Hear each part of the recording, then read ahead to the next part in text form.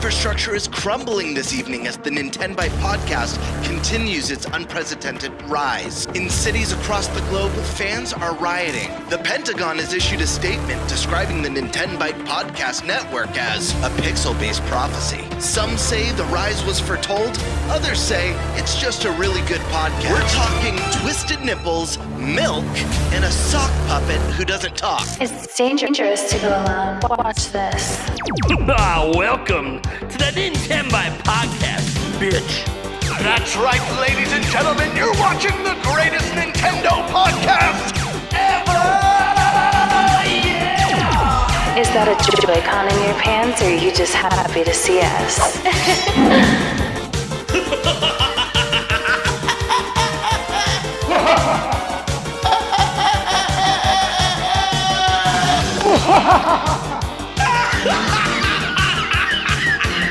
Shut up! Now feel the power. Everyone, do you feel that? Oh my god, I feel it! I feel it too, Gamer. What is it? It's the power of our podcast. I feel it! This is rad, Nintenbyte. So rad. Power.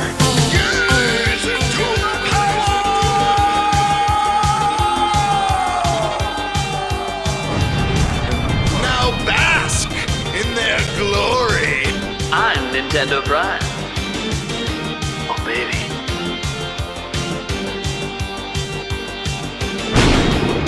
I'm Thunderstash.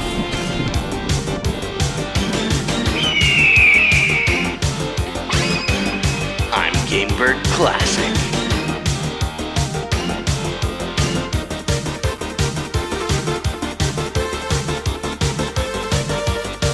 Nintenbyte rules. Let's rock.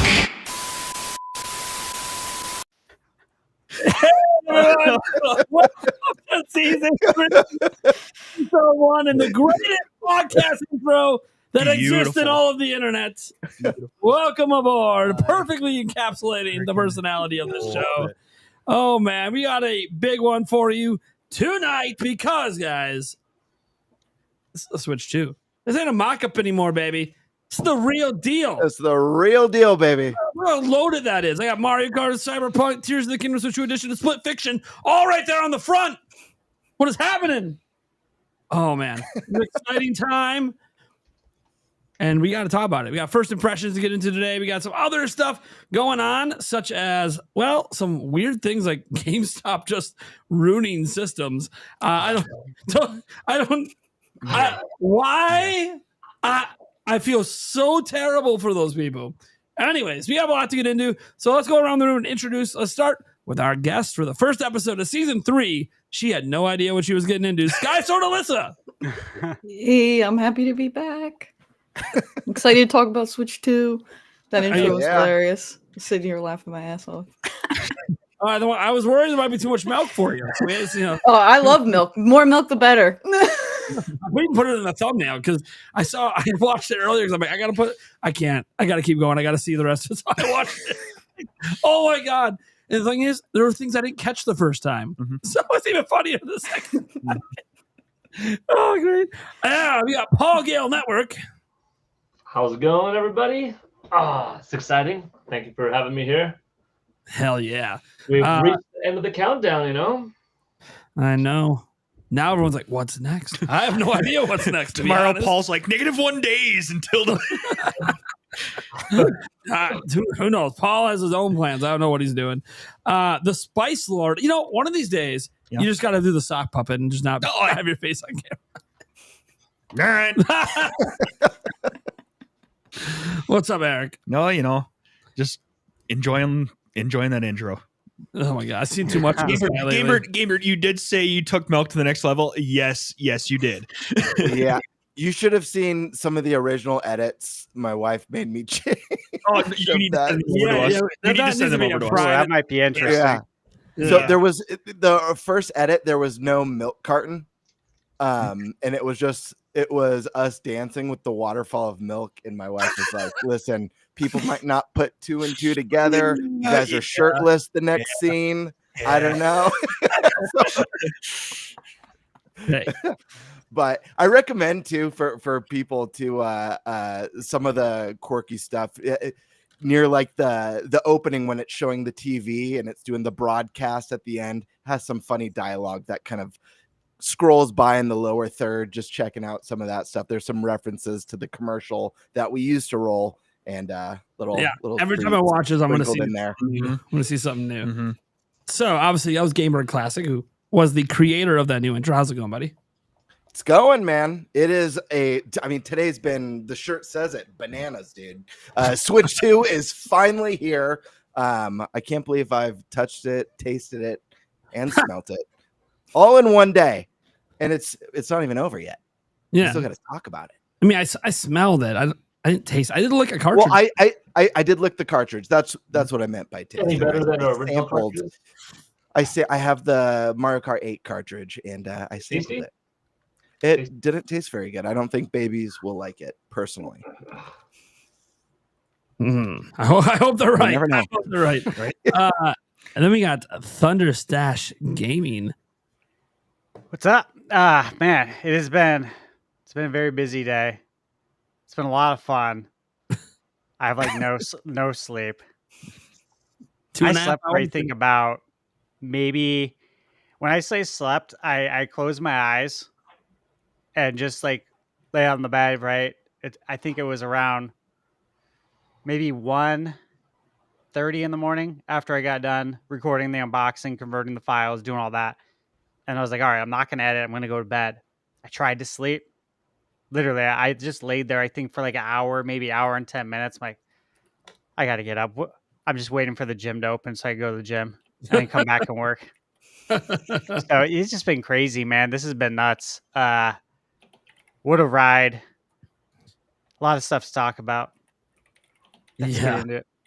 The fun thing is, you guys don't know, Stash didn't even get a chance to play it today, but he had the most epic thumbnail image of all time with the cigar outside. Oh, yeah. You guys want to see the full image, you gotta go look at his X account, man. Oh my god, it's epic. Absolutely. When he sent it to me on my phone, I was in the middle of editing my unboxing, and I'm like, dude, this is so sick. Why didn't I think of anything epic to do right outside the gate? God damn it. He just immediately called me, look at this. I'm like, holy shit. Yeah. I'm just like, God That's damn, so awesome. We gotta do a console launch for that guy one of these days. It was fun, man. All right, guys, and you guys know what's up. I'm Nintendo Prime, and I'm built a little different. 2.5 hours of sleep. Probably 2.5 hours of sleep tonight as well. So yay me. Actually, I'll probably get a little more. Summer Game Fest isn't at 8 a.m. in the morning, so we're okay. I'm streaming that. It's a little bit later in the day. A little bit later. Thank God, by the way, Jeff Keighley, that you didn't make it a morning show. All right. Let's go ahead and, because yes, I'll be streaming Summer Game Fest. I'll be setting up the stream at some point during the show.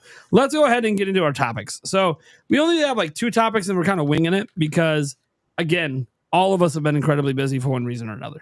It is what it is. But we weren't going to skip launch day. Are you kidding me? It's been years in the making. So let's get into our first impressions and kind of go around, talk about what we played, what we've experienced, and what our general thoughts are on the system and the games we played so far. Because obviously, no way in hell any of us have played enough to review anything. So let's just talk about how we're feeling right now. And let's start with Sky Sword Alyssa. So I got to play so far. I played a little bit of Tears of the Kingdom, a lot of Mario Kart World. I actually played a lot today. I did not get Welcome Tour. I feel like that's mostly what I checked out was Tears of the Kingdom and Mario Kart World, but I am loving Mario Kart World. I like collecting things, so I've just been free roaming most of the day. I already have like almost like maybe not almost all the outfits, but a very good chunk of the outfits. There's some pretty cool ones in there, so excited to keep doing that. Eventually play with some people. Haven't really gotten to the chance to play with anybody else yet, but may I ask a question for you, Alyssa? So, did you end up getting a TV? Do you have HDR on your current I don't think so. TV? It looks like it maxes out at 10. Oh my god, sorry. Oh, at 1080. I know, like what the hell? At 1080, but when I played on my monitor, Okay. I was able to put it in 4K on my monitor and looked really nice there. Nice. Yeah. So that's what I was wondering. What your thoughts were, just like for Tears, for example, how you would compare it, right, to Switch One, Tears of the Kingdom, as far as like the colors and just some of the things that like I think Paul and I would have experienced firsthand at the Switch 2 experience, because I think we both kind of felt like, hey, just chill. Yeah, You got to see it in definitely. person. Once you see it in person, you'll understand what we're talking about with these Yeah, they colors and how they pop. definitely So they just definitely curious your popped, thoughts. and even the sages, like their glow looked so crisp and like clean. Nothing looked muddy at all. It was so snappy. I was like, you turn and the camera didn't like blur at all. You know, sometimes it kind of like lags a little bit. Not like a lot that it's too noticeable, but it was just like instant. And I also noticed on the map, when you go to teleport, it shows you your current location and then it switches to where you are going to like the next one. So like if you're at Hyrule Castle and you go to like the Great Deku Tree, it shows you like you're at Hyrule Castle and then it shows you like you're at the new location. It didn't do that before, so I was like, that's pretty neat. Just some little change, Nice. you know. Did you download the did. Zelda Notes app? So I only How is really it? did the voice memories. I didn't spend too much time with Tears of the Kingdom because I really wanted to hop into Mario Kart. But it was really cool. So it showed for the memories, it had like a little sensor at the bottom. And when you got close to one, it had different rings on it. So it would have like one little ring. And then when you get closer, it'd have 2 rings and then 3. And then eventually you'd get to it. And then it would just pop up and read the dialogue then. Yeah. Sweet. Yeah, I'm Cool. excited for I'm the looking lore forward and to it. stuff. In one of the things she mentioned something about Zelda mentioned something about her mother. So I was like, ooh, maybe we'll learn more about Zelda's mom and some of the things Zelda like did That's as a kid. interesting. That's cool. That's the kind of stuff Yeah. that like I was hoping for and looking forward to as far as the lore. I didn't think we'd get any sort of story like Yeah. that, so that's even better. awesome. So, what are you thinking about Mario Kart right now? Because, like, you know, that's the game that all the controversy with the price and everything in the launch. How are we feeling after playing a lot of it? I'm not sure that I feel like it's worth 80 right now, but besides that, if you want to put the price point to the side, I think that it's a lot of fun. I really like how the colors pop, how expressive everyone is. I'm a person that loves customization, so all the little outfits and stuff is really awesome to me. Totally. Just going around and grabbing them. The knockout tour is a lot of fun. It's pretty challenging. I only did 2. I've been able to place 4th. Sometimes the computers are like way far ahead in first. I'm like really surprised by the AI. I think computers. the AI they're a lot is smarter. in this. They in even this do Mario dumb Kart shit as well. too that people do, and they miss the boxes. They like go between the boxes instead of grabbing one. But like, yeah, and they'll go off the course too and like cut through with like mushrooms. I'm like, it's challenging. I like it. Yeah. I loved to see the AI actually improve. It's almost like they have like 12 years of data on Mario Kart to realize Right. players of this game are ready for the computer to actually be a challenge. Oh man. Okay, cool. Let's get over to Paul. Oh, Paul, what have you played today, buddy? I got about 6 hours in because I went to bed like 3:16 in the morning, and I realized like, oh, that's Stone Cold 3:16. Oh, oh. There we go. Just a random number thing. You know, me and numbers. Austin Yeah, I had a great 3:16. time. I started off with Mario Kart World. That needed to be the first game that I played, and I just went through a circuit of 4. Then I went a little bit into navigating the world and just that seamlessness of going from a race into the world. Just a lot of fun. Definitely like that quite a bit. I played some Street Fighter 6 next, and this is a game I'm super familiar with. I mean, I have Street Fighter 6 on, Xbox Series X and PlayStation 5, but I decided to get it again because, that's just one of my favorite franchises, and I wanted to have it portably and to just always have it on the system. Especially now, it was kind of the decision made for me. I wasn't going to get the game key card for this one. Just always have it on. I would have sprung an extra $10 if it was cartridge, but whatever. Game runs beautifully. I think if you want to nitpick and want to bother yourself, you could look at the versions and be like, the other version on PS5 looks a little bit better. But like, if you're asking for trouble and want to make yourself mad and like just to prove a point or whatever, you'll find it. But if you're just playing Street Fighter 6, and I put in many hours between Xbox and PS5, I'm having an equally great time on Nintendo Switch 2. Like, the parity level is so there, the level of fidelity and the loading time, everything is so there that I'm like, I'm not complaining at all.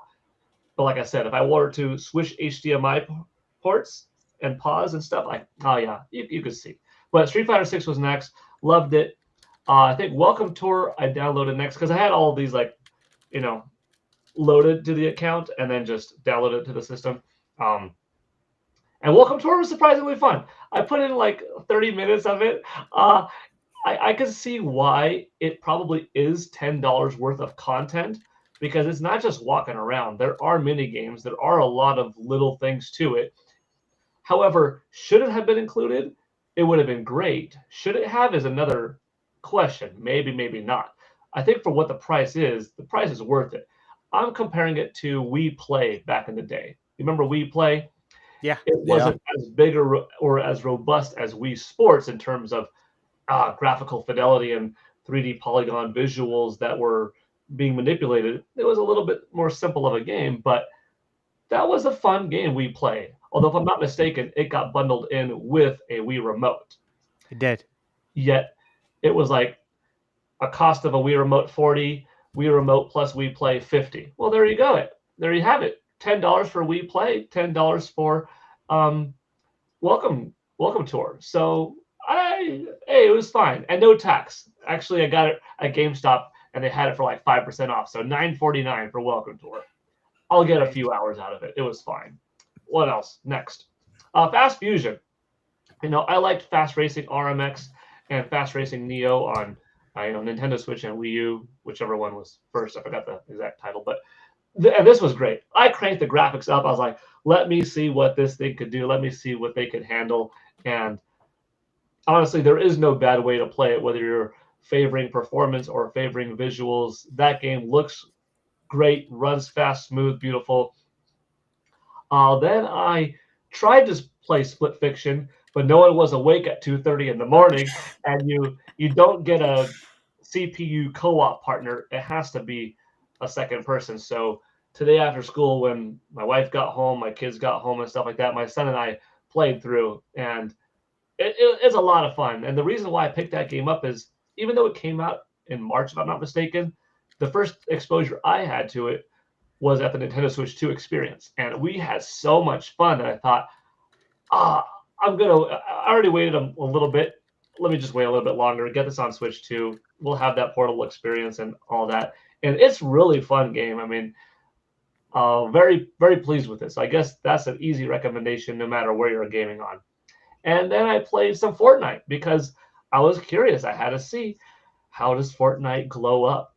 And it's a huge difference. It's a very considerable difference. If Nintendo Switch was your main platform for Fortnite, how fast it loads up, the graphics, the frame rate, everything is much improved and probably pretty close to Xbox Series X and PS5.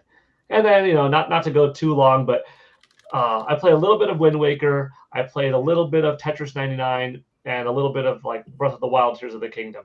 I have yet to download the $10 upgrade for Hogwarts Legacy, but that's another one that I'm going to do. So like, my launch window actually has quite a bit to play, and sometimes that's not the case, where you just sit in one game, Twilight Princess, and you could go 6 hours and then have a couple hours of Wii Sports and then back to Zelda. Now I'm like, divvying up time everywhere. But it's also kind of fun because I guess there is no one big epic adventure game that's new or grand RPG that consumes a lot of time and a dedicated story that I can split things up. You know what I mean?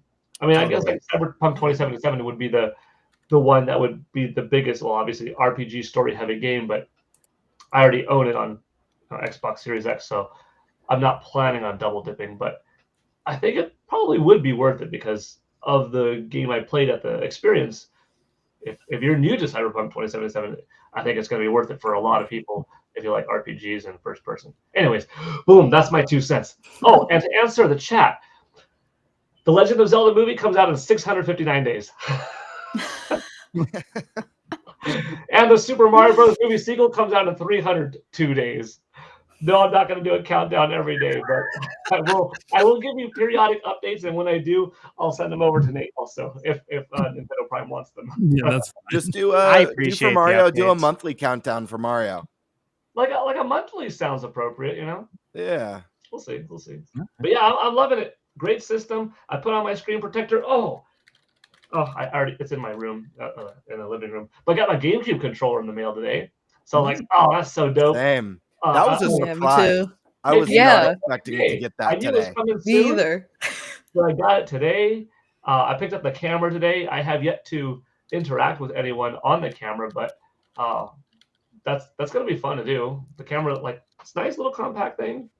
Yeah. Okay, sorry. I just had coffee, you know. Oh, Nate, you and I That's a could lot smaller than I thought it would be. Yeah. you and I could do a webcam It's like the series. size of an iPhone, right? It is Or like small. Android.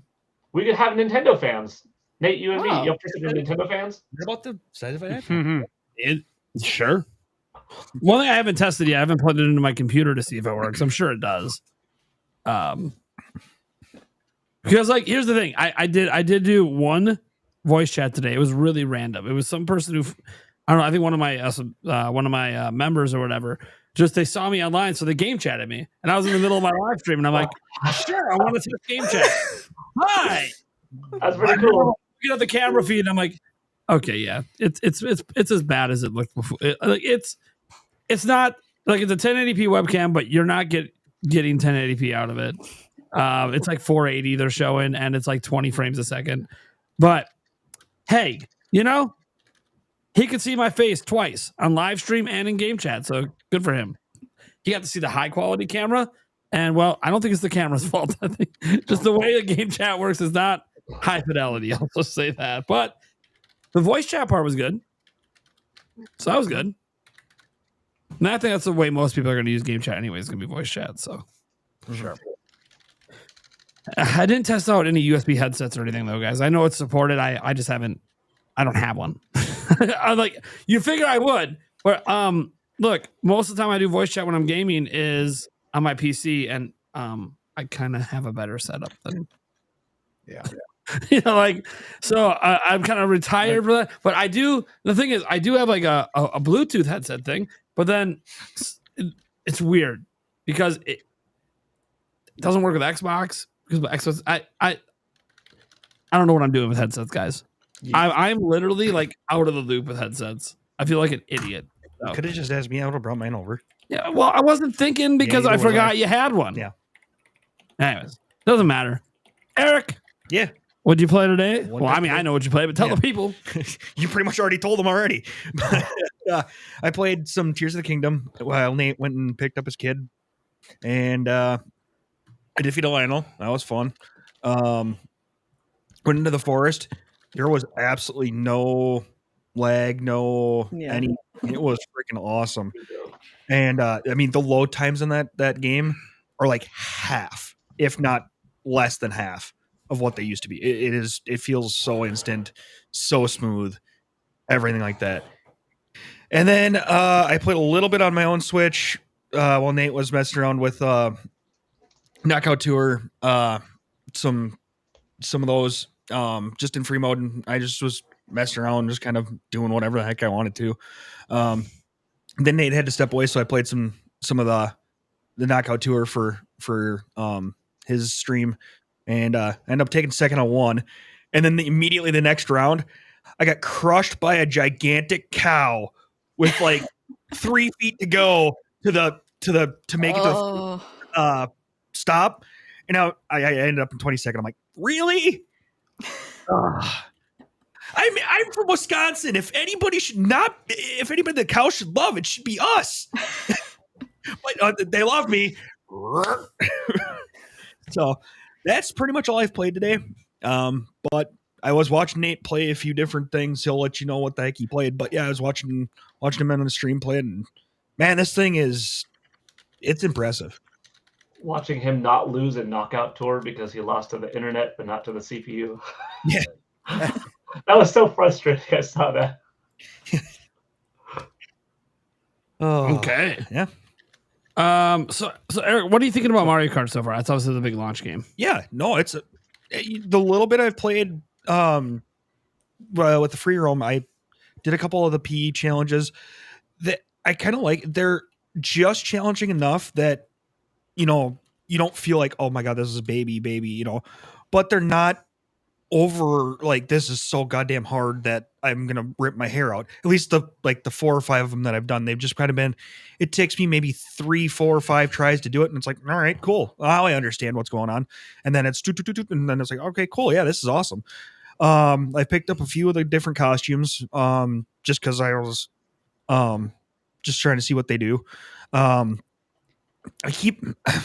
don't know what the hell but I always get mixed up with like hitting the minus button to try to do something with that, and it just goes into the freaking portrait mode. And I'm like, damn it, I don't want this. Where is the button that gives me the map?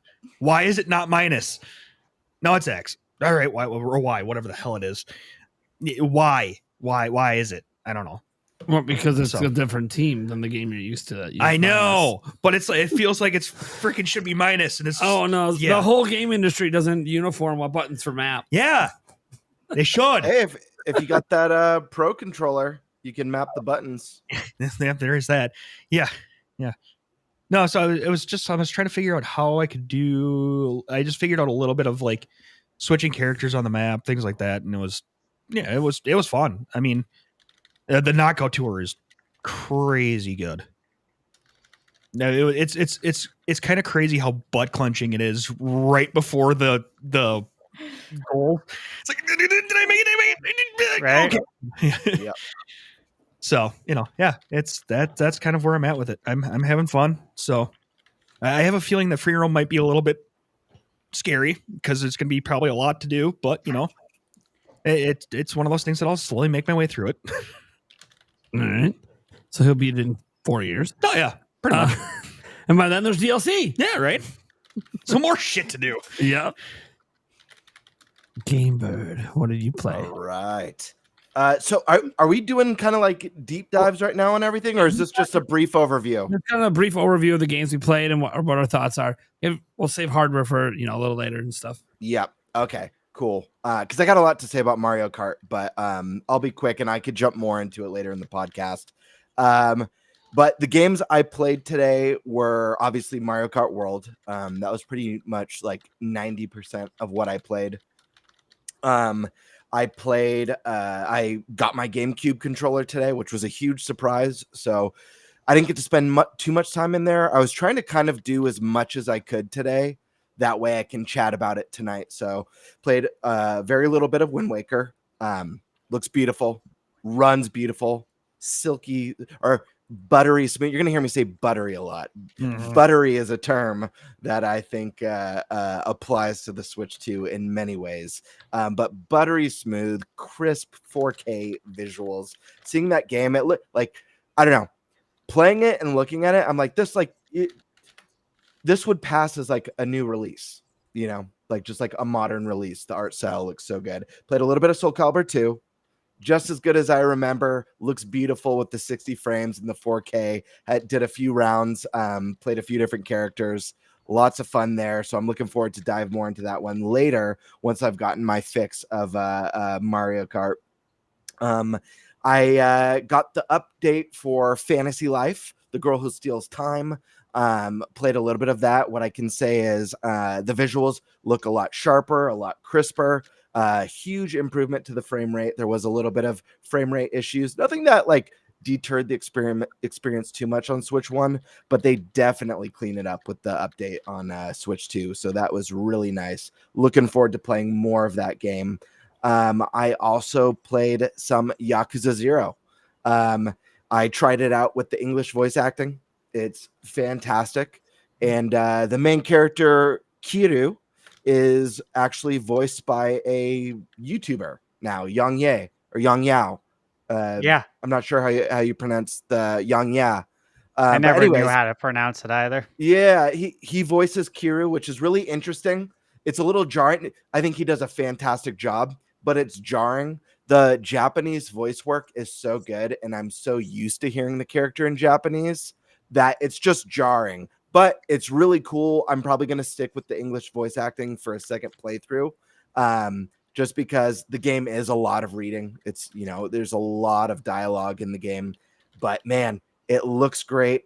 I haven't played since the PS4, so I can't really give like a one-to-one comparison, but I feel like it looks better than the original.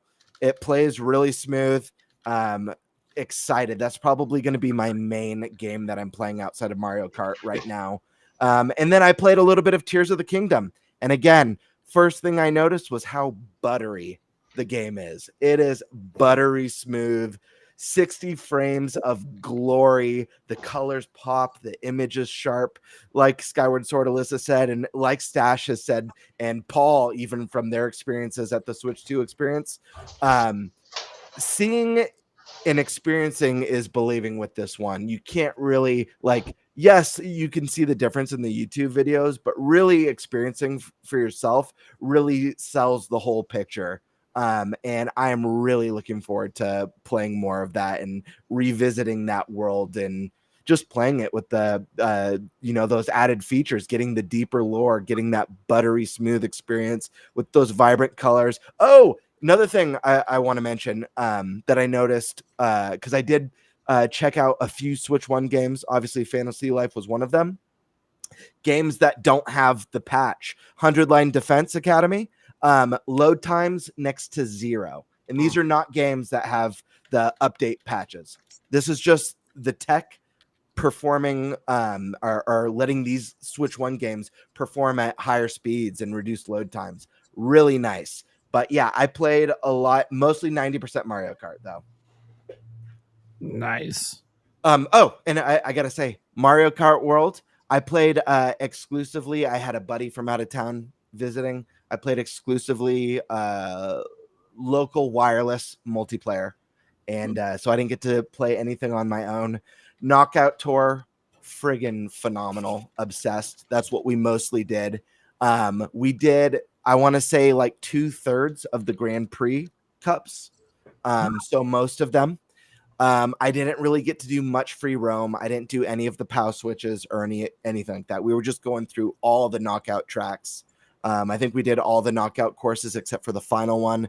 And then, yeah, I think we had like three Grand Prix that we hadn't done, but played the crap out of it. The multiplayer works seamless. Creating a room, they've made it so easy. You create a room, you just check your friend's room, jump right in. It automatically loads you right into the lobby. It's super easy. Buttery smooth experience. Visuals are stunning. The colors, again, the HDR, it's another example of like you watch the videos, it doesn't quite do it justice. The colors, the HDR is stunning. The colors pop.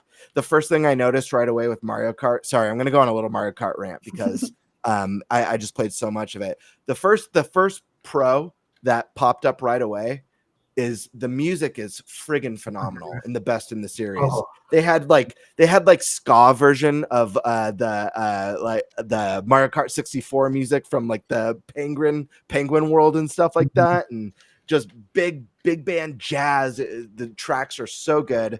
Second thing you'll notice is how good the visuals were. Huge win with this Mario Kart. I've complained about this on the show. I hate when games just give you all the characters, all the vehicles, all the outfits from the get-go. This game has a limited roster, has no costumes unlocked from the get-go. You have your limited carts, very limited carts, and you just start unlocking stuff, and it feels so good and so exciting to grab the food and wondering what costume I'm going to get. And you need to be using the racer to unlock a costume for them, which makes you kind of experiment and play outside of like your go-tos. The tracks, sometimes they're like huge. And one thing that I noticed about this Mario Kart, I don't know if you guys all feel the same experience, but it's a huge plus over Mario Kart 8. Oftentimes in Mario Kart 8, if you got like in a bad situation where you just get hit with a ton of items, lots of times I felt like I was out for the count. Like I'm too far back. The person in first is way far ahead. There's no coming back. In this game, I don't know about you guys, constantly, rapidly going from first to 17th to fourth place to 15th to first again, all over the place, especially in knockout mode, where it was like anything goes. I love that. I don't know if it's smarter AI. I don't know if it's how they design the tracks and with all the branching paths, but it wasn't like, oh, first place is leagues ahead and no one's ever catching up. It was like, no, shit's happening and placement's changing constantly. Was it like that for you guys? Am I the only one who feels like that? I felt like I was all over the place. Yeah. Well, so Knockout Tour was wild. That's what I played the most of in the game. I did one. Yeah, same here. I did one Grand Prix, and then I decided, you know what? A lot of that, I was live streaming the whole thing, so I decided, you know what? Grand Prix is probably something I do on my own. So I want to do Knockout Tour, and well, not only is it, it's the craziest thing ever. Awesome. Mario Kart, like it's awesome. The only time I will say is so my audience might know because they got to play with me. Our final Knockout Tour, I won, and I will say when it got to the final four, I was pretty far ahead of everyone in first place. Like no one was after me, but that's in the final four, and I noticed that final segment is significantly shorter as well. Yep. So yeah, for sure. Also, really loving Knockout Tour. I mean, Eric, you mentioned this earlier. It starts to glow, like rainbow glow around the edges when you're getting close to like a checkpoint that's going to eliminate, and the tension builds. You feel that like, oh shit, oh shit, oh shit. Especially, I don't know if you guys like, I'm okay at Mario Kart. I'm not like amazing. I'm definitely going to be polishing up my skills on this one. But it was nail biting at times. There were times where like I was at the cutoff mark or just one ahead of the cutoff mark. And I was like, oh man, please don't get hit by anything. Please don't get hit by anything. Or being just beyond the cutoff and be like, I'm so close. I just got to make it. I just got to get a shell or something, you know? So really cool moments. I'll say this. I'm going to end on this. I have a lot more to say about Mario Kart. I'll add two more things just because I know we want to get into the topics. One mode that I tried in the game that wasn't for me personally was the coin rush mode. It's fine. I'd rather do knockout or the battle. But we'll see. Maybe if I play with like a larger group of people, maybe that'll change things. But lastly, I want to say, again, I haven't played this solo. I've only played multiplayer. Me and my buddy, we had so much fun today. And I can tell you without a shadow of a doubt, you know, obviously it's a huge bummer, the $80 price point. No one likes spending more. I can't tell you guys sit here and be like, this is 100% worth $80 for you guys, and you guys should definitely get it. But as like a fun factor level, this is the most fun I've ever, it's not even close, had playing a Mario Kart day one. I had a shit-eating grin on my face, smiling from ear to ear. And every course, and seeing the different ways that they were blending the courses together, I kept saying to my friend, I'm like, dude, this game is so friggin' good. This game is so friggin' good. Oh my gosh, I love this course. And then like weaving through courses that you already experienced, but in a different way, cutting through them on a different kind of branching knockout path or a Grand Prix path was just really cool. And it's a game that I know is going to grow and add DLC. And I can't wait to see where they go next with this. And lastly, I know I said one more thing, but lastly, the water shit is awesome, especially when you're on one of the courses that has like more like rocky waters, to put it, and you're like getting those constant boosts over and over again. I love this game. To me, this is hands down the best launched Mario Kart ever, and I can't wait to see how it evolves going forward. And the community grows as well. One gripe, I'll end with this. One gripe I do wish that they would change when you're just doing like the free roam, especially like when you're in the lobby. I think it would be nice if when you're off a track and on terrain, if it didn't slow you down. That's probably my one gripe with Mario Kart World, you know, just because like if you're not in a race, why have it limit your speed? Other than that, I'm loving this game. Yeah. It's easier for devs. It is really easier for devs. That's all it is. Yeah, and then they have like the in the free roam, you also had like the P switch stuff, which they would want your speed effect. Sure. You know. Sure. Okay. Well, I'd asked Stash what he played, but he's already openly admitted nothing. Did you even unbox it? Well, you did unbox it. You did do that. Yeah, I unboxed it. I recorded last night. I had the video. I think everyone here is digital, right? Yeah, I got digital. Yeah. I though, messed up. I got a bunch of games. Download it. And are you guys like following all the Switch 1 games and how people are tracking? Yep. Hyrule Warriors, Bayonetta 3, like. Yes. So Hyrule Warriors running at 60. So good to see. Bayonetta 3. Wait, Hyrule Warriors runs at 60? Yeah. Games that have previously uncapped frame rates are really benefiting from, you can go to 60. You got the 60 pass. Wait, Age of Calamity runs at 60. Hyrule Warriors Definitive Edition. Oh, the Definitive Edition. Okay. Runs at 60 undocked. Bayonetta 3 is running at 60. MLB The Show, which is something that I was actually interested in, wondering like how the Switch 2 version is going to play when that comes out. But from what I'm reading, people are saying it's 60 FPS now. That's awesome. Now I'm wondering, That's like, awesome. I wonder if 2K's improved, NBA 2K. Because if MLB The Show was running at 30, if it's running 60 now.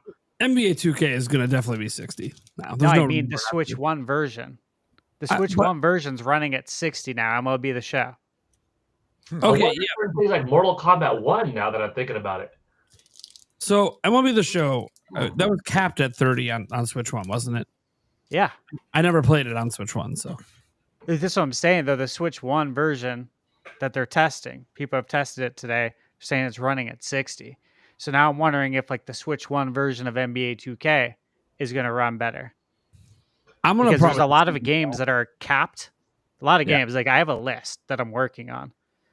I was already doing this like in the last few weeks, right? I've been buying a bunch of games on the eShop, but I've been doing a bunch of research into what games have uncapped frame rate, unlocked frame rate, and dynamic resolution. I've been trying to get like a master list together and then start kind of like purchasing some of these games when they go on sale.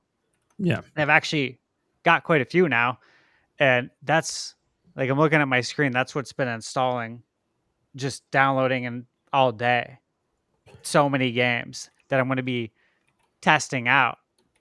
So the reason I asked if MLB The Show was capped, because I didn't, I never played it on Switch. I only ever played it on PlayStation. Is because in order for it to be 60, it would have had to have an update to uncap it. Because it just won't let you. That's the whole point of a cap. It just won't let you run above 30. I know. So there must have been a minor patch or something to unlock it. Yeah. That doesn't mean they did work on the game, guys. By the way, it's like a single line of code to just like unlock it and cap at 60. Mm-hmm. Yeah. It's interesting. So I have so many games that are either in my physical collection or digital that I'm like just super interested in seeing how they're going to perform. And I'm sure you guys saw, this was I think a couple of days ago, there was a handful of games that received updates that weren't on the list, like Super Mario 3D All-Stars. Yeah. It's like, those are the games I want to try and switch to and see if anything's changed. Yeah, and like for NBA 2K, I more think like the next one will be 60. Well, I do think the one on Switch 2 will be. Because like MLB The Show, I mean that's current because it's current baseball season.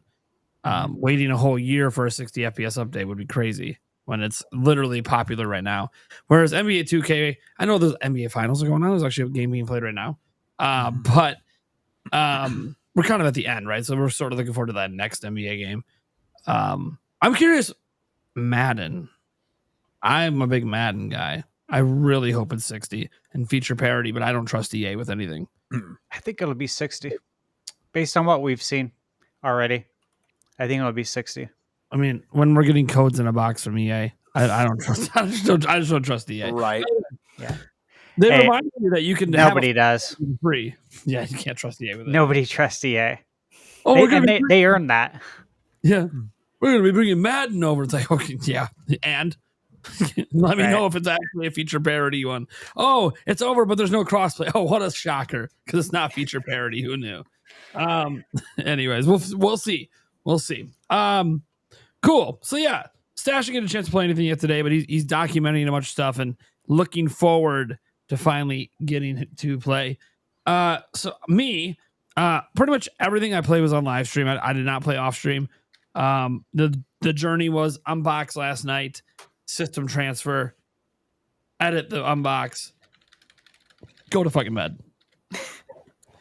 And then I thought I was going to get some sleep. Ended up not going to sleep until 4. Woke up at 6.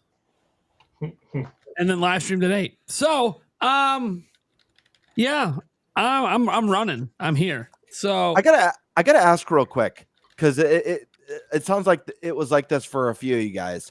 Did it take a lot of willpower not to play last night? No, a ton. Mine was delivery. I was just curious if it was like Ton. you're like, can I go to sleep without booting Yeah, because this I don't want to bad mess with boy your up? sleep You know? schedule also. And I knew I had to Yeah. edit in the morning. And yeah, it's all that stuff. It's just like I don't know that I want to do this. Like I had a game plan to go to sleep. Yeah. But then when I try to go to sleep, I literally can't go to sleep because all I'm doing is thinking about it. And it's like It's like a it's a kid on child on Christmas. Christmas Eve. Yeah. Yes, it's like Yeah. that. Except it felt worse. I was like, oh my god, so, what am I doing? Like I'm just laying here doing nothing, trying to sleep. yeah. So I was like the opposite, and not because I'm not excited. You guys remember we've been talking about taking care of yourself and getting good sleep and doing all this stuff. And I had a huge live stream we did on a GameStop. It was really incredible. The people in person were incredible. The people online were incredible. It was a great time. By the time I got home, I was already exhausted. But I'm like, okay, well, I have to do an unboxing video because we have a sponsor for it. And I am really, really excited to get my hands on it the first time. And it got a little emotional in the video if you guys ever watched a really long video. So I understand people didn't watch. And it's not like typical content on my channel. And then when we were done with that and I got it edited, of course I want to play. But then I'm like, I'm feeling my age a little bit. I got to sleep, man. And I'm going to tell you, one of two things could have happened. One, if I did not have a live stream already planned for today that had sponsors in it, I would have canceled that fucking sumbitch and either stayed up all night and gamed until like 8 a.m. and then went to sleep, or I would have just went to sleep after the unboxing and not woke up till like 2 in the afternoon and felt fantastic and then actually enjoyed playing all on my own. So because what are we talking about? Get the good sleep. I still have not had good sleep to play the damn thing. So when I'm about to talk about some of my stuff, there's the caveat of, hey, I'm not well rested. So my enjoyment levels and my annoyance levels with certain things are much higher than usual. Yep. And That's that so important. sucks.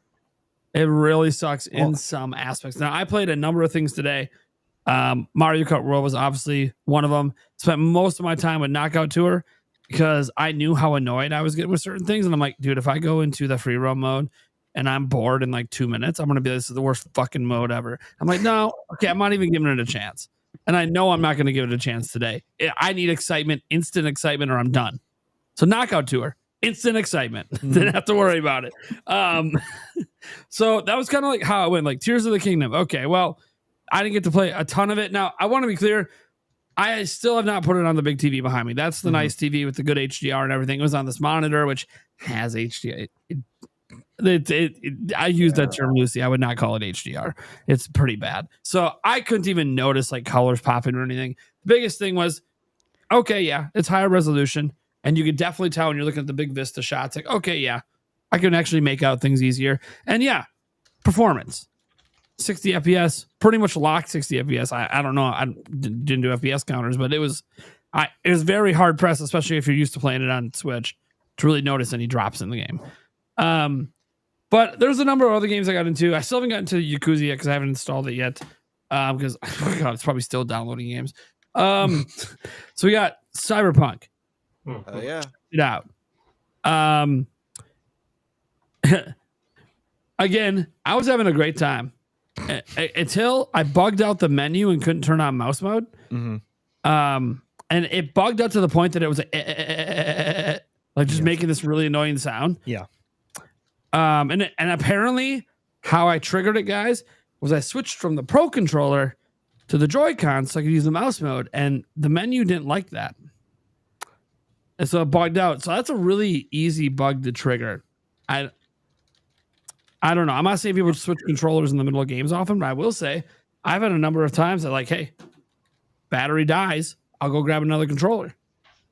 And if it's going to bug out every time, it's going to suck. I assume they'll get that patched, but unless it's switching different types of controllers. Like if you went from Pro controller to Pro controller, is that fine? I don't care. From Pro controller to look, it shouldn't happen either way. It shouldn't happen either way. That's what I'm saying. But what I'm saying is it going to have, is it just because it's a different type of controller?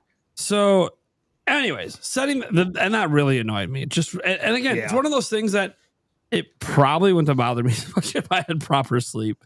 But it bothered me a lot today because I didn't grab a Switch 2 to deal with PC problems, because this is a PC kind of problem. And I love gaming on PC, but there's a reason when I'm super tired, I don't fucking play on PC, because I'm not going to deal with PC problems today. The funny thing is, plug the mouse in the middle of gameplay, just fucking worked. Just fucking worked. Just USB. Yeah, didn't have a problem with that. Just fucking worked. Now, there was an issue that a lot of the buttons were mapped except for crouch and jump. I got a feeling that while it supports mouse, you probably want to use a keyboard, but I didn't get a chance to test out keyboard today because the keyboard will probably have the jump button on it, probably space bar or whatever. So, but you can't really edit the controls for the mouse, really. So that part is like, okay, whatever the controls are pre-mapped to or what the pre-mapped to. So when I plugged this in, yeah, there was some stuff pre-mapped that worked pretty well. I'm kind of a feeling all the buttons I was missing, I had to plug a keyboard in because I was doing it with single Joy-Con and mouse, which did work, by the way. But you can't crouch and you can't jump, and you can't jump in a game that requires jumping. Not good. You can with third person or second person. Yeah, you can give a third person the second Joy-Con, and they can hit the jump button for you. Yeah, right. They can click in the thumbstick.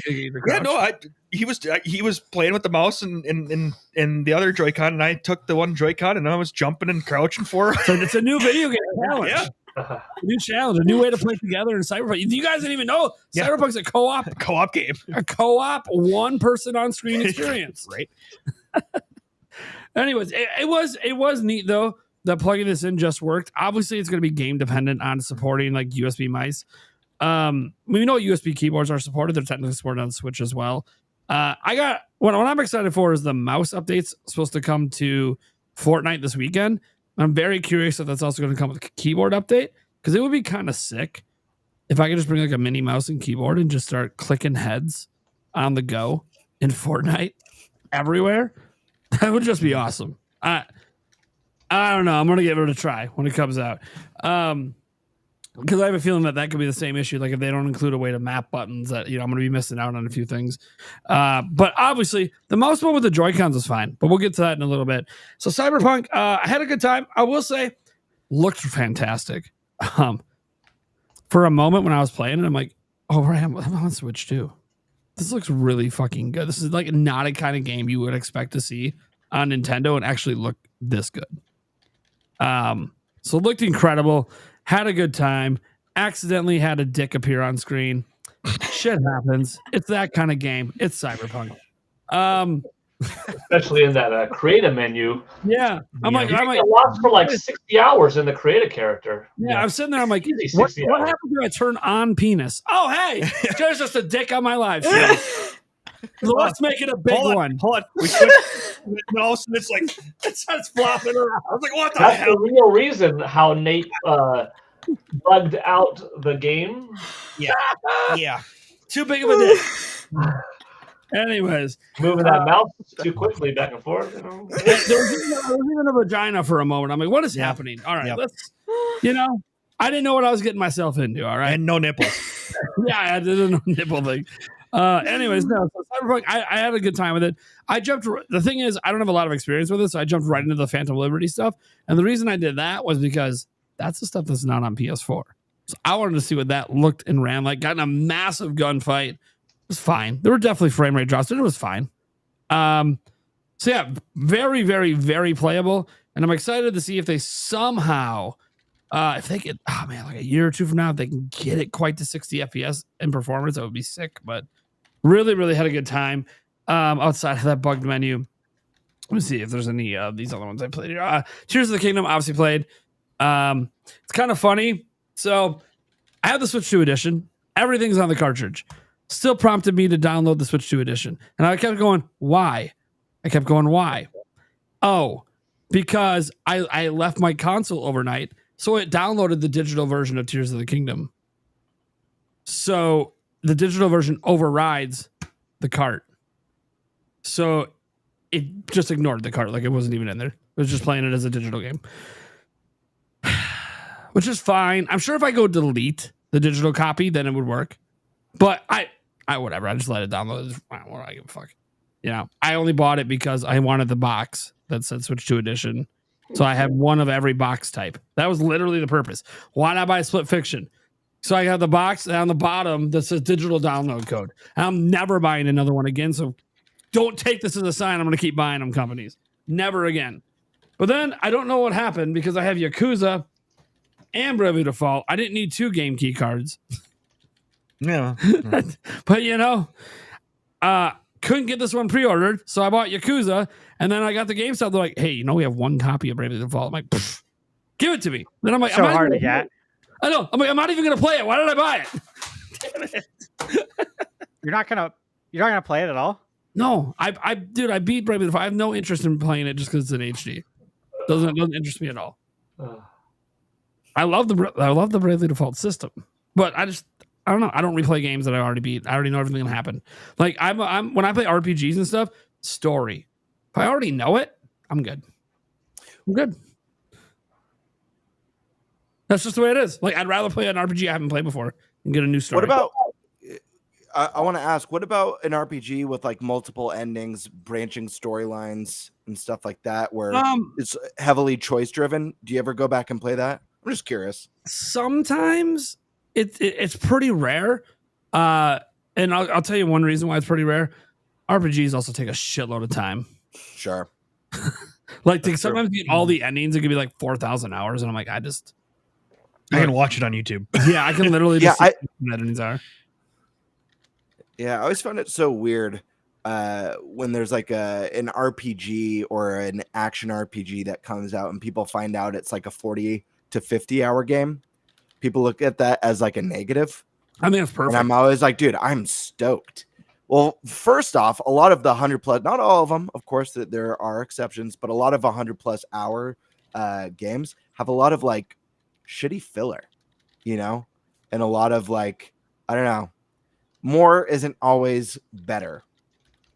Sometimes it's just more. You know? Let me see here. I played Welcome Tour. Got all the stamps on the left Joy-Con, so I didn't really play a whole lot of it. People were mad at me because I wouldn't go get the gold medal on the moving the spaceship between all the stuff. Because I'm like, guys, I'm just trying to see as many mini games as I can. And then someone super chatted for me to change games. I'm like, all right, I'll change games, but I want to get back into Welcome Tour because I got to say one of the most impressive things that hit me was you get to right before you're about to move over to like the other Joy-Con or wherever, or I don't know, you're about to move to the next section. And they have that thing that's literally just tells you it's a demo. It's not even a game. And I'm shaking those fucking maracas. Holy shit. It was the first time, like HD Rumble was cool. It worked. But then I experienced DualSense and you're like, yeah, okay. Like HD Rumble is cheap bullshit. This is real. And I didn't think Nintendo with HD Rumble 2, I'm like, yeah, they're just doing the same. They're just shaking the ice cubes. It's going to be fine, but it's not really that impressive. There's no real improvement. It's just HD Rumble all over again. Maybe they made the Rumble a little stronger. Fuck no, dude. You thought I was lying? Dude, when I bounced the rubber balls, it felt like I was bouncing a fucking Super Bowl in my hand. What the fuck? It's badass, right? What? I could feel every bounce, and that was with this on. I thought having this on was going to like reduce the feeling of HD Rumble. No. It was insane. And I'm like, oh my God, can we please do something with this in a real video game? Like I had dreams of HD. That's the hope. Like I had dreams of HD Rumble, like Link is swimming like through a river, and I could like feel the flow of the water with the rumble through it, the way that you could feel like the metal surfaces when you're running on it with Astrobot. I was like, dude, this was, and then Nintendo just never did it. I'm like, Yeah. Okay, stop teasing me with this really cool shit I know you're not going to do anything with. Like I want to fucking fire an arrow, and I want to feel the. Like, come on. If I can feel a bouncing fucking ball, I can feel a. Come on. They need to start implementing it like they do, and I hope they do, like they do, like Sony did with Astrobot, where like when you're in the mud, you know, you feel it. You could feel the rain tapping the the rain as it hits the ground, tapping the controller. I haven't played Welcome Tour yet, so it makes me want to try it, but I do hope they bring it. Nothing I played was like, oh man, the rumble in this game. You know, I mostly played Mario Kart. I didn't get that from that game, but you know, it's yet to be seen what they do with it. However, I will compliment no more buzzsaw rumble. You guys know what I'm talking about? Yeah. Dude, I hate that on Switch 1 where it's all zzz. I'm like, I wake my wife up while she's asleep, and she's like, what's that sound? I'm like, it's the rumble. Yeah, so like I sat there. So none of the other launch games that I've touched so far really use HD Rumble like at all. Like they just use this basic Rumble. Yeah. Except for Welcome Tour, which disappoints me. I was hoping Mario Kart would do something with it. It really doesn't. But then I remember, well, Fast X Drive is coming. That does use it. I don't know if it's going to be my kind of game, but it's a basketball game made by Nintendo, so I'll probably check it out. Just because I love basketball, I'll give it a chance. Maybe I hate it, maybe I don't. We'll find out. But then I'm like, oh, what else is it used in? And I kept reminding myself, Thunderstash couldn't stop shooting charge shots in Metroid Prime 4. Yeah, in mouse mode. So like, it uses HD Rumble in Metroid Prime 4 Beyond. Like the one game you wouldn't even think they would dream, or at least for charge shots, they're using HD Rumble. So I'm like, you know what? Nintendo, stop teasing us. Can we just start getting full implementation? Can we please? Now I didn't get to any section of Welcome Tour that showed off HD Rumble in the Pro Controller. So I literally have no idea what HD Rumble feels like in the Pro Controller. I know for the Switch 1 Pro Controller, it was much weaker. I'm very interested to see if they fix that with the Switch 2 one. But again, I haven't played anything that uses the HD Rumble in it. I believe Welcome Tour does, because I know there's a section in it where you go to the Pro Controller, and I bet you there's a game there or something that does HD Rumble. I just don't know what it is, because I pretty much would say on Switch 1, they call it HD Rumble in the Pro Controller. I would say it basically doesn't exist in the Pro Controller standard Rumble.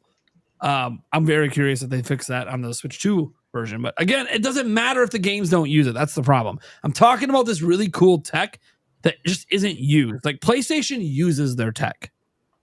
I want to see Nintendo use it in their games. At least Nintendo. I played Fast Fusion. Had a really good time with Fast Fusion. Played a smidge of Wind Waker because it was requested. And then I played a little bit of F-Zero. And the funny thing is, I played Fast Fusion was like one of the first games I played. I played Retro Welcome Tour, and then I played F-Zero. Then I went to Mario Kart. My first comment in Mario Kart was, God, this game feels so slow. Did they slow this down? And then people in the chat were like, dude, you just played two of the fastest racing games in the world. I'm like, oh yeah. Like, maybe I should have played those before Mario Kart. I will say my first race in Mario Kart World was 100cc. And I was like, does this feel slow to my buddy? Once I jumped up to 150cc, I'm like, okay, this feels right. So, and I'm going to say, please, free update 200cc at some point. Yes. Just throwing that out there. We need 200. That game is built for 200cc. It'll happen. You guys know it will. It's an evergreen title. I just hope that it's free. Anyways, I got a feeling it's gonna be part of Charge DLC, but whatever. All right, so yeah, that's kind of, I think that's everything I touched. Let me just double check. Let's see here. Oh, Fortnite. I did play Fortnite. People were telling me like how disappointed they were because it wasn't as big of a bump as they wanted, and I just said, "Go play it on Switch 1 and come back." I literally watched Yulia play it upstairs, and then I turned on Fortnite, and I'm like, "No, dude, this is actually like a good version of Fortnite. Like this is legit good." And just think, in 2 days we can click heads, and it's the only system that comes with a controller to click heads. So yeah, that's a big deal. We're gonna be on the level of PC gamers, man. Yeah, this is gonna be sweet. So it runs just fine. I had to mess with the sensitivity a little bit because I've been playing more Fortnite mostly on PC, but yeah, I had a good time with it. Obviously, I didn't play a ton of matches. Everyone knows what Fortnite is. Didn't have to spend a ton of time in it. I can just get a good feel because I play enough Fortnite to know. And let's see. Yeah, the one I really wanted to get into that I didn't get a chance was Hogwarts Legacy. But again, that's one of those ones that when I play it, I got to put serious time in. Like a whole stream would be dedicated to it, or just me on my own. You can't just dip your toes in, man. Like you got to actually put in a few hours to. But I'm very curious how it runs, because I'm also curious because the funny thing is, so I have the Switch 2 version and the Switch 1 version, both on Switch 2. I kind of want to load them both up on the Switch 2 just to see. We'll go through that again. Well, that's the problem. It's one of those games you have to play so much of it, but I do have both versions on my Switch 2, so I'm like, well, maybe. Is everything installed yet? Or game card download. Cadence of Hyrule. Next up is Triangle Strategy. Next up is Turtles Shredder's Revenge. And then I got to put my game key cards in and download those. So, oh my God. Hey, at least Nintendo Switch.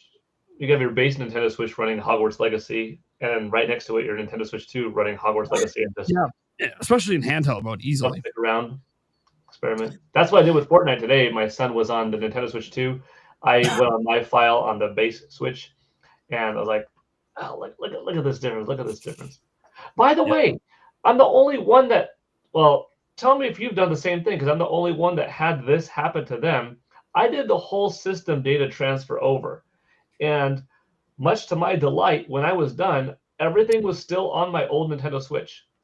It wasn't a factory reset zero system.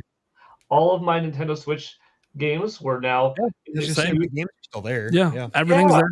That's what I wanted to happen, because I was like, I want my regular Nintendo Switch to still be operable, and now you have to do like this game card thing, because now your new system is your primary system, which is your Nintendo Switch 2. But like, no, I could still have access to all of my base Nintendo Switch games, because honestly, that system has a 1 terabyte SD card in it. The Switch is just a 256 internal, so there are a lot of games right now that aren't. Paul, did you try playing any of your games on the Switch 1 since you did the transfer? Yes, and it makes me do a game card download, but they're there. Yeah. So that's what I was just noticing. All of them are ejected because they're all on my Switch 2. And that's so almost all. I noticed like Nintendo Switch Online. Jamboree for some reason is still on here.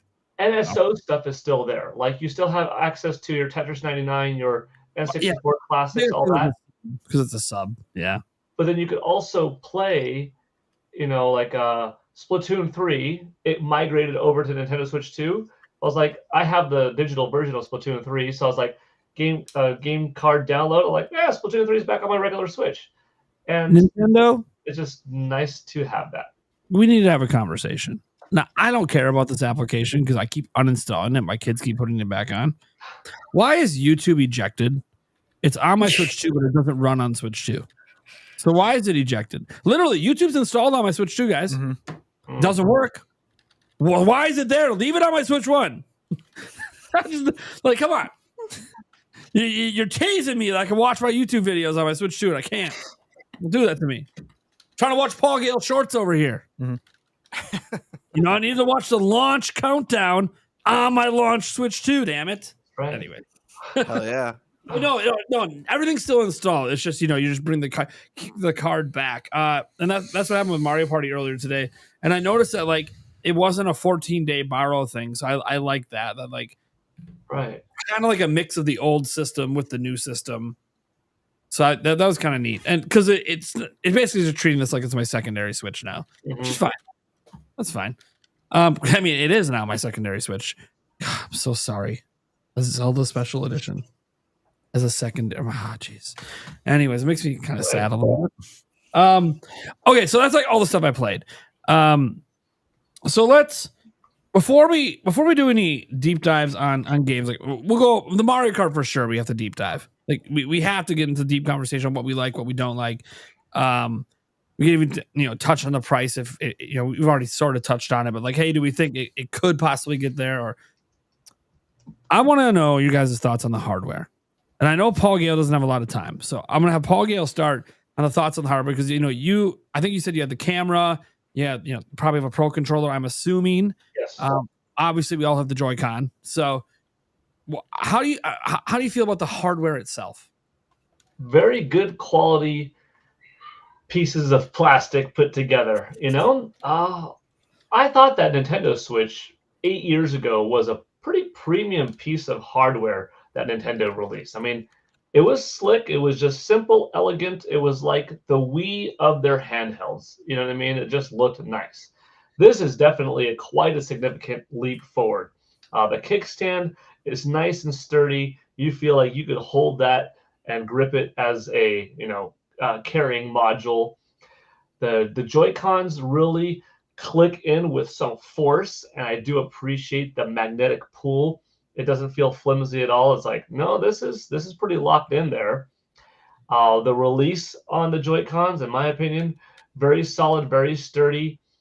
I like the dock. I like the curvature of it. I like the fact that I don't feel like I'm going to break the back of the dock by snapping it off and putting it back in. The screen size, beautiful. I mean, this basically 8-inch diagonal screen is awesome. I put on a screen protector, and I did a pretty good job with it. Maybe in the top left on the bezel, but just on the bezel, there's a little bit of like the air bubble thing, but like, I can live with that. It's not impacting the screen. It's okay. I love the analog sticks on every piece of plastic that the analog sticks are on, which is just the Joy-Cons and the Pro Controller too. The analog sticks and that easy glide tech feels really smooth. I mean, it is silent. It does feel and look really nice and elegant. I don't miss like the fact that it's not an OLED. It's a margin of difference probably.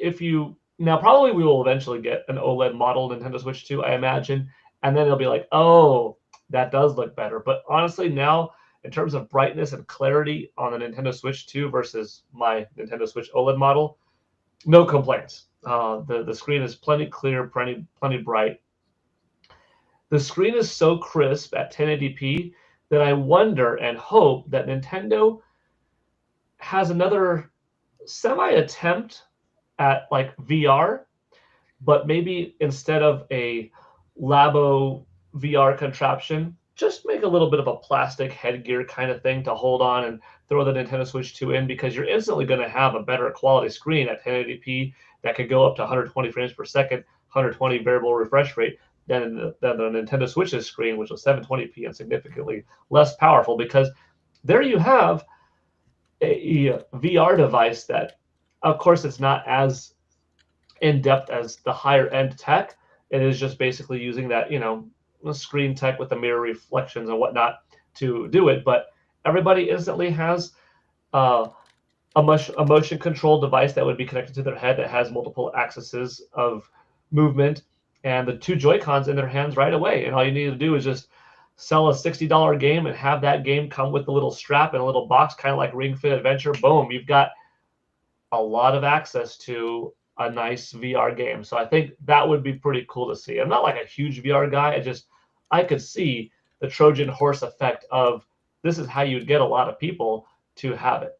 But back to the system itself, like, I don't know, the Pro Controller, it's a matte finish, but mine had like a little bit of glittery kind of sparkle in there. I don't know if it's as everybody's or mine just gets some fairy dust in there, but I like the little bit of sparkle in the matte.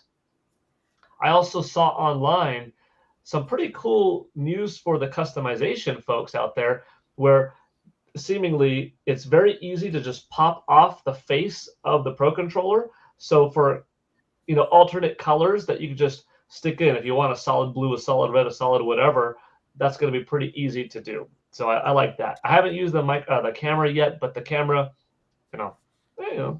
looks okay. It's got a nice security feature on there.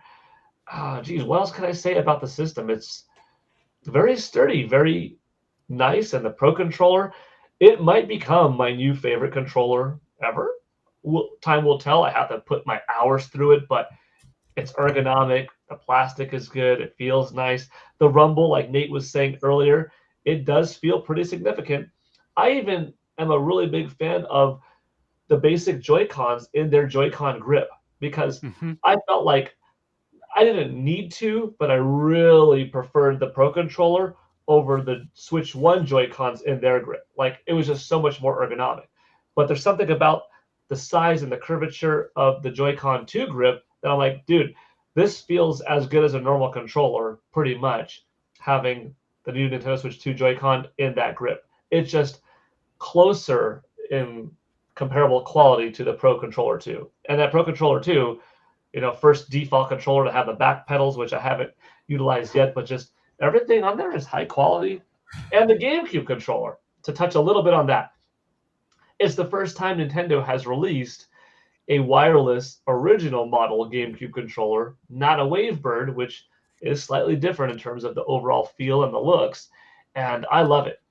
They went for recreating the original controller and accuracy more, but they could have done, I would have preferred that little ZL button, if they made the little ZL button on the top left as big as the standard Z button.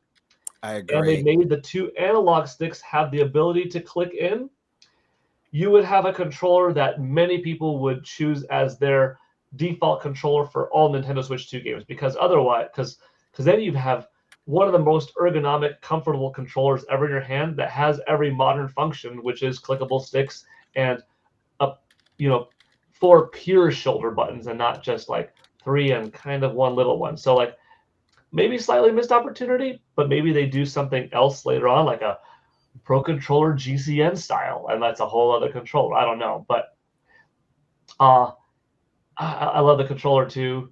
One thing I'll say, I don't know if they'll do it. I think I mentioned it on this podcast a couple of years ago. Like, what would I do differently to the system? I'll make this quick because I feel like I'm.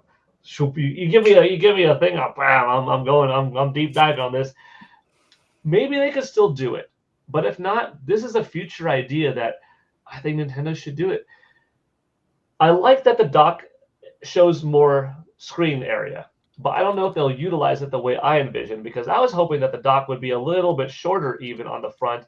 That way you have retail space of the screen that in an idle mode could have a little Mario jumping around, or it could show you a clock, or it could give you a notification on the screen running in low power mode if somebody sends you a message. Or when you're downloading games, you can see the little progress bar underneath your TV. Or maybe even in some games, you've got a little functionality that the character drops from the TV and bloop, goes into the Nintendo Switch screen. You couldn't make it mandatory because people have different kind of setups. So this is not completely, replicating a DS or a Wii U, but it could be a map. It could be something, or at the very least a progress bar. I don't know if this Nintendo Switch 2 with this dock has the capability of doing that, because they would have to illuminate probably the whole screen just to have a little bit show up on the top. But maybe there is some functionality. But I just think that's a good idea in the future to have something like that. That being said, like, I have no complaints of the hardware, the loading times. It's strong, it's sturdy, it's fast, it's snappy. The eShop moves quickly.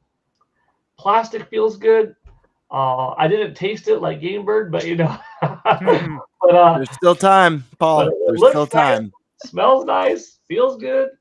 Oh yeah, big amount of happiness for it, and honestly, possibly the most hyped I've been for a console at launch since Nintendo 64.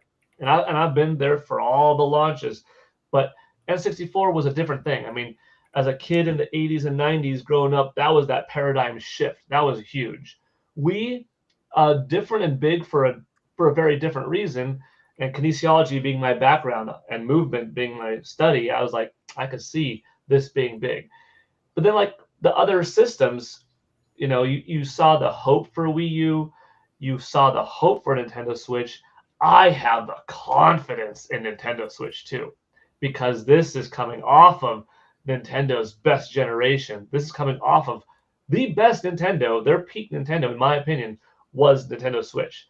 And this is all of the rights that they've learned. This is not the complacent Nintendo or a complacent company coming from first place, not bothering to look at themselves in the mirror and be like, yep, still look perfect. I don't need to do anything. No, this is, hey, I look good. I need to stay that good. What can I do to continue? That's when somebody fails. It's like you're too hot, and then you're like, you get lackluster. No, I don't feel that vibe from Nintendo at all. So I think more greatness is yet to come, and this is the most hyped. I can't wait for the next freaking Mario, the next 3D Zelda, like Metroid Prime 4, which we're getting this year. Just maybe I went a little long because I'm probably gonna leave in. I'll go like 9 more minutes. We'll go for an hour and a half. I'm having too much fun talking and hearing you all talk. Oh, yeah. Chances are I'll still have it on, and maybe I'll be in the chat, but like I'll tend to some family duties in a little bit. But yeah, I love it. Love it. Can't wait for more. All right. Well, let's see. We're talking hardware here. Eric. Yeah. How are we feeling about the hardware, man? Oh God, it is so nice. The Pro controller is just fits perfectly. It as Paul said, it's probably gonna be my favorite, controller to play with. And I play in handheld, so a lot. But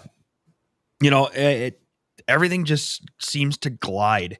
It feels like they got it right. And a lot of for them screwing up the talking points of everything, it actually feels like they hit pretty damn good with the system. So I mean, it's powerful. It makes games run buttery smooth for you, gamer. Buttery, baby. Buttery smooth. Yeah, I'm impressed. So I haven't played it a lot, but I'm impressed with it so far. All right. No, and hold on, one more quick thing. Gamer, to answer your question from before, it took me absolutely no willpower because my Switch 2 was here and I went home. I was able to fall asleep pretty easily. I gotta sleep. I didn't sleep much, but fair enough. Over. Yeah, I forgot to answer that part of it last. All right. Speaking of the bird is the word. What are you thinking about this hardware, buddy? Oh man. Okay. I want to knock out a few negatives first. I only have 3 so far, and I have got a lot of positives. My 3 negatives. Hold on, I want to make sure I remember them. One thing that it was kind of inevitable, but I feel like you should at least include it because it's something that anyone who has a Switch 2 is going to experience. Is obviously going to be the battery life is not as good as the original, and I felt it. I tried to play an equal amount of time on my nice TV of Mario Kart and in handheld, and the battery was draining pretty quickly playing Mario Kart. So I want to throw that one negative. Obviously, eventually Nintendo's going to have an updated model, hopefully OLED, and I hope it's one of those scenarios where they're able to squeeze maybe even an hour and a half extra into that battery life would be nice. I feel like if it had an hour more, it would hit that sweet spot. The second issue, so I had a buddy stay the night last night. We both got our Switch 2s. Like I said earlier, we played multiplayer Mario Kart pretty much all day today. He had, when he was in the eShop, he had one hard freeze. Nothing he could do, couldn't go to home screen, nothing. We kind of let it sit for like 5 minutes. He got his Switch in the mail before mine. So he ended up having to hold the power button for like 10 seconds before it shut down and then was back to normal. I had the same thing happen to me in the eShop as well. All I had done has just gone down on the D-pad to like featured games or whatever, and it froze there. Just locked the system. So that's a second negative. I hope that is something that they fix up. I don't know if it's because they just have like millions of people flooding the eShop today, or what could have caused it. But worth mentioning, we got to talk about the good and the bad. And then the last issue, I don't know if this is one that anyone here could help me with. I haven't had the time or opportunity to look this one up, but I have a 256 gig micro SD Express card in my Switch. My Switch 2 is not recognizing it, or it's saying I don't have a compatible card. It's a SanDisk. It's a micro SD Express. It's an Express. Has the big EX right on the card. But I'll have to show you guys like outside of the podcast what the message that I'm seeing. I haven't looked it up, but it's telling me to insert an Express card. Did you you updated your system, right? Yeah, I did the automatic update. I don't know if there's another one that I need to. Because I know that when I was setting up my console this morning, and I put it literally, when you're going through the menu, it says if you have micro SD card to insert it, and I did. Yeah, and it said it couldn't recognize it, and it's the one Nate's holding, the one that I bought, and then it said that you need to do an update in order for it to be recognized. I'll check that. I'll try Just that. Double check. If that's the case, it's a non-issue. But I just thought it was worth bringing up, just because we gotta. You gotta express yourself, right? If you want to be able to use it. Yeah. My words, my thoughts exactly. But hold on, that bit, and I plan on getting a 1 terabyte Lexar. I do. Yeah. I do. It's when they come in stock, right? Yeah. Not interrupt, but I'm like. 256 is not going to cut it for me right now. I've had 8 years worth of games now. Even if I'm not like, I really want to play this helicopter strike game on my Nintendo Switch 2 today. Like, no, I'm probably not going to play it, but I just want to have everything there. And since I don't, you got to pick and choose. And do I always go back and play Luigi's Mansion 3? No, but I want to have Luigi's Mansion 3 always on there, because the couple of times a year that I'm feeling in a little bit of a mood for it, like, you just want the access and the availability. So I'm just going to wait. For the meantime, I will play a little bit of Refrigerator, taking out this game, taking out that game if I'm not going to be playing it constantly, which is kind of an annoying thing to do. The Resident Evil inventory. Yeah, very, very much so that.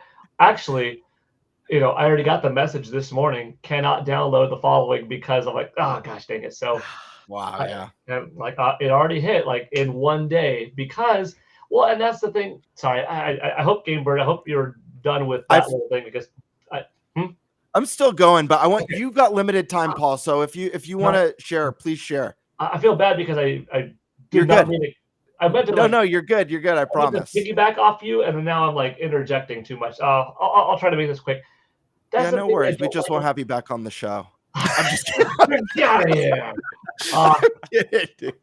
That's my main irk with the game key cards. Not that they exist, because they exist for some people. Like, hey, I don't mind having the game digitally. I kind of like having a little bit of ownership. I like having the plastic box in my entertainment center. That's pretty sweet. And hey, I get to sell it with unlike a digital game, you don't get to sell it. So that's not bad. But the thing is, if we don't also have the ability to buy physical cartridges with all of, or the vast majority of the data on it, everybody this generation is going to experience kind of what made PS4, Xbox One kind of a bummer in some ways. Annoying. You got to have massive hard drives or massive SSDs or play Refrigerator constantly. And that's what was so beautiful. Wii U was the last disk system that you did not need to upload everything onto the platform. And Nintendo Switch was, and still is, the only modern day console of this era capable of playing today's modern day 2010s and 2020 games without having to upload it onto the system. And Nintendo Switch 2 also has that capability, but due to the price of the cartridges And due to the ability to have game key cards, a lot of developers just aren't doing it. So I'll make my last part real quick. I hope developers watching, publishers watching, do some polling to your audiences. Send out massive polls, no joke. Say, how would you feel about having a $60 digital version, a $60 game key card version, and a $70 physical cartridge version? I put my own poll on X, and it was overwhelmingly positive. Of a lot of people would say, I would spend the extra $10 to have that data on that 64 gigabyte cartridge. Sorry, on that Nintendo 64 gigabyte cartridge. You cannot ever say 64 without saying Nintendo before it. Mhm. I like, agree. and then like, but what if it's 80 instead of 60? Oh, poll people that too. Just find out, because I would rather spend a little more and have the ownership, but also have the peace of mind of like, I don't have to freaking buy. And then what are you doing? You're swapping out micro SD express cards constantly, which are even smaller. Like, dude, no, I just give me the cartridge. Okay. And you lose them, and it's like, wait, I lost all my games. Son of a. Okay, my little interjection done. Game Bird, back to you. I'm sorry. No worries. I'll see myself. Yeah, those were my only gripes. And again, you know, the freeze issue that both me and my friend experienced, it could just be like, you know, some of the day one hiccups. Battery life is the only real thing about the console that I feel like, yes, this could use an improvement. It's not going to affect games like, if you know, I'm also replaying Sea of Stars because I really want to play the DLC and I want a refresher. I love that game so much. So good. Obviously, battery life is not going to affect me on a game like that, but just something for people to bear in mind. That being said, you know, a company nailed it and did a good job when you have zero desire to touch the previous hardware again. And I felt that really fast during setup. I felt that from the size and the ergonomics of the new Joy-Cons. And again, I said this earlier, I'm gonna be saying buttery a lot. The way, and Eric, you said glide's another fantastic word for the way that these sticks feel, not just on the Pro 2 controller, but also on the Joy-Cons. They glide like sliding, like being naked and slip and sliding through a pool of melted butter, baby. I thought we were done with the Cyberpunk 2077 creative character. They feel really good. Even the buttons feel improved over the base Joy-Cons. And I was very surprised with the Switch 2 Pro controller, bearing the fact that we didn't get analog triggers, which, you know, I was a little bit bummed about that when we found out they were going to be digital. They feel more premium. I can't really describe what it is. I asked my buddy, I'm like, is it just me, or do these triggers for digital feel a lot better than the current Pro controller? He's like, yeah, no, they feel better. I don't know if you guys all feel the same about that, but I think something about the squish and the click of them feels a lot nicer. The Pro controller, it's buttery, silky smooth. Something about that texture just feels so nice. Right. I'm not going to go as far to say that it's my favorite controller, but it's without a doubt my second favorite controller to play with right now. I'm going to give the edge. I'm going to give the edge to the DualSense Edge because it has two features. Good play on words. Features that were highly requested by me, and I begged Nintendo. They didn't listen. That's on them. But it was analog triggers. Obviously, they feel so good. We love them, especially with the launch title being Mario Kart and Metroid Prime 4. Feeling that analog charge would have been so nice. The second feature, which I'm bummed that we didn't get it because we had it on the Wii, and I think it adds to immersion, and the DualSense and DualSense Edge both have it, is the built-in speaker. Just using it for like Zelda jingles or like Midna. We had it on PlayStation with Final Fantasy Remake and Rebirth. It just adds an extra layer of immersion that I would have loved to see. That being said, the DualSense Edge is like it came later, and it's a super expensive. It's like $250, super premium. As far as like a launch controller goes, I think this is the best one of the modern consoles. And in that regard, it's my favorite launch day controller and best launch day controller to play with. I love it. I think the buttons feel great. The size of it, the grip, the grips on it feel slightly smaller to me. I was kind of comparing, but more comfy and more ergonomic. Obviously, I'm a huge fan of the paddle buttons. I love how they're flush on this one. I think that's a really nice touch to keep with the ergonomics of this controller. So the left paddle is going to be default run button. I've been doing that for years, ever since we started getting controllers with paddles on it. It's just such a nice feature. I love that the controllers are fully programmable. Joy-Cons, again, they feel nice. It has been extremely painful anytime on Switch 1 that I'm at someone else's house and I don't bring my Pro Controller. I know we're going to be doing Smash or doing some karting, and I get stuck with the puppy dog with the Joy-Cons. I'm like, damn it, this sucks. I don't like the way the OG Joy-Cons feel. As soon as Cracked came out with the Nitro deck, I switched and I never went back for handheld. They're too small. They cramp my fingers. The sticks feel like crap on them. They're very novel and a very cool novelty at the time. I think they're great for kids, but for an adult, they just don't make the cut for me. These I played with the grip, and I was like, hey, like this ain't so bad. Obviously, I prefer the Pro Controller, but if I get stuck with it, I'm not really complaining. The buttons feel good. The size is better. The grip is nicer, and the sticks feel excellent. There was no compromise with the sticks this time. The magnets, it is way more satisfying feeling those Joy-Cons click into the Switch. Way more satisfying. It's not a pain in the ass. I don't have to worry about my rail breaking, my left rail. I don't know if it's the rail or the Joy-Con, but you apply a little bit force and my left Joy-Con pops out of my Switch, unfortunately. There's no wiggle. There's no wiggle anymore. Every set of Joy-Cons that I have, and I've taken good care of them, they all have a little bit of give to them. This is solid. It feels like a solid one-piece unit, not like three pieces put together. Let me see. I put some notes.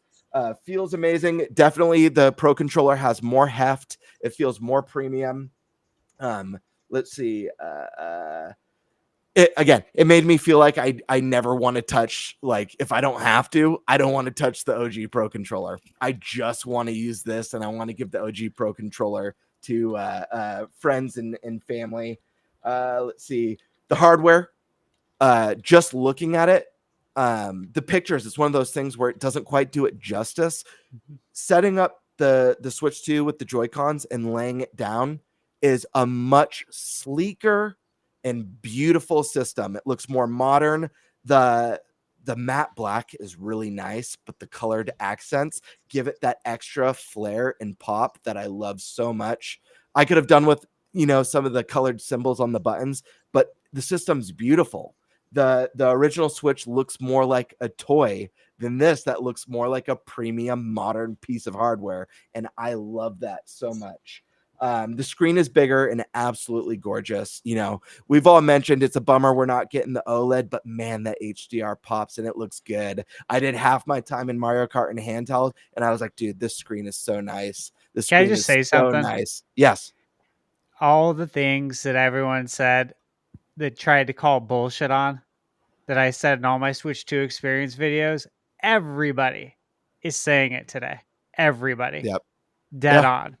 And I'm just happy that everyone feels the same way I did. Yeah. Well, hey man, like I get the skepticism. We're a Nintendo podcast, Obviously, we're all hardcore Nintendo fans. People are going to have their perceptions of what biases we may have. But I do think a lot of this, and this goes back to the Zelda footage. This goes back to actually playing with the hardware. Sometimes seeing is believing. And I really do think having this game or this system and its games in hand really, really changed my perception. I was already excited, but I am loving this hardware. Let me just see what else I have. Happy to hear that. Triggers feel better. And again, made me feel like I have no reason to go back to the Switch. And that's a feeling I've had with a lot of console jumps, but not always. Not all console jumps I feel that way. When I got PS5, which I got launch day, I never felt like I'm so done with PS4 and I need this day one. I feel that with Switch 2. With the Wii U, it was like I needed the Switch. Like I needed this better experience. With even PS1 to PS2, that was like, oh my gosh, I needed this. I don't want to go back to PS1 ever again. It's different each generation. PS3 to PS4, I thought PS4, the controller was way more ergonomic. So sometimes generations land it. Sometimes it's a little bit close and you don't feel the need. I think the Switch 2 is leaps and bounds better than Switch 1. I think it's no contest. It feels like a huge stride.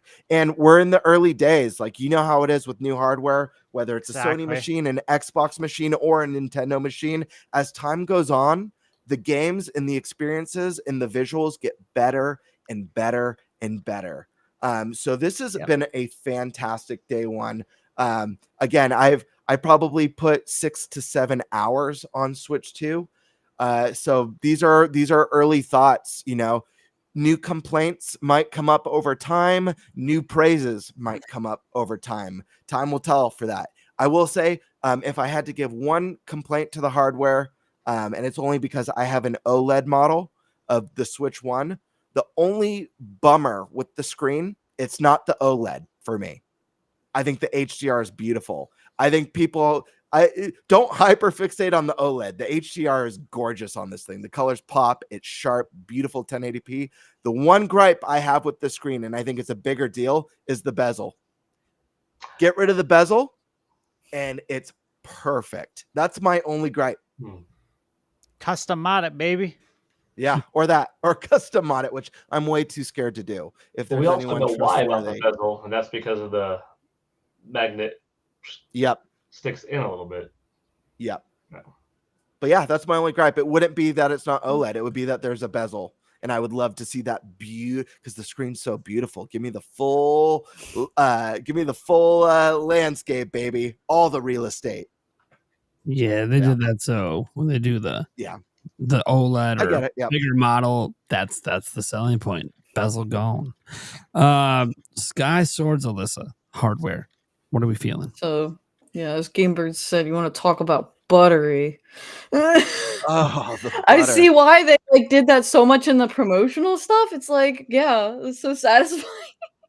I also agree. Like, I like how flush these are. Like, it doesn't feel like as easy to accidentally tap them. And it's so it's not quite velvety, but it's smooth.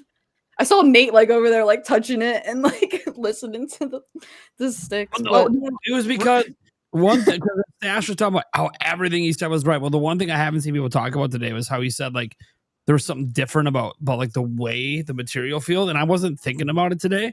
But we were using this for 8 hours, this controller, and my hand never sweated one time. And this thing felt cool to touch the whole. What the fuck voodoo magic did they fucking do to this controller? Yeah. That's what I'm saying, dude. Now that you think about it, I don't think my hands got sweaty. What is it? My hands usually get pretty sweaty. What do they do? I wanted to add one real thing. It was in a note that I just skipped over. Alyssa, I'm sorry to cut you off. I just want to add this real quick because I think it's important because I mentioned the DualSense Edge. There are features to this controller that I think blow that controller out of the water. We've all talked about it. The texture, that buttery, silky, smooth texture. The feel of it is better than the DualSense Edge.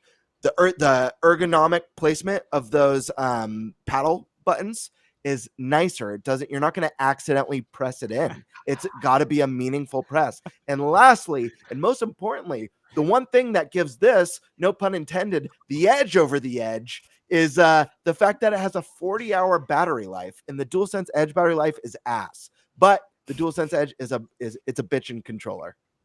It just is, with a shit battery life. But anyways, take it away, Alyssa. Sorry. Jesus Christ. I've noticed almost right away, because sometimes I don't really like scrolling with the stick. I like to use the D-pad, and I push the buttons on it and they feel bigger. And I actually have little baby hands, but it actually I don't know. I liked that they were a little bigger on that side. I actually didn't even get a Switch Pro controller until the Tears of the Kingdom one came out, so I was just using Joy-Cons. I'm so sorry. I'm just me too. my hand's like, it fits pretty good in my hand, and you can see that this is like bigger. There's like this much more gap for me, but I mean, I like it, and I kept snapping it in and out of the grip a lot because I was like, that's just so satisfying. The way it like just snaps right in. Yeah. I actually after I unboxed it, I forgot you could put them on upside down. I like went to turn the system on, and I was like, wait a minute. So I, like, well, welcome toward telling you about that. It says you could do it, but we wouldn't recommend it. Yeah, I didn't even realize. I was one of the people that I did not go to bed right away. I had planned to live stream me unboxing it and setting it up right away. So I actually didn't go to bed until like 5:30 in the morning today. The Nice. sun came up, but you know, I got some sleep in. I feel all right though, but yeah, I got all my other prep done before then, so I could just focus on that. I was a little tired beforehand, but I was like, I committed to this. I can't go back. I promised, you know what I mean? So, but I like the UI to like the little changes they made. Like they have the different little sounds, and I love the it's not like rainbow, but it's like some like white iridescent type outline they have on this. Yeah, on the it's like a icons, purple- everything. Yeah, Yeah, it's it's like like purpley, bluish. radiant and stuff. Yeah, I really like that. Just some of the smaller changes that were on Switch 1 that are a little different this time. But like everybody else pretty much touched on everything else. So I just kind of wanted to talk about how satisfying the snapping was. Did anyone else feel like when you first go through all the setup and then it does the Switch logo and then it brings you into the UI for the first time and it plays like a nice little jingle? I was sad when it ended. I was like, just keep the jingle going. Just keep it going. To my microphone, and I'm like, oh my god, there's the charm. It's still in there. Nintendo still has it. Speaking of charm, one thing I did notice too is all the little buttons across the bottom, like the little menu buttons.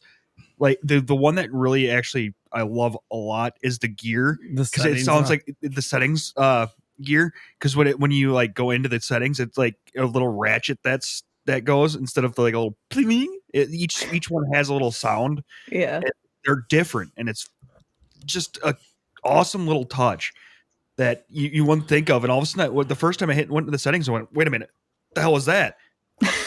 Backed out, went back in, went back out, went back in, went, this is awesome. I only turned it on once from like dock mode to the TV, but it made a sound when I turned it on. So I don't know if that does it every time, because it didn't make a sound before when you would turn it on. Like from TV mode. So I'd have to test that out again, but I swear I heard it make some kind of noise. I was going to say something else, but I can't remember. Okay. Well, getting to my thoughts on the hardware, since I don't have Alarmo going off. Yeah. You heard the I was alarm? going to say Alarmo. At least you know it's 8. Yeah. First, I'm It is just gonna start with the Pro Controller. Yeah, hearing a lot of talk about how like the best controller of all time. I don't know if I'm gonna go there. The DualSense rocks. Yeah, and the DualSense rocks because it actually uses its rumble features, and Absolutely. it's not just that it has the analog triggers. I actually don't give a shit about analog triggers because I don't play games that need it. I don't play a lot of race as an example. But what I do like is the tension they put in it for things like shooting a bow and Horizon and stuff like that. So that's the thing, is like the utility of that is unlike any controller in existence. And so to me, DualSense is probably still the best overall controller because it actually adds to immersion. Whereas nothing about this is adding to my immersion. What this is doing is taking a bog standard controller and making it where no one's really going to be able to do a standard controller better without going that extra mile of creating more immersion or something like. And when I say better, there's caveats. The sticks. These are the best feeling control sticks I've ever felt in my entire life.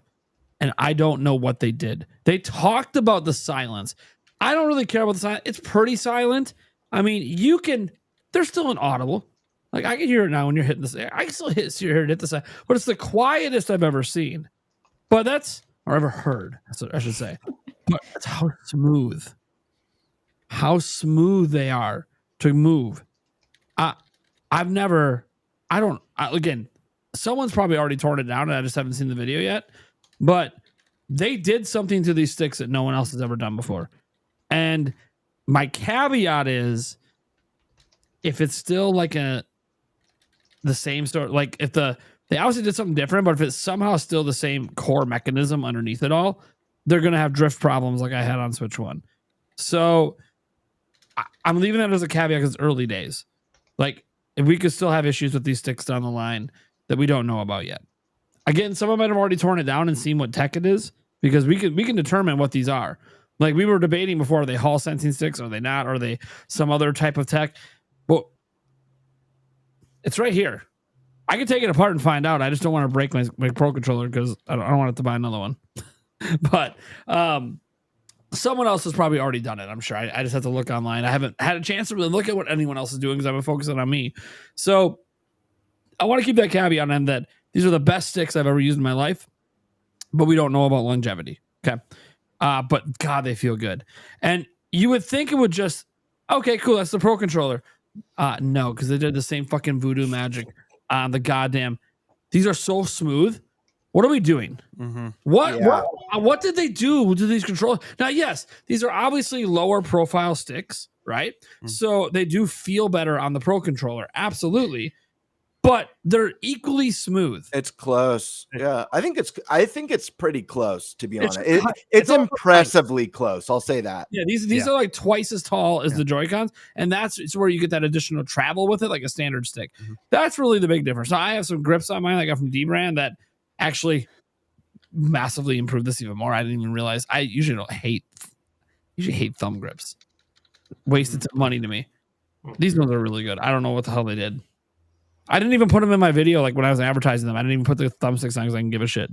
Okay, I like them. Sorry, I gotta stop talking about my sponsors. I actually legitimately Lexar and D-Brand are sponsoring the channel, and they're some of the best fucking things I've ever used. So, but when we're talking about the controller, these control sticks are just wow. You guys might think I'm exaggerating if you haven't used it yet. I'm telling you, there's something special about these sticks. I just hope they have longevity. We don't know that yet. It was mentioned that these buttons on the back. Now, I would say if you have smaller hands, it's possible if you're someone that grips your controller really tightly in tense situations, you could potentially push them. I have bigger hands. So when I do that, my fingers are just past it right here. So I can't accidentally press them. So for me, they're in the perfect position because I do, as Gamer said, have to intentionally press them, but it's really easy to do it. But I could see if you had smaller hands that might not be the case. You might have to learn to reposition your hand or just not use them. They are completely optional. Mm-hmm. That's the thing too. But the custom mapability of it is really cool. I will say something. These are digital triggers, right? But something about them, and I was just using the Switch 1 Pro controller last week. Something about them. They did something that look, I'm not going to act like they're impressive. They're digital, right? You press it down, it's a button press, but it's just smoother. Yeah. It's not that it's not this holy shit. Oh my God, these triggers. It's this feels better for some reason. I don't know what's different, but it feels better than the Pro. It goes along with the whole design language of the system that this feels like a premium thing. And to be fair, they're charging a premium price, $85 to get this Pro controller. Unless you go to Costco right now, guys, $10 off at Costco right now. You gotta be a member, so that's kind of where they get the money back from it. But yeah, no, just this controller, just everything about it, even the face buttons are slightly bigger. Again, they're not the greatest buttons. There are ones I've had on some third-party controllers where they have the more mechanical style that's really nice. But you know what? I don't need that. And no other controller that comes with a console has that. They're just fine. The D-pad I haven't experimented much with. I think to get a good feel for the D-pad, I have to play a game that is perfect for a D-pad. And I don't really play a lot of those games. Sure. So I got to mess around with that a little bit more. I think one game that's going to be a huge test for me is Echoes of Wisdom, because you use the D-pad a fuck ton to navigate through the echoes and stuff. So I want to get back into that because it seems like they fixed most of the frame rate issues and everything there. So, and they added that whole favorites thing, which is also on Switch 1, by the way. So I'm really glad they did that quality of life update. So that might be where I figure it out. Obviously, any sort of like side scrolling 2D platformers, people like using them for. I don't really play a lot of those, but I need to force myself to play with it more. My initial impression is I haven't had a mispress yet. And that was something I noticed when I do use it, even in menus, that I would get mispresses on that didn't make any sense. Like I'm pressing left, but it went down for some reason. Like why? Because of how it's designed. I haven't had that happen yet, but again, it's day one. So, but mileage might vary. I feel like they made it better. I think Nintendo, they invented the damn thing. They know how to make a good D-pad, but they outsource a lot of stuff sometimes. And for some reason, they just didn't get it right on Switch 1. They might have corrected that here. I haven't used the C button on here yet. Again, I was only one game chat. So I guess I tapped it one time to join that game chat. It worked. Everything was fine. And everything else is just like normal buttons, just the way it feels. I know I keep bringing like 8 hours, hand never sweated. How? Yeah. How was it still cool to the touch 8 hours later? I don't know. It says I told you. 151. I don't know what the fuck this is. Element 151, baby. What is going on? And it's the whole back. Like if you touch it, it's the whole back of the controller. It's a different material when your thumb's up here because it's like sectioned off here. That's a different material than whatever is here where your actual hand grips. I don't know what it is. It's plastic, obviously. Some coating they did, something they did. But it's awesome. And I hope that it doesn't like wear off. And it just wears in and feels even better over time. I think Nintendo commissioned Bob Lazar to work on that controller. Probably. I want to add something real quick, real short, because I forgot to mention it. I also got to try game chat today. I had my buddy in the living room. I went into my bedroom, used the C button. First thing, you do have to do a setup for it. It makes you verify your email and your phone number and stuff like that. Gives you some security messages like, watch out for harassment, how to report that stuff, all the safety stuff. Obviously, Nintendo, they want to protect kids. That's obviously the main reason why it's taken so long for us to get voice chat. I know they were thinking about it on Switch, but they didn't want to take up too much of the memory. But that is a big reason for why we've gotten it so late. I was in handheld mode. I did not have any headphones plugged in. I was just on my Switch 2. And super easy. You press the C button. It pulls up icons of all your friends that are on. You click on the icon. They could press the home button to accept the request instantly. Jump in. And he was talking to me loud and clear. It wasn't like this epic sounding microphone that was, that it was playing. It was very just like basic, but I will say it was loud and clear. Yeah, it sounded a little bit like he was talking into like I don't know, like a cup. There was kind of like that reverby sound to it. But I will say this: the DualSense and the DualSense Edge have the built-in speaker, and you could game chat through the controller. I can't use it because I can't hear. Like I have to headphone. Like I can't hear anything you're saying. Let me grab my headphones. That wasn't an issue. It was loud and clear. So you weren't wearing headphones? No headphones. No. Okay, so it was just coming through whatever speakers you had then. Yeah, he was about to head out the door, and I said, "Real quick before you go, can I test game chat just so I could talk about it for a second?" And it wasn't docked. It was just me holding my device. He was in one room, I was in another. We jumped into a chat, super seamless and easy, and he started talking, and it was loud and clear. So cool. It's a plus. But I obviously I would recommend voice chat with headphones. Yeah. So like I have the camera, and it's kind of interesting because like you unbox it, and I'm like, dude, why is this feel so premium? Makes no sense. Why?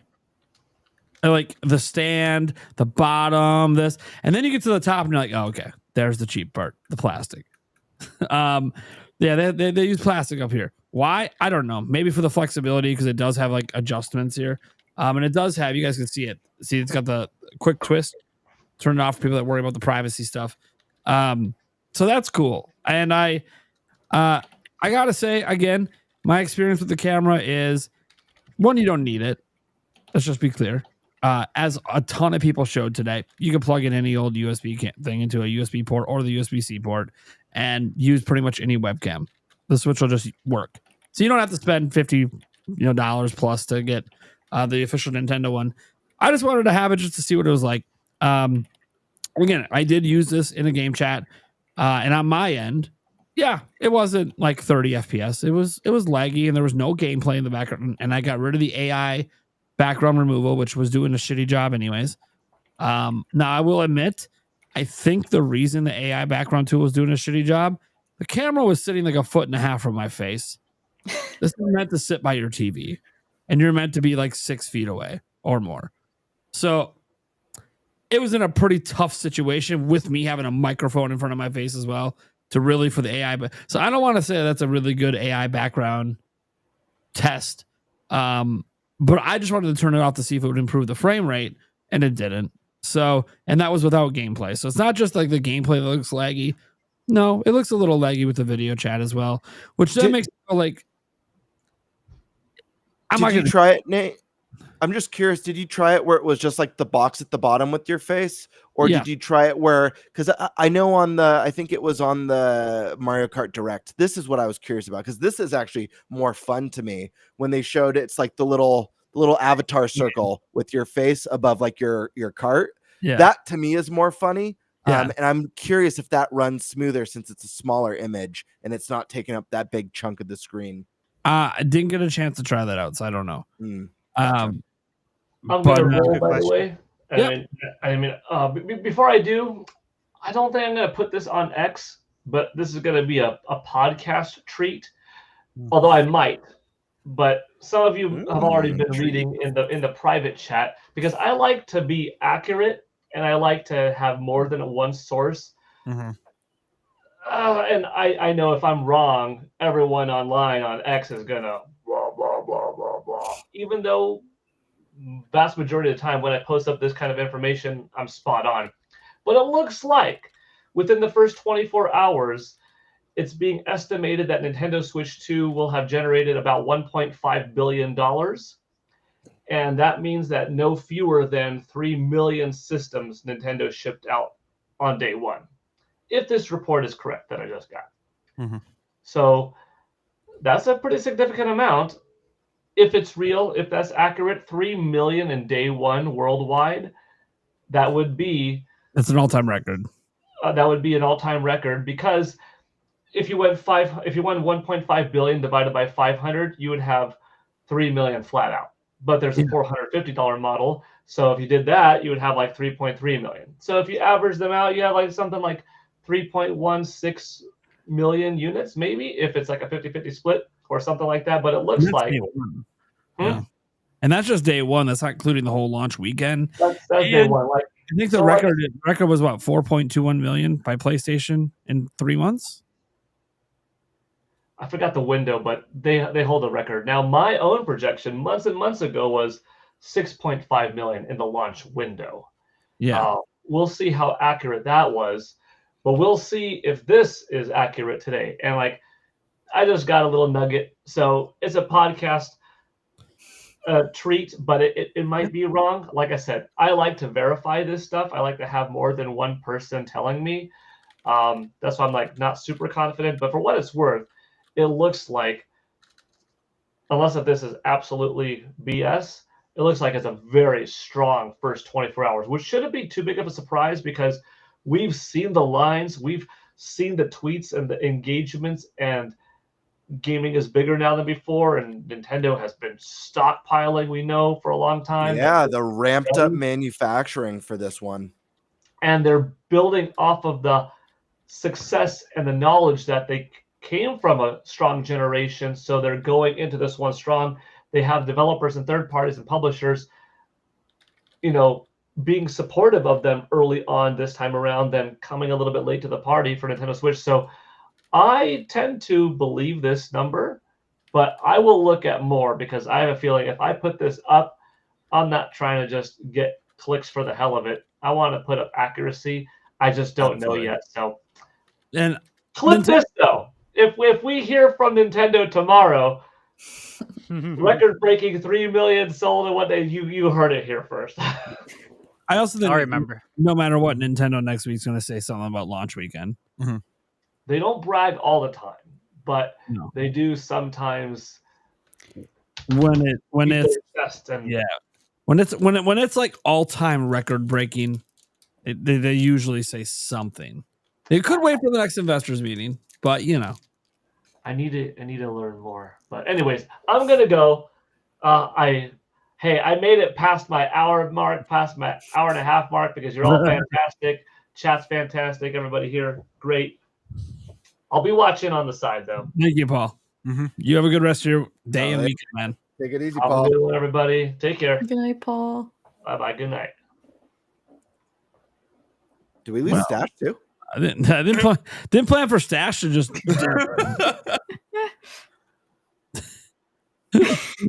There he is. I don't know. I don't know what's going on. I think he removed himself. No. No, I'm here. I'm here. It's the Linksys, man. It's the Oh. Linksys You getting the mesh villain system. stash going? Oh, Yeah, I'm trying. I was like, Stashman makes me really insecure every week when Well, I look at stuff. I This is asked him like that, and then he was looking it's up like 20 years of growth right here. what's Stash going on? usually says something. Yeah. As Paul said, if he leaves, we all leave. Anyway, Podcast is just over because Paul left. so it was ironic. He said, Yeah. Paul says bye, but Stash leaves. Great. Anyways, Better timing.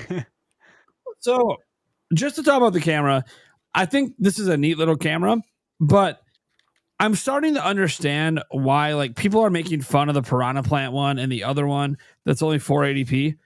I actually think the Switch is only shown in at 480p anyways. And you might go, then why did Nintendo make this 1080p? So when people buy it and they ultimately don't use it that much, you can still use it with your computer and have a decent quality webcam. I think that's the idea. So you could just keep using, like just letting people use this in other situations, because again, with the frame rate of it and with it being 480p, I just don't think, let's put it this way, Wii U video chat worked better. Now you couldn't do that with games. That was the caveat there. So I kind of think it's like this novelty that outside of those unique things that Game Over was talking about, where it is kind of cool what they showed. We're seeing the faces in the game and seeing like their expression. I don't even think you need high frame rate for that anyways. You're just looking for the, I saw you get pissed when the red shelled your ass. Yeah, and if it's stuttering and it like stutters and catches like the freak out, Yeah, the really ugly face for the and stuff. Yeah. So I think the camera's fine. A little overpriced for what it is, but also I think it's 1080p, so you can use it outside of it. Are you trying to become the new Thunderstash? What are you doing over there? I'm trying something. I don't really know. Is it working? Anybody? Let me know in the chat. Is it working? Can I one be the thing milkman? I haven't really used yet is the grip. I really haven't used this. Now, to be fair, I never really used it on Switch 1, so I don't have a lot of thoughts on it yet. I do have an extra set of Joy-Con that don't have the D-brand stuff on, so I'm gonna kind of use that for player 2 for a bit and see if I feel like I need another Pro controller or not. But I don't have any thoughts on that yet, so I'm gonna leave that aside till I have more playtime with it this weekend. The system itself, I don't really know how to describe the way this system feels. And this is like, forget the kill switch that's on here. That's for those wondering, that's what this is using. I can provide a link if you guys want. It's dbrand.com/Nintendo Prime. It'll be shipping end of this month and then into next month. So the thing about this system for me is everything about this feels, your gamer brought it up, like it makes the Switch 1, even the OLED, kind of feel like a toy. And that's what we felt like with Switch. It made the Wii U tablet feel like a toy, right? Made it feel like a little Fisher Price toy. Yeah, like a baby's toy. Yeah. And I'm not going to sit here and say this feels like a baby's toy in comparison. No. But it feels like You even have to use your hands. Like a test model. It's like a baby's toy, dude. It's like a test model, and this is the real deal. Yeah, right? Switch OG feels like we have Switch 2 at home. You know? Yeah, it's like everything about it, like even like this mechanism of like disconnecting and connecting, like it feels so good. Mm-hmm. It feels so good. Now, I'm not there saying there's no wobble. I can definitely, you can feel a smidge of wiggle, but it's intentional. You know what we found out today on the way back? We were watching a Jerry Rig Everything video, and he tried to break this thing in here. He tried to just snap it off with a Joy-Con, and he tried and tried and tried. And he noticed before he did it, this thing has a little give to it. It has a smidge of wobble, just a little bit. That's the wobble you're feeling with this. And it's intentional, so you can't snap it. It actually makes it more durable. Because if it was rigid, it would snap off. If it was rigid, it would snap. It's not. So that little tiny hair is actually a feature and intended. So when a kid goes like this and reefs on, it doesn't snap it off. So the whole fear that was going to be this big weak point that snaps and breaks, not true. Just straight up, not true. It's intentional. They thought about that. They designed it not to break. Well, it's not a source. Redemption is Ark. It's not a source. Trust me. Go watch the fucking video. Jerry Rig Everything. That's his job, is to break shit. Yeah. He couldn't break it. Well, again, he could. Well, theoretically, if he took like a pliers and went in and snapped it. Yeah. If you couldn't break it by you can intentionally using break it. The Joy-Cons. He couldn't break it using. You couldn't break it. There's no way in regular use you'll break it. No. You have to. Yeah, dude. You could take any device and be like, I think this is a breaking point, and then smash it with a hammer. I guess it's broken. Yeah. Right. Yeah. So What is this a channel or something? What? Is this like a channel? Yeah, Jerry Rig Everything. He's a really huge YouTuber. He. I never heard of him. That's what he does. It doesn't mean anything. There's a lot of people I've never heard of. He tries to break tech and test it and test hardness of things and the materials. And he came away like, hey, outside of the screen, very impressed with the build quality of the system. Like it shocked him. Now, when we say outside of the screen, remember when the story came out that there's a plastic film on top? And everyone's like, oh, I don't need a screen protector. Don't be stupid. Immediately get a screen protector. The shit will scratch with a pair of keys. It's plastic. It's a plastic film. It's the worst kind of screen protector. Oh man. Redemption arcs. Like it's very easy to scratch. And if you want to have any like if I had any gripe about it, it's easy to scratch. You see that comment? That being said, I have no idea what's going on. Test hardness. Yeah, well, I mean, like the ghosted face. That being said, it was kind of funny. Like he was talking about it. He got sponsored by D-Brand in that video, and I literally had just put on a D-Brand screen protector. And literally, you need to put on a glass screen protector, guys. Period. Okay, don't be stupid. Don't think you have protection. It's very easy to scratch it. Not that kind of protection, Stash. God damn it. Anyways. I was laughing at something else, man. That was good though. Classic Stash. So yeah, I really I just find outside of that, pretty much everything's high quality. I already talked about the sticks and how great they are on here, just like they are on the Pro Controller. The buttons feel good. Honestly, even without a grip, this just feels better in the hands than any of the other Switches did, even the Lite. Like, it just, you don't really need to have a grip. But I will say that, like anything, I have big hands. So it does feel nicer with a grip on. But for the first time, I can.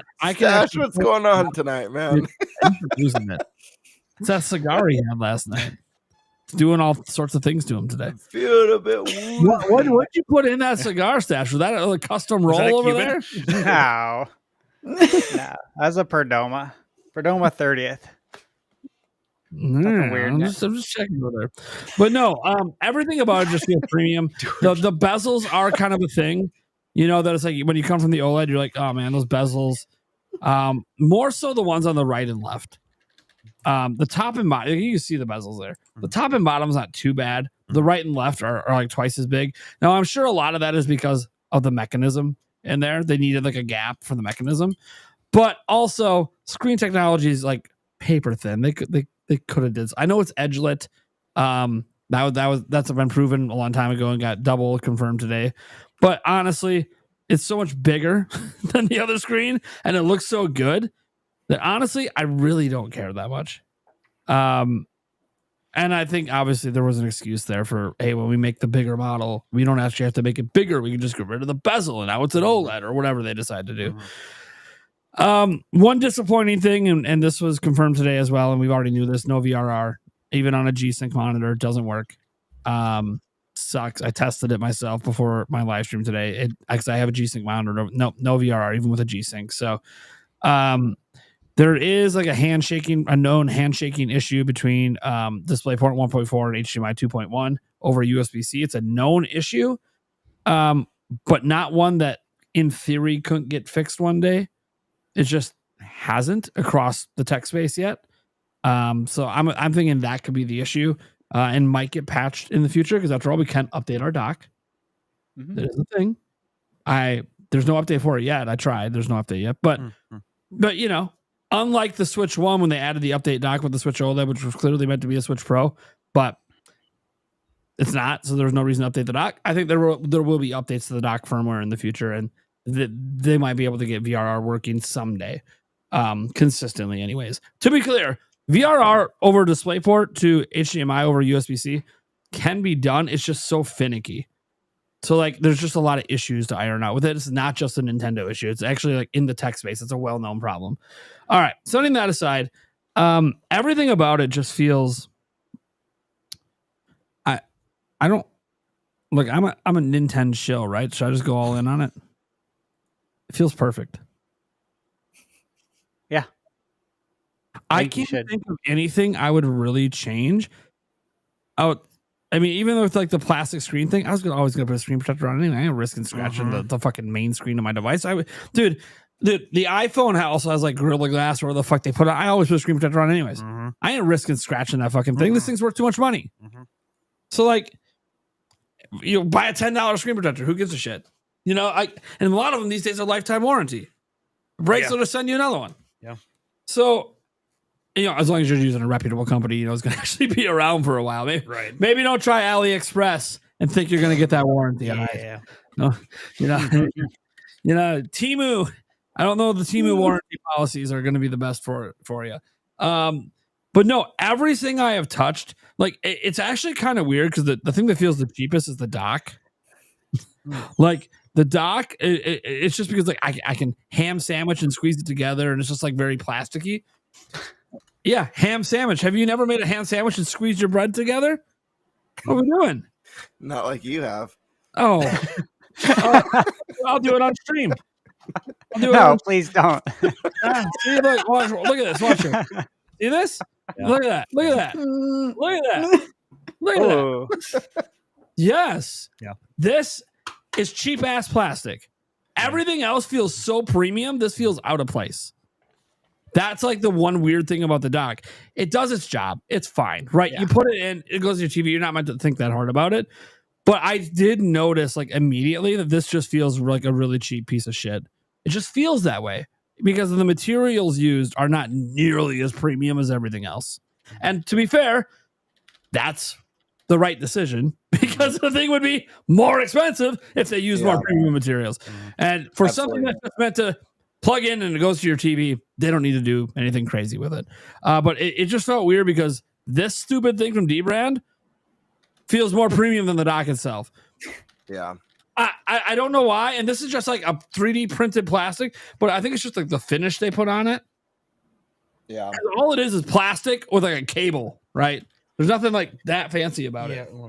Yeah, Nate, I agree with you. Obviously, I haven't played with my dock as much as you, but I play with my dock every day.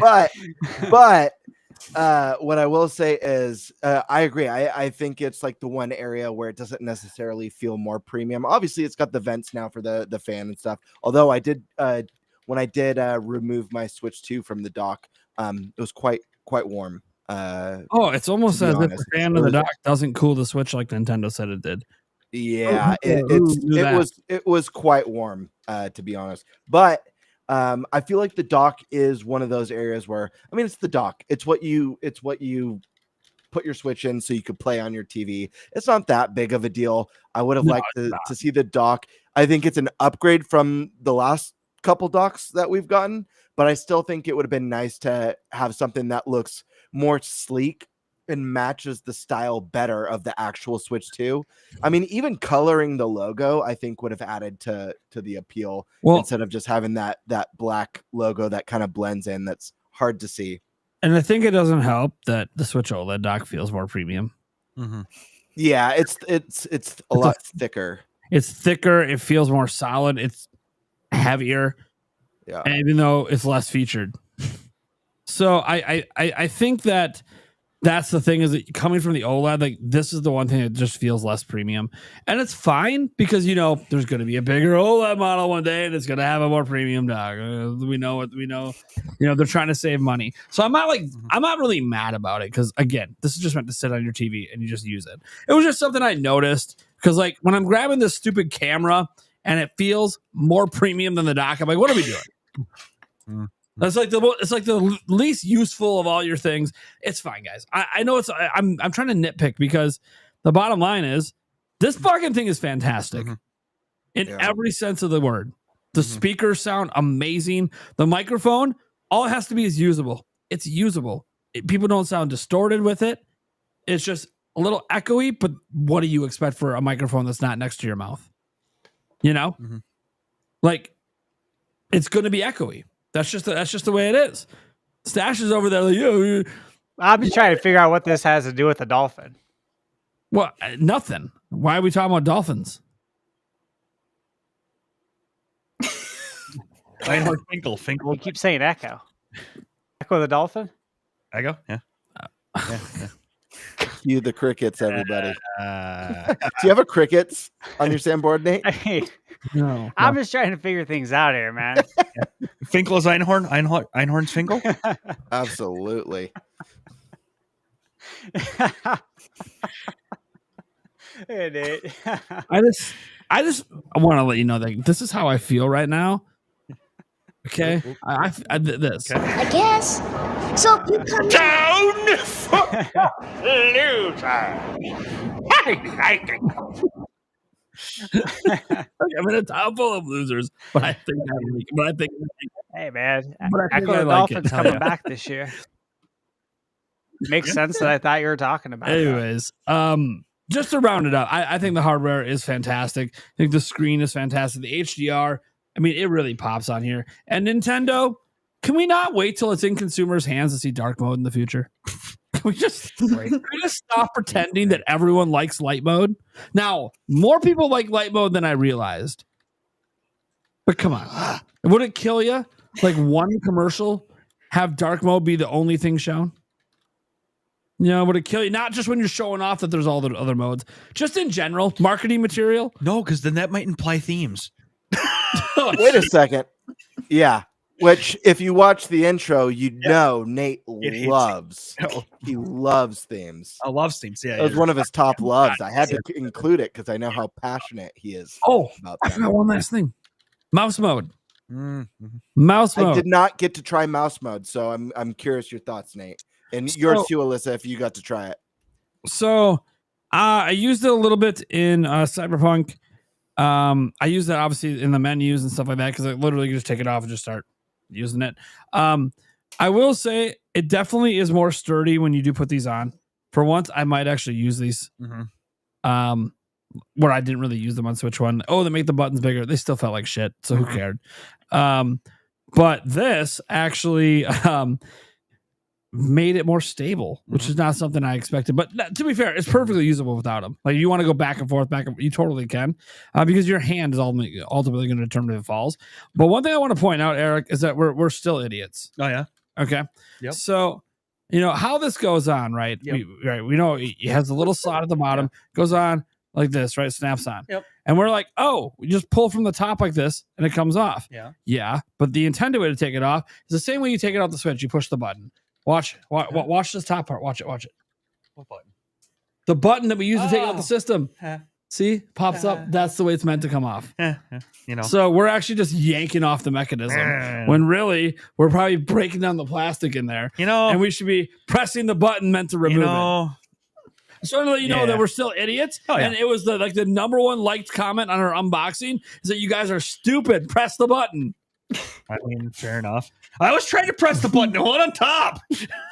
Not that button. Not that button. So we've been doing it wrong all day. Yeah. Anyway. Hey, at least this time, there's no panic when you do it wrong. I remember my same friend who was here for this launch. We were together for the midnight release of the OG Switch. I remember right when he slotted that attachment on, he did it upside down and was instant panic. It's like, dude, I think I just broke my Joy-Con. I just broke it. Yeah. You can ruin the lock mechanism. Oh, a lot of people did that day one. They fucked it up. And then outside of that, this is probably less a comment on the hardware. This is more just a comment on the overall fitting the hardware with the system. I know a lot of people are disappointed. They're using like the same operating system with not a whole lot different, but everything just feels smoother, snappier, better. The eShop, I'm not going to say it's like as smooth as I want it to be. There's still a little bit of hitches here and there, but my God, it went from being a hunk of garbage to, you know what? I actually am going to browse the eShop to find games sometimes, which is something I never did on Switch 1 because it was so bad. And the fact that they have like the featured game section, but then also like the For You section. Now, the For You section, I got to admit right now, I think hypothetically it's a good idea. Right now it's suggesting a bunch of games I would never play. But I think it's because all the games I have on my Switch 2 I bought before I had Switch 2. So it doesn't really know enough data on the Switch 2 to really suggest things for me. So I need to play more. I got to buy more, and then it'll know. So I'm sort of like hypothetically saying, oh, this should be better in the future. Will it be? I don't know. Like we saw when they showed it up, it would show games your friends are playing. None of my friends are playing the games it's suggesting me. So like, I just don't think it has data yet. So I'm sure the algorithm will grow over time. But otherwise, I liked it. It's more useful. It just looks cleaner. I was comparing it to Switch 1, and they updated it on Switch 1 as well. It's just, I don't know, even this, just looking at like sales and stuff, it just looks nicer even than the update on Switch 1. And I don't know why, but it just does. They have more RAM dedicated to it. Maybe it's a local app this time. That could be it. I have a question for you guys because this is not something I've checked out on Switch or Switch 2 for that matter. Did they make any changes to the way you add friends, or is it still friend code? You can do it now with the app, like entirely with your phone app, with the QR. But is it still friend code? Oh, it's you can use a QR code. Okay, but better. Like you can still do friend code. Yeah. And it's still with the phone app, which is whatever. Well, I do think it's neat, like the Zelda Notes app, like the same thing. You want to share like an item or something, QR code, and you can actually make it look like badass, and then just send it to people. Kind of neat. And then again, I think most of the Zelda Notes functionality should just be put in the games, but you know, the sharing stuff is fine. I actually like, and again, this speaks to the more premium thing. All your screenshots, all your videos, just automatically are on your Nintendo Switch app, so you can just share it to any social media you want. You don't have to deal with, does Nintendo want to use Twitter's API? Doesn't matter. Do you have Twitter on your phone? You could just share it right off the Today app. Like, it makes sense. It should just automatically sync. That's awesome. I like that. So what I don't like, Nintendo, is that you still limited it to 30 seconds and the clips are still bullshit. They're low resolution trash. This is a 4K system.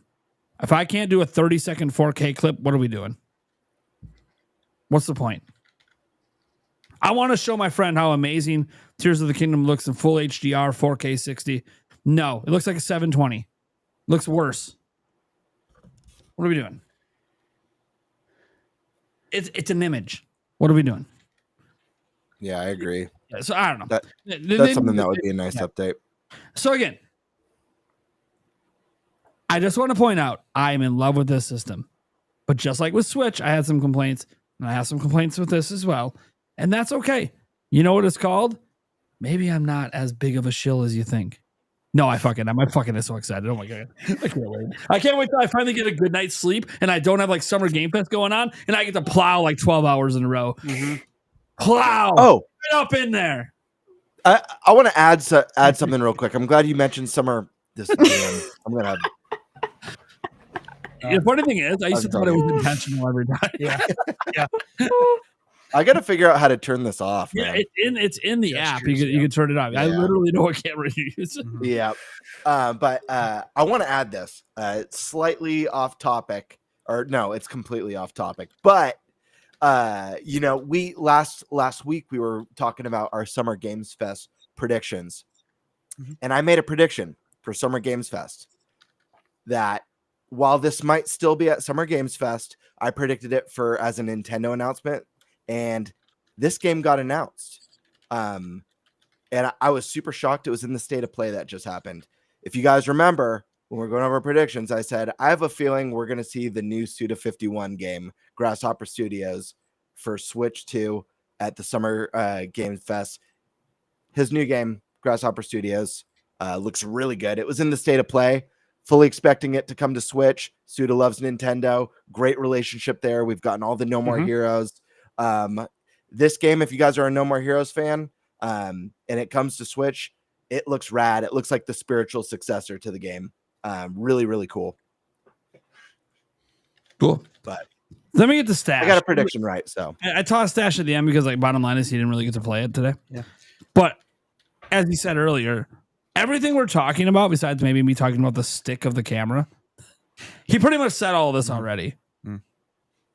I'm just really glad it's unanimous.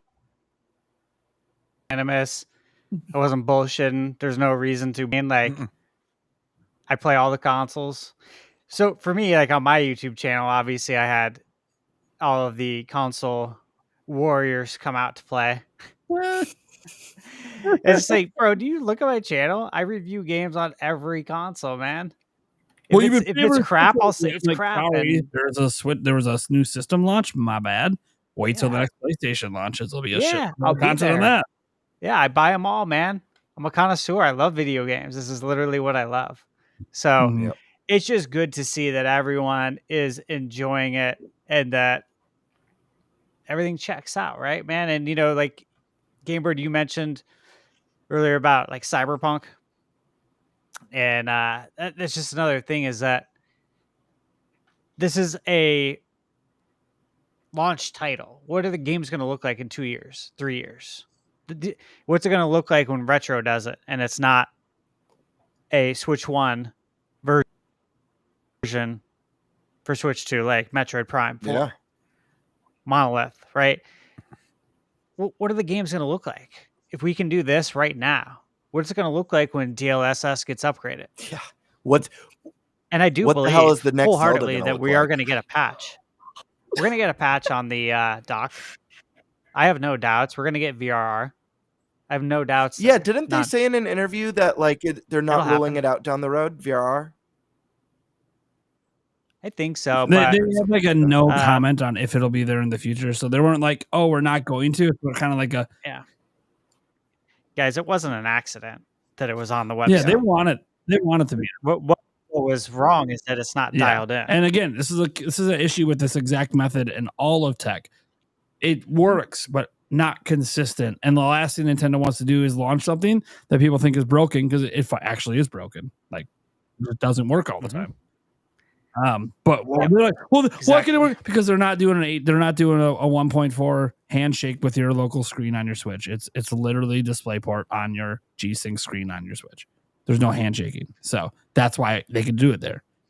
It's different when you got to go over USB-C to HDMI, which is the common display input for TVs. So, that said, before we dive into our deep thoughts on Mario Kart, because I think that's the huge launch game that we should really give some deeper thoughts on. I want to get to that story about GameStop. Okay, yeah, I can jump into that one. Give me one more second. One thing we didn't actually talk about, the kickstand. That thing is actually pretty damn nice. I know. Like you said, you did have one kind of complaint on that one, Nate, where if you kind of pry from the middle, it kind of bends a little bit, but if you pop from the sides, it doesn't feel like it bends at all. But that thing is actually pretty solid. So I just wanted to throw that out there. Yeah, I was worried when we were first looking at it in those reveal footage. I was like, this seems like a downgrade from the OLED kickstand. But you're right. No, it's solid. It's nice. Mhm. I'm not worried about it at all. Yeah, after trying it out. I'll say this. Even with the bend, I literally in my unboxing video just full grab and start fucking shaking it, and I was not even worried. Why did I do it? Because I wasn't worried. Right. No, It was I like knew nothing bad was bend. going to It happen. was And if something bad did happen, I'm about to make headlines. Either way, I win. I either win because I'm right, or I win because I'm horribly wrong, and it's going all over the internet. Mm-hmm. Kind of like shit. I broke my Switch too. Kind of like this next topic that we're going into. Yeah. Yeah. And to be fair, there is a positive end to this story, but is it positive? Look, I don't know. Let's just get into this because there's an article about IGN. When IGN's covering it, sometimes I've seen it other places. Yeah, too, I know, but when IGN covers it, usually means it's kind of a little bit of a serious thing here. So IGN's out here.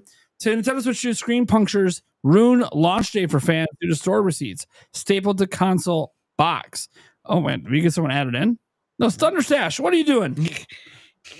Running away again. It's his internet. It's his internet or whatever network he's on, whatever Wi-Fi he's on.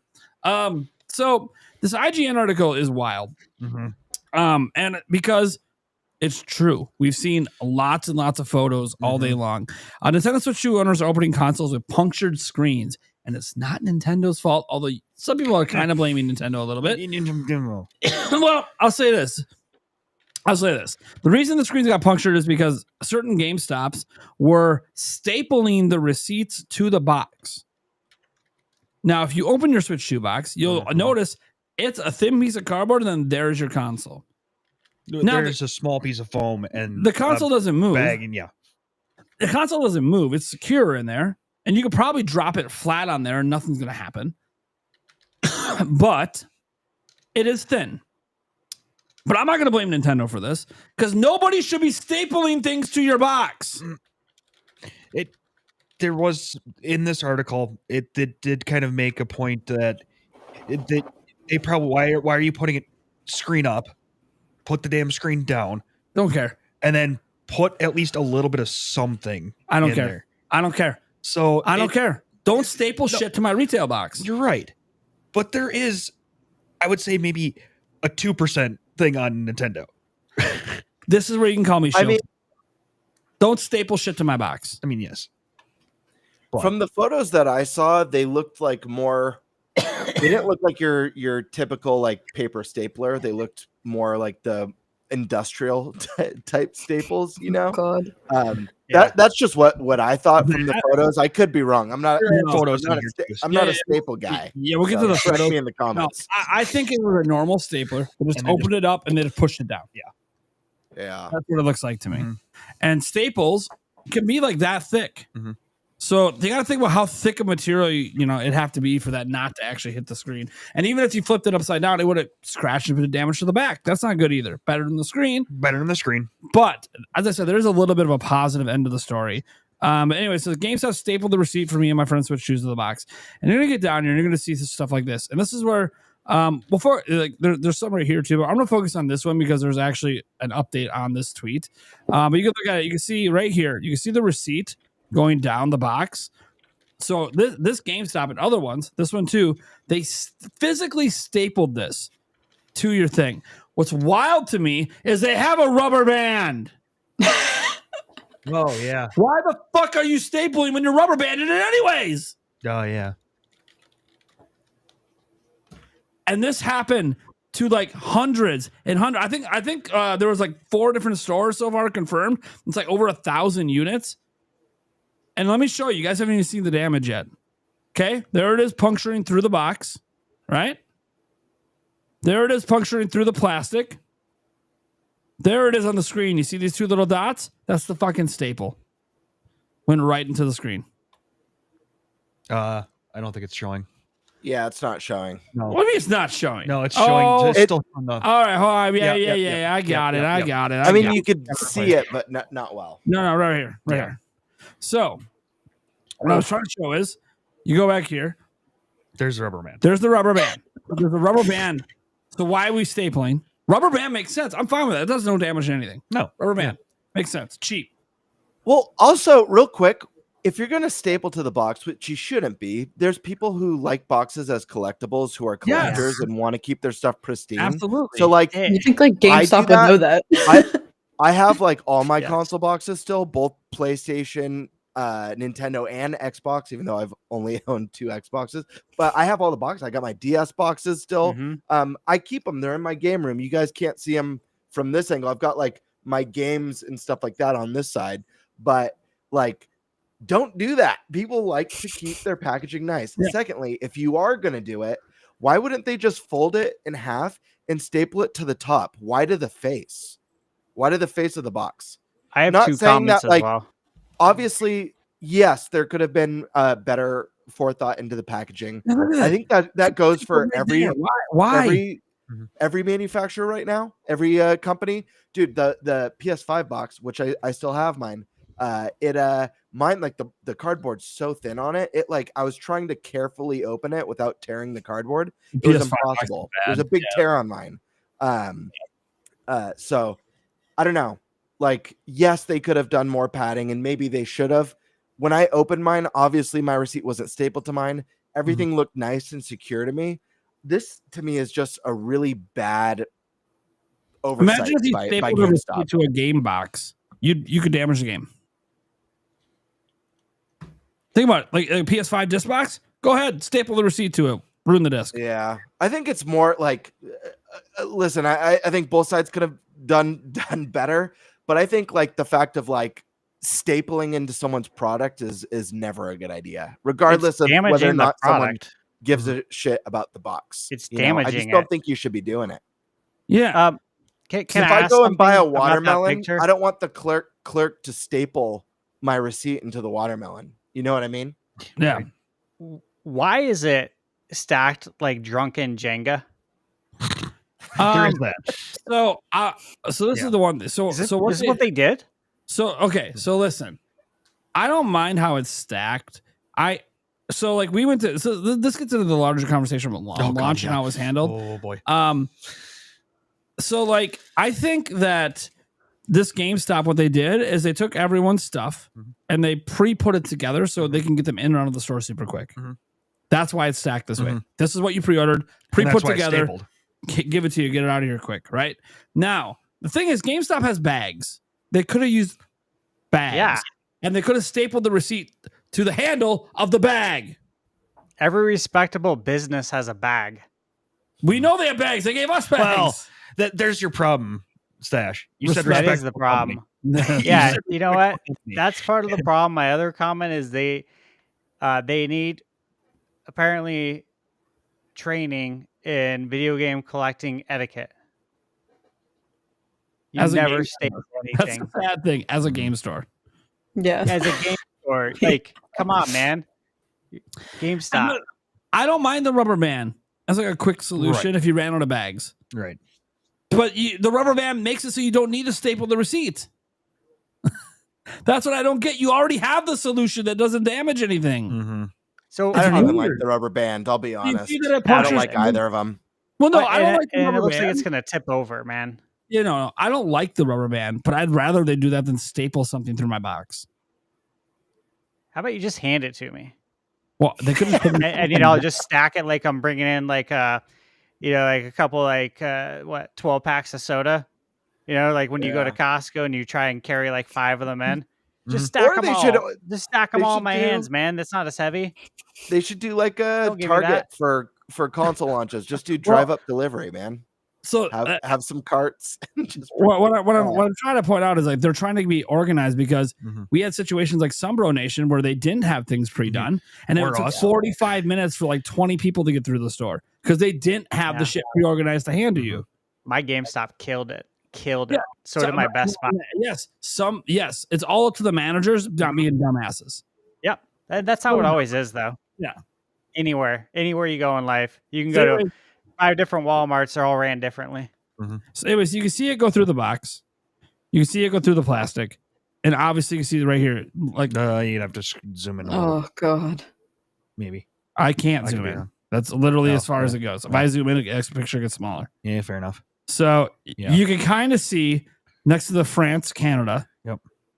You can see these little specks. Those are punctures from the staple. You can see rear on the box. Like this is the box. Like look where they stapled it. Like right where if you open the box, the switch 2 is right here. Mm-hmm. It's damaged goods. Yeah, it's damaged. I mean, it's just sell straight that down. on Woot. But here's the thing: it happened to a ton of using, like thousands of units. Now, the reason I wanted to bring up this person, it's horse shit. See if it's working. Okay, it looks like it's working. Is complete horse shit. There is, despite this being a horrible story, GameStop did right. Mm-hmm. Okay, so the generally, and I'm going to have to wait 3 months for a restock. I think it's a little bit of an exaggeration because they're going to have to take care of this, right? It's damaged. They damaged your goods, right? GameStop's responsible. So all these people had it done to their unit, right? Because they were all at that particular GameStop. But this is the update. For all those wondering, this GameStop branch actually came in clutch. The branch sourced around New York and New Jersey to provide replacements to everyone this happened to. Wow. Not ideal, but this is day one, and they got it fixed. That's cool. So credit to GameStop for being like, we fucked up. Mm-hmm. And we got to fix this today. Mm-hmm. Launch day, we got to fix this now. Any GameStop with extra units, we fucking need them. Because we fucked up their systems. You know who's in trouble? The manager of that GameStop. That manager of the GameStop might not be a manager anymore. I'm just throwing that out there. So bringing up this story, which there could be horror stories in other countries. And again, this all comes down to management and whether they're being good or bad. In this case, at these particular GameStops, really fucking stupid. Again, I was at GameStop, and our launch story is they didn't have any of our shit ready. And they were only letting 2 people in the store at a time. Mm-hmm. But at least they gave it to us in a bag. Yeah. You know? Yeah. Like right in front of us. We saw everything. We're all good, right? Well, like nothing was damaged. I'm missing an item. I'm missing a charge grip I got to call them about, but I totally spaced out on it. He asked me to check the bag, and I don't know. Dude, I'm excited. I want to get the fuck out of here. Right. Anyways, so I'm really happy that they were able to get all those units replaced same day. Like that's the biggest thing is that those people that have to wait for like RMA and wait for GameStop to process. No, they knew they fucked up, and GameStop said, "No, we have extra units at other stores. We're taking care of this. We're not gonna." Yeah, good on GameStop for that part. Mm-hmm. The reaction to the fuck up was good. The fuck up shouldn't have happened. And that manager is probably in a shitload of trouble because he just cost GameStop a lot of money. Because GameStop's gonna have to eat those units now. Mm-hmm. So GameStop ain't happy about the thousands of units they had to eat up. That being said, I wanted to talk about our launch experiences because it's something we can talk about. Like we all have a Switch 2, right? We all had our different launch experiences. Our launch experience was fine. No major complaints. Our GameStop didn't do anything special. There was not pretty much. There was a costume. We were the special. We were. He literally thanked us. Yeah. We went in the store to get our stuff. He's like, "Thank you so much for like running the show you were doing out there and the music and like you guys made this just so much better for everyone." I'm like, Yeah, I know. You're welcome for doing. As my mama, you're welcome for doing your job. Yeah. The thing you told us, you don't have enough employees to do. We're 2 people. You have 3. You could have played music. Wouldn't have killed you. You know, I played it off the Nintendo Music app. It's free. Mm-hmm. You could have just played music. At least put a Bluetooth speaker outside. You know, like not a big deal. You know, like I don't know what we're doing. I gave away some accessories I had extra from sponsors. Whatever. You know, you could have gave away more than a gift card for a costume contest. That's a choice you made. You could have gave away more stuff. You didn't. You know, like I didn't tell him what to do, but I'm like, It's funny being thanked when we have less people than you do. And the excuse you gave us for not doing more is you don't have enough people. I don't know. I like proper planning. You could have did something more. Like he talked about, well, we tried to get a food truck, but you didn't try that hard. Don't even.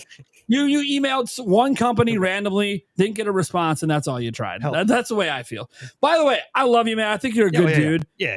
Here's what I'm going to say. Next time you have a midnight launch event for Nintendo, whether it's DK Bonanza or whether it's going to be like, I don't know if Bonanza's going to get one, but it sounds like Legends Arceus.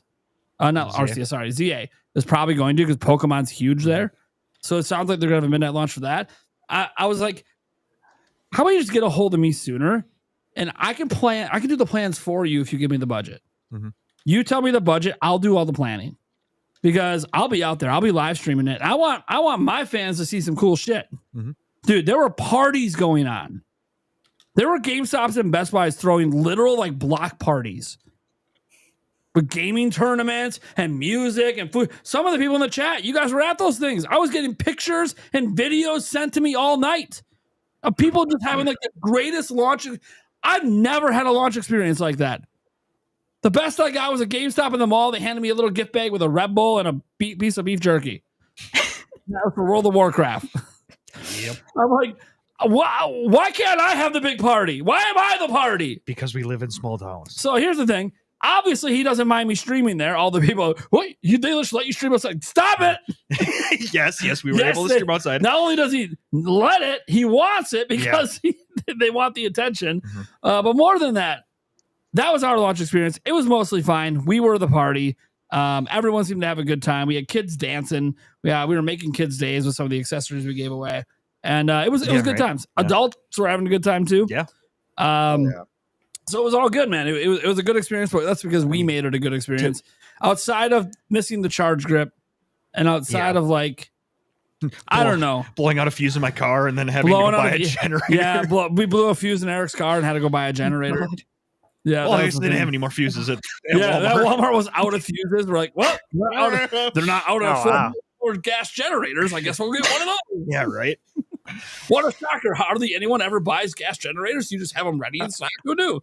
So now I'm the proud owner of a $400 gas generator for the next time we have to do this. It's a pretty nice generator, though. And it worked, and we did the show, and things were fine. Yeah. That being said, it was a good launch experience overall. I would say GameStop didn't provide much of a launch experience, but you know what? They didn't staple my receipt. There is that. So I got it in a bag. And technically, it's partially my fault because he asked me to check the bag, and I didn't see the missing charge grip. So, tape is still not even a good idea. I don't want tape on my box. Fuck no. That could you're gonna rip the box. No, I don't want tape. No, I don't mind when it's like the little seal tape. You can just cut that with a knife. Right.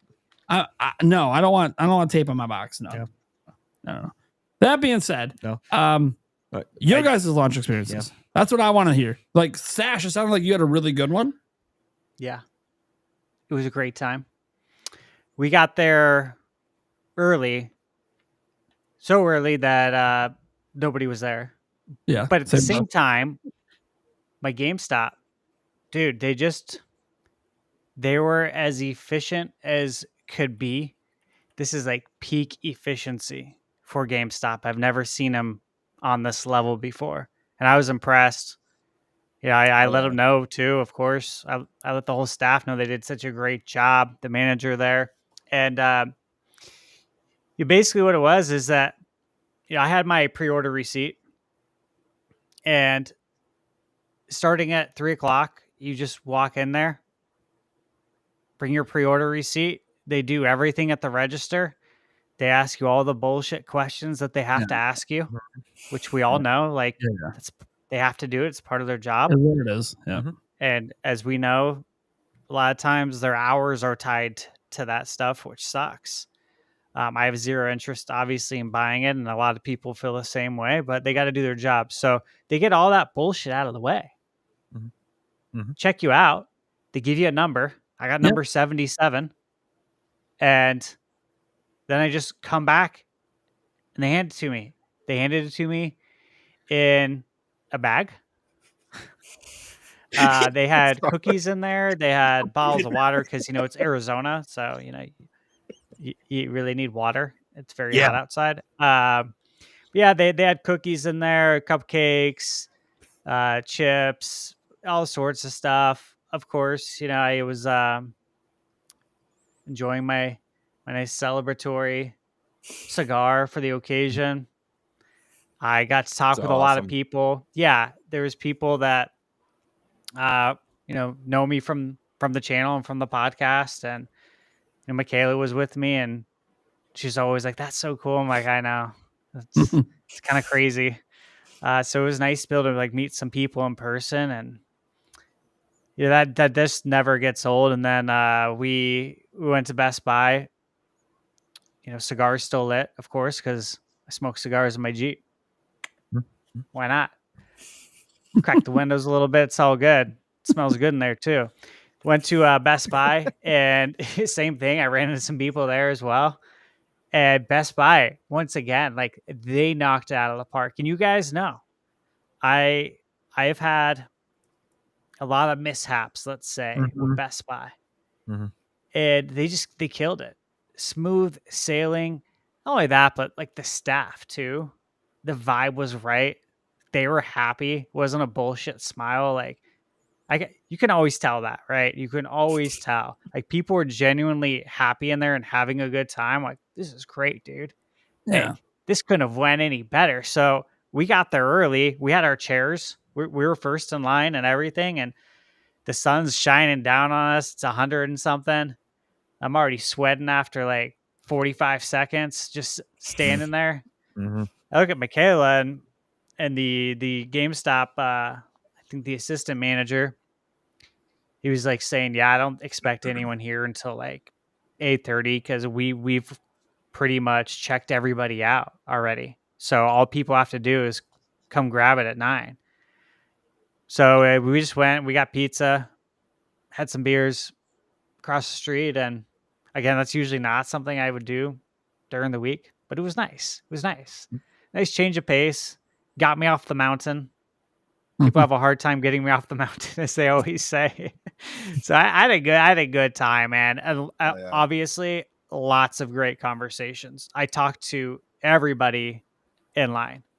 Everybody asked about, YouTube and the podcast, and it was just great conversations as always. That's why I always tell everyone you got to go out and do these things. So that was my night. Great time, man. All right. Alyssa, how did your launch go? Well, I didn't get a staple in my box. I got handed a bag. So they tried to separate the lines between the people that came and did like the prepay like that day of like June 4th then yesterday. Yep. So they had one line for that and then a line for anybody else that didn't prepay or didn't prepay that day. So I kind of felt like it takes me like 20 minutes to get there and then 20 minutes to come home and then I'm going to go back there later. So I was like, I'm not going to drive and go do the prepay. So me and like 3 other people were in the separate line. But of course, the first person in the line didn't have the prepay. So it caused all this like conflict. And then she was in there for like 10, 15 minutes. I wasn't one of the people, but when she walked out, everybody went boo. Brutal. Yeah, so that was annoying. I didn't leave until like 1:15. So, and there was probably like, I think they originally had like 35 units, but they might have gotten some more because it looked like there were way more than 35 people there. Yeah. But the people that did go in and get theirs, it was pretty quick, but they also did the only 2 people in at a time thing. They had 2 people inside, so 1 per cash register, and then the 1 guy outside. And the guy outside made, like, he was clear. We understood, but there was a few people in there that didn't listen or just didn't care. And then that caused issues with their system because they said if it was all the prepaid ones, they could make it go out way faster because I guess they have to switch between like the checkout process. But I'm just happy I got it. No staples in it. She did almost drop my Switch when she put it in the box though, and I was gonna lose my mind if she almost dropped it. I was like, they gave me the wrong case too at first. I'm like, she gave me like the Nintendo one, but I got the GameStop one that holds like the dock and everything. So I was like, oh, that's not the one I got. So she had to go back and get it. I'm like, I just want to go home. Yeah. So I recommend going and prepaying. Yeah. It's you will save time. Actually, I didn't think I would, but you would. There you go. All right, Game Bird. Man, my experience was obviously different than you guys. I didn't get my Switch until today. Oh, you were tripping. I was tripping, dude. You were bad. You were. I felt bad for you. Yeah, right. I was tripping. So, I had the Walmart pre-order from, pre-order night when we all pre-ordered together. And there was just no way that I was going to be able to, as a backup, go to GameStop last night. I had other things going on. I've been having some maintenance done at the house, and there was just no way it was going to happen. And so I had pre-ordered a unit for myself. My wife helped my friend who just couldn't get through my best friend who couldn't get through the queues, and she was able to pre-order instantly for him. So he was going to come up late that night and stay the night, which he did. And man, everyone, my wife, co-workers that I have who pre-ordered it, they were all getting your orders preparing to ship. Nothing from me. I'm like checking every day all week up till yesterday, man, and nothing. And my wife, she's like, yeah, I got the email like 4 days ago. His was saying my friend's pre-order that she had was saying delivering by 9 a.m. and mine just said pre-order arrives July 5th, and it was just an order place. No preparing, July 5th. nothing. Yeah, or sorry, June 5th. Sorry. Okay, I sorry. was Yeah, sorry. Okay, I was like, oh, I'm like, I was shit myself. I went sorry. Yeah, I misspoke. June 5th. And so I was pretty panicking. I obviously was messaging in our group chat, like, dude, what's going on, guys? Yep. Stash is like calming me down a little bit with like a theory that makes sense. I end up calling Walmart. And the guy was no help at all.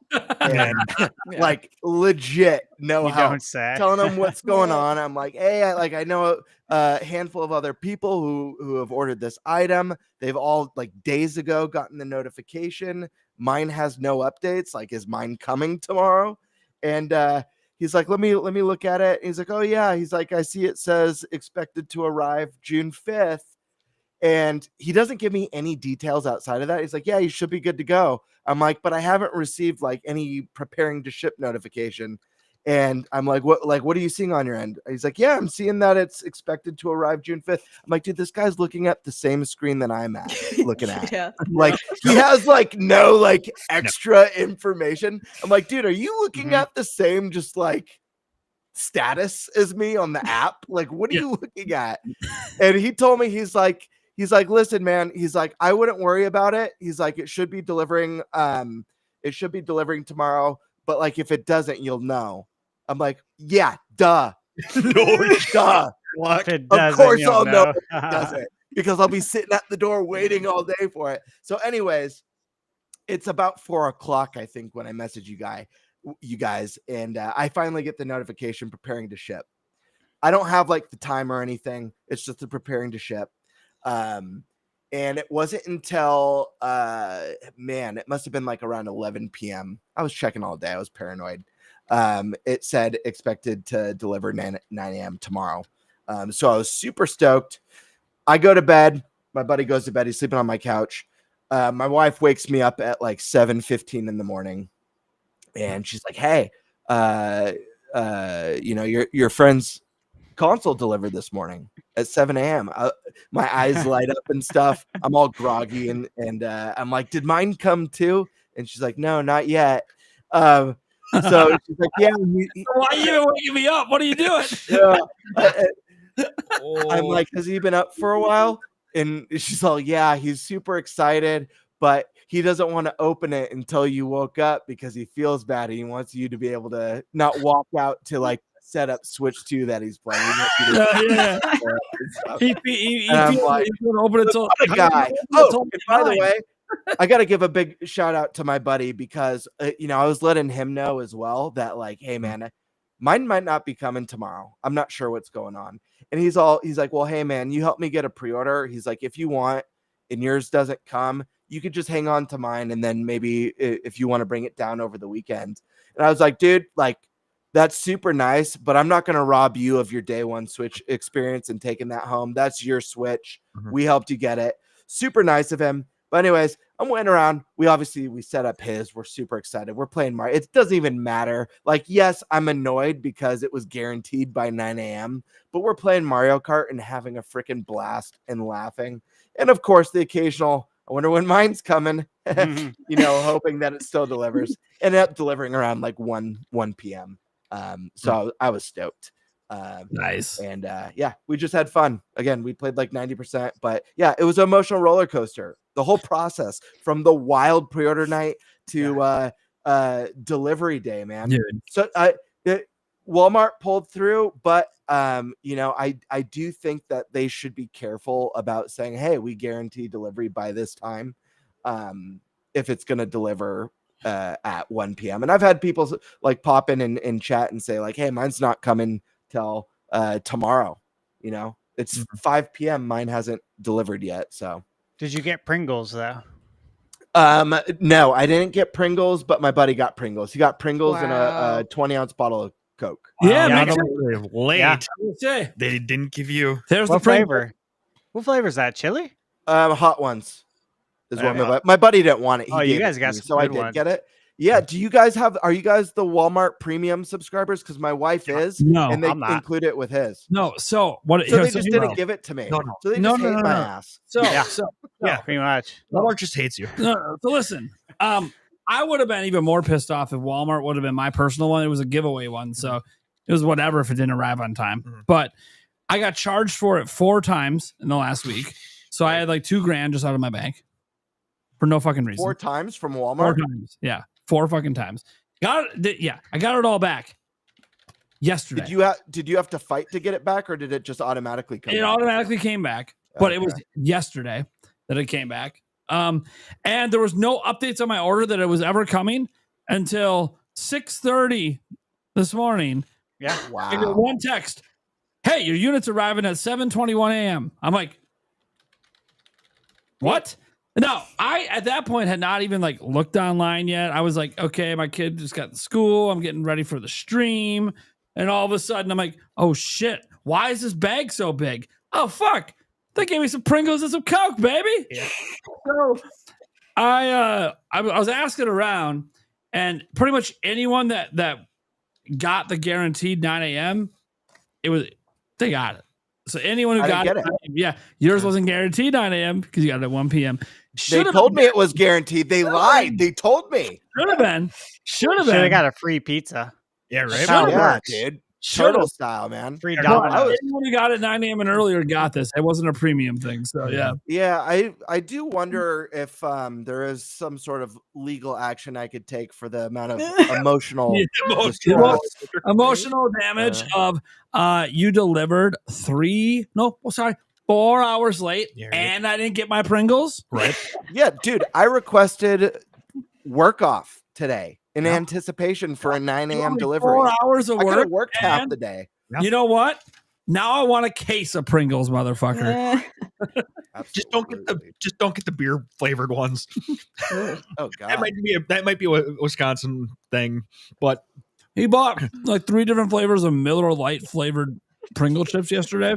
It's like, what are you doing? That doesn't just sound good. they're beer can chicken, beer brats, What? beer braised, Can chicken. beer braised steak, They all taste then- like shit. loaded potato. Wait. This is what? This is Pringles? Pringles. Yeah, Is this only in your guys' it might be. state, fascinating. possibly? Might be. It might be a pairing with Miller Lite. Like a local flavor kind of thing? It might be. Yeah, I Dude. don't know. we don't know. How are they? Disgusting. Terrible. Oh, that sucks. Yeah. No, I kept thinking, you know what? If I was having a Miller Lite while I ate them, I might have thought different. I hate beer. 'Cause But I drink Miller Lite. Yeah, you hate beer, so why are you buying beer flavored Hey, shit? hey, Miller Lite or High Life? it was Miller Lite. No, what do you drink? Miller Lite or High Life? I drink Miller Lite. High Life, baby. I like High Life too. And lately, because of the Champagne. calorie cutting, as I'm sitting here eating the fucking Pringles, Yeah, I said, right. because I never buy myself chips. Right. I've been doing just the MGD 64s because I'm trying to cut the calories down. But And because of Nintendo 64, of course. well, I mean, that's Absolutely. I was gonna say Yeah. you forgot Only reason. Nintendo. Only Half reason. the reason why. Yeah, I'm not a Miller. Yeah. I'm not a Miller Lite guy. You know what? You know what kind of crappy beer that I enjoy? It might just be the can that I like. The can I like holding the can. PBR. Oh, Yeah, PBR is class. I know Yeah. it's. I know it's. everyone's had Hey, PBR. dude, I love PBR. Like I love it, but I don't know if I actually love it. I mean, it's not bad.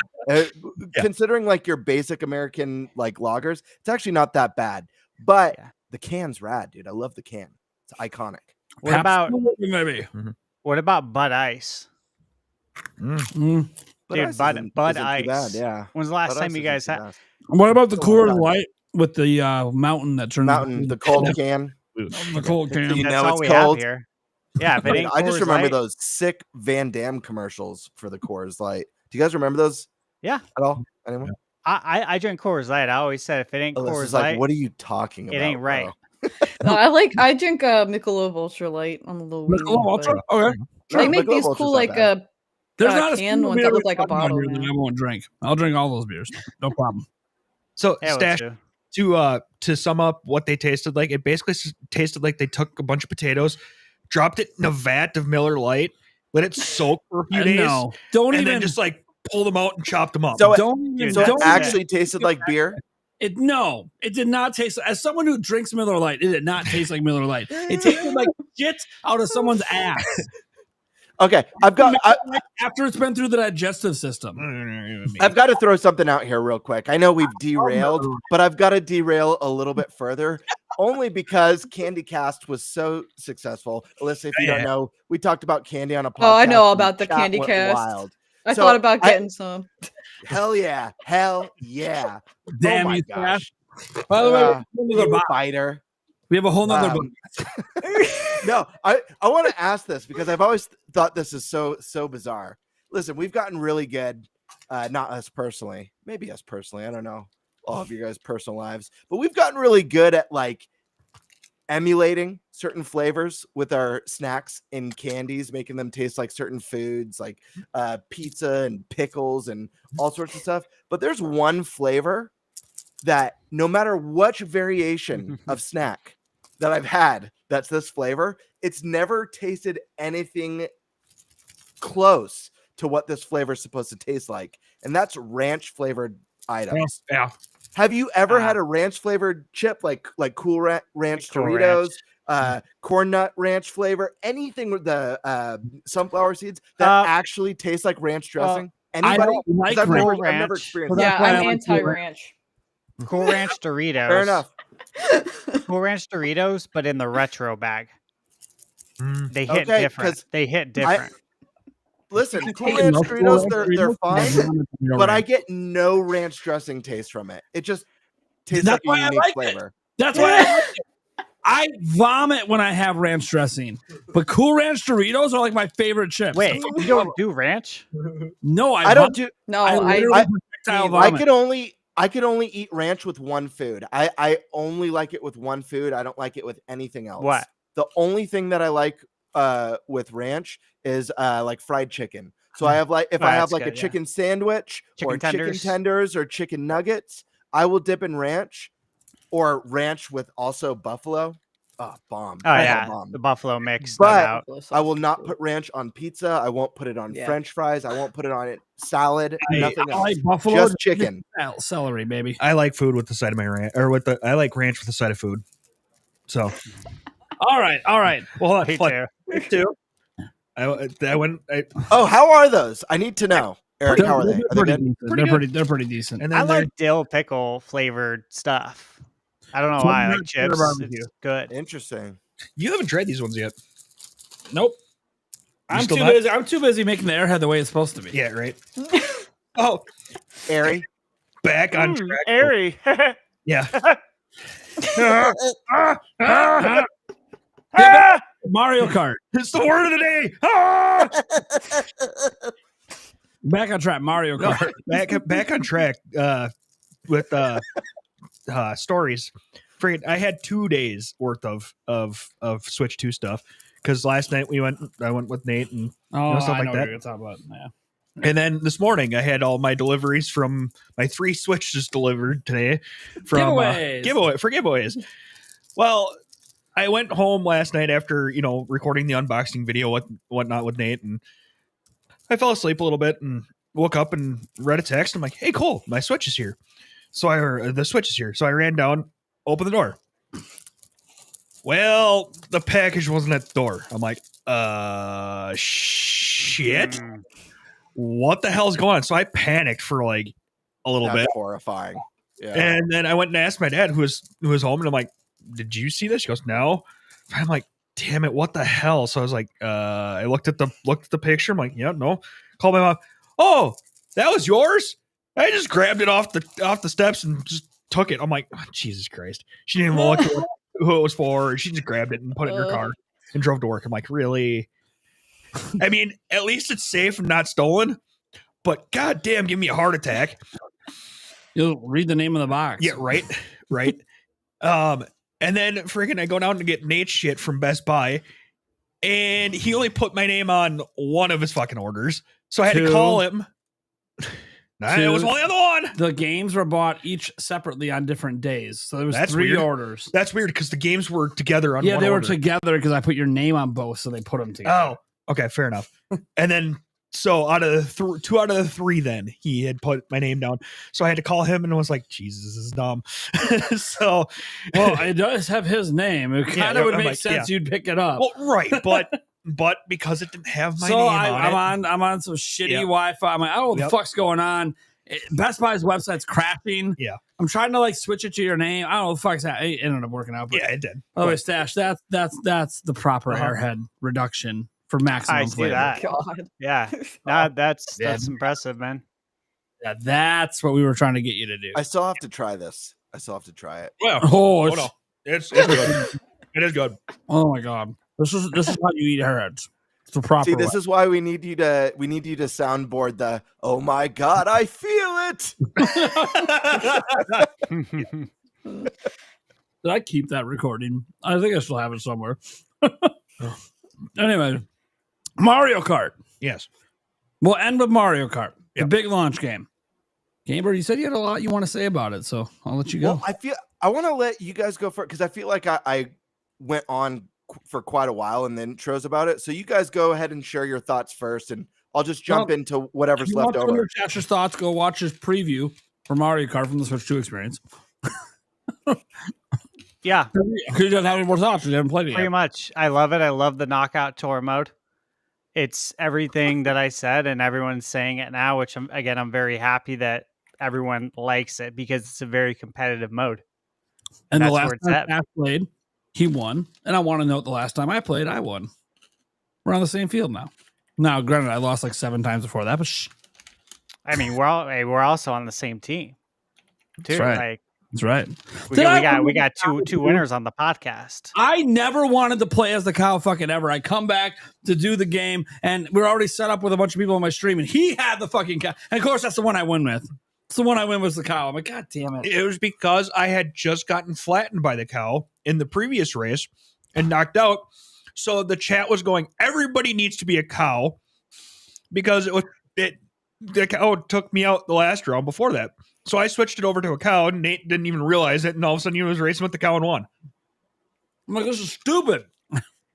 My first Cow's gonna get a lot of play. character I never wanted to be. I never wanted to play the cow.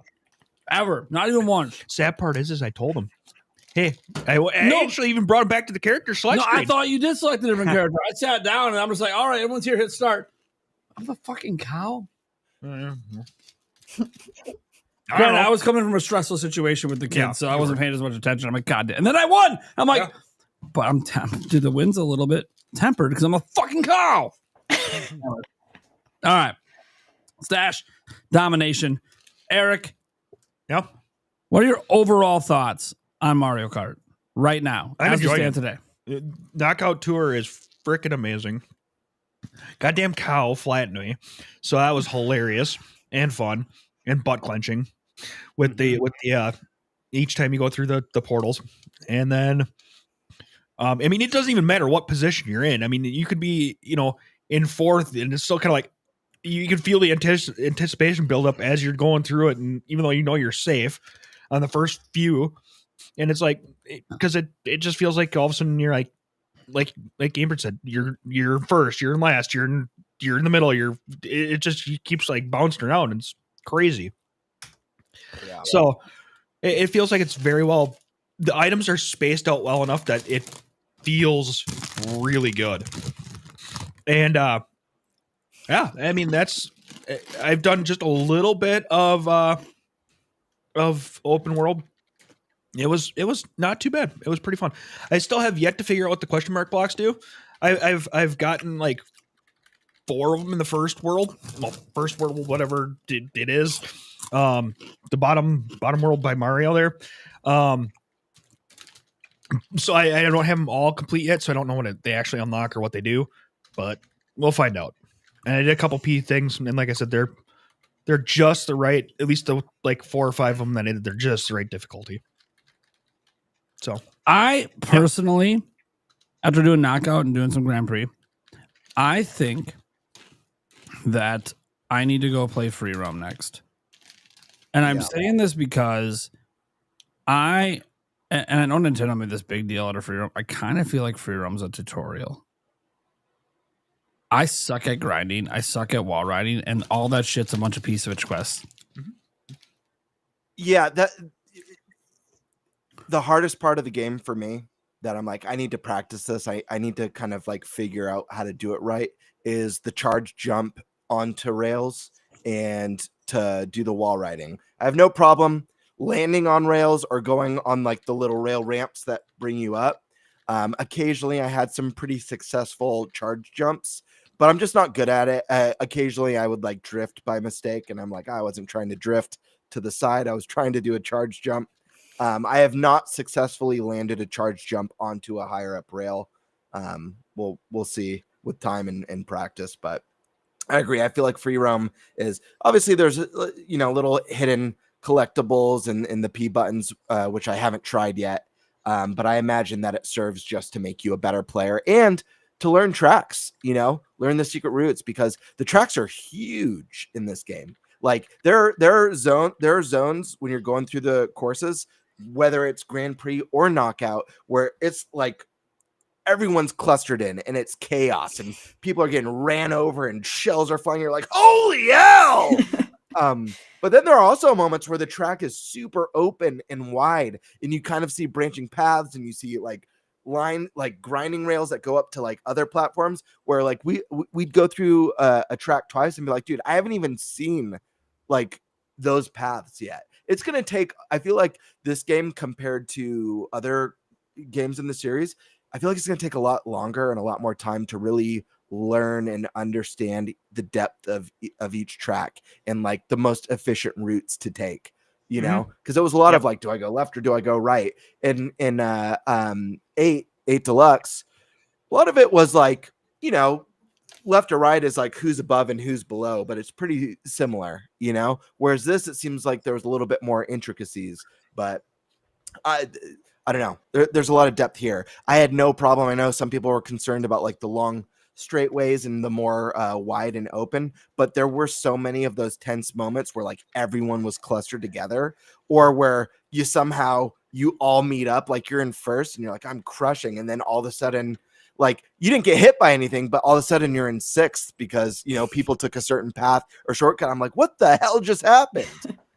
So that's going to be fun to discover. And I don't know about you guys, I found myself sacrificing my positioning just to grab the food, because I've said it a dozen times. I love unlockables.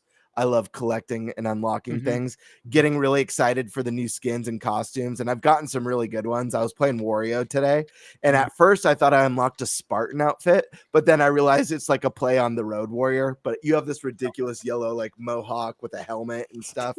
It's rad. But yeah, unlocking the costume. I love the Road absolutely. Warrior. It's one of my favorites, but it's cool.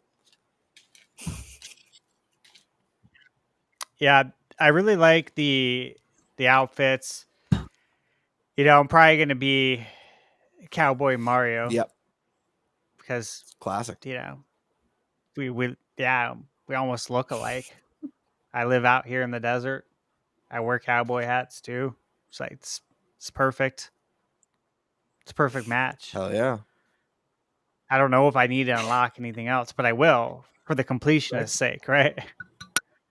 Nate, what are you pouring there? They hit the 69 streak, which means I have to chug a beer. And it's never been more appropriate than to celebrate the Switch 2 launch. You had the cigar. Absolutely. Amen. Yes.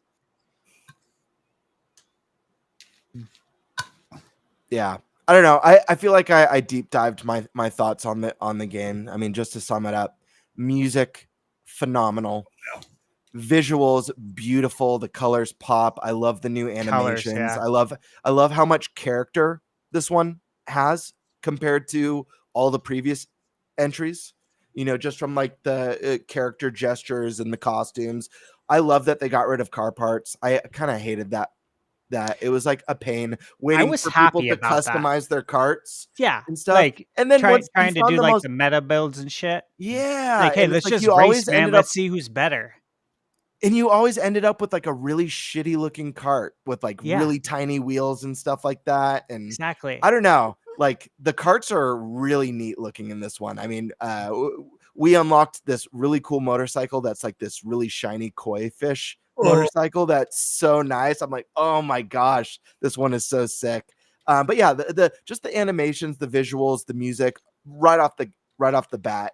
I'm loving the tracks. Some of the reimagined tracks are really wonderful. The balance of, like I said, how it's like, unlike previous entries, like you end up far ahead and like that's it for the entire race. Whereas this one, there's a lot more, like your position can change a lot more. The AI feels better. There's no items that I hate in this game, which is really nice, where I'm like, this item's lame. I like all the items. Kamek's a lot of fun. I really like the mushroom that makes you big. And I got that. It was my on one of the races, it was my first item. And we were all clustered together. So I literally ran over like 12 riders it was just a hilarious sight right from the get-go. I'm like, I love this so much. Knockout is easily, in my opinion, the best mode we've ever had in a Mario Kart game, period. And we've talked about this many times, but dude, Beerio Kart Knockout Tour or Knockout mode, we got to make it happen at some point. Seattle. So much fun. Seattle. Yeah. It's time. Absolutely. You got to make it happen. Absolutely. But yeah, I this is the most fun I've had at launch. I haven't done anything single player. It's been strictly multiplayer with my friend. And we just had shitting and grins the whole time, man. We were just like, we kept complimenting the music, the visuals, how much we like the courses, all the interchangeableness of like cutting through the tracks and seeing like the track from like different perspectives.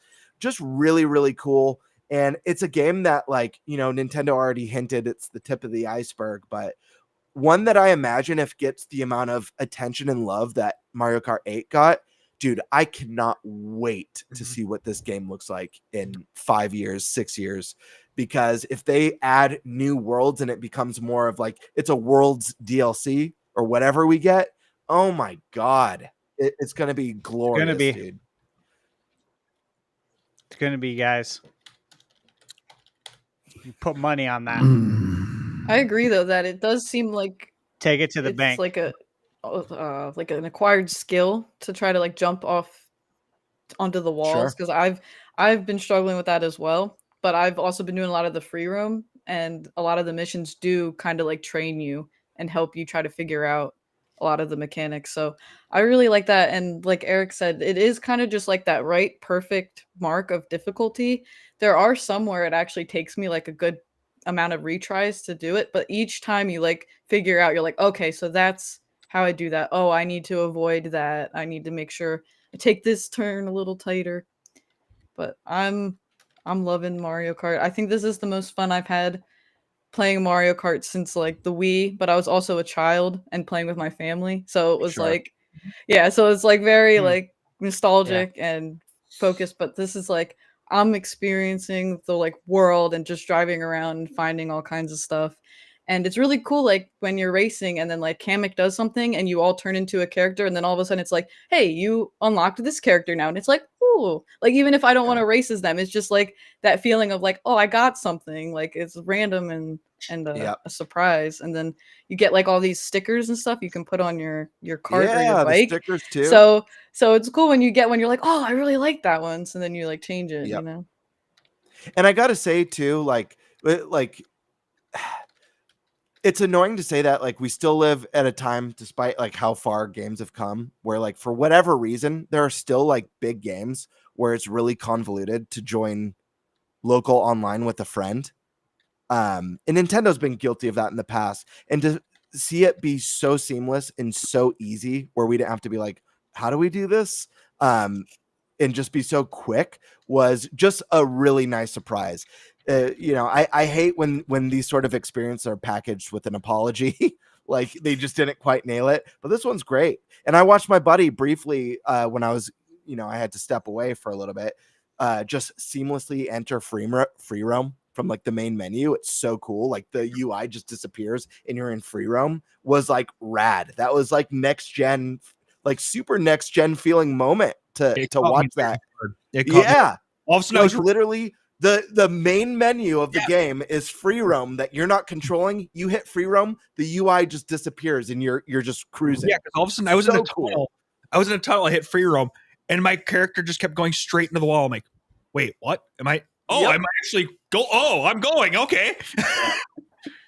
Yeah. So just an amazing experience. I love the balance. It feels like this is going to be one too, despite being so welcoming and like easy. Like just like feels like a great entry point for the series for anyone who's like curious to dip into Mario Kart.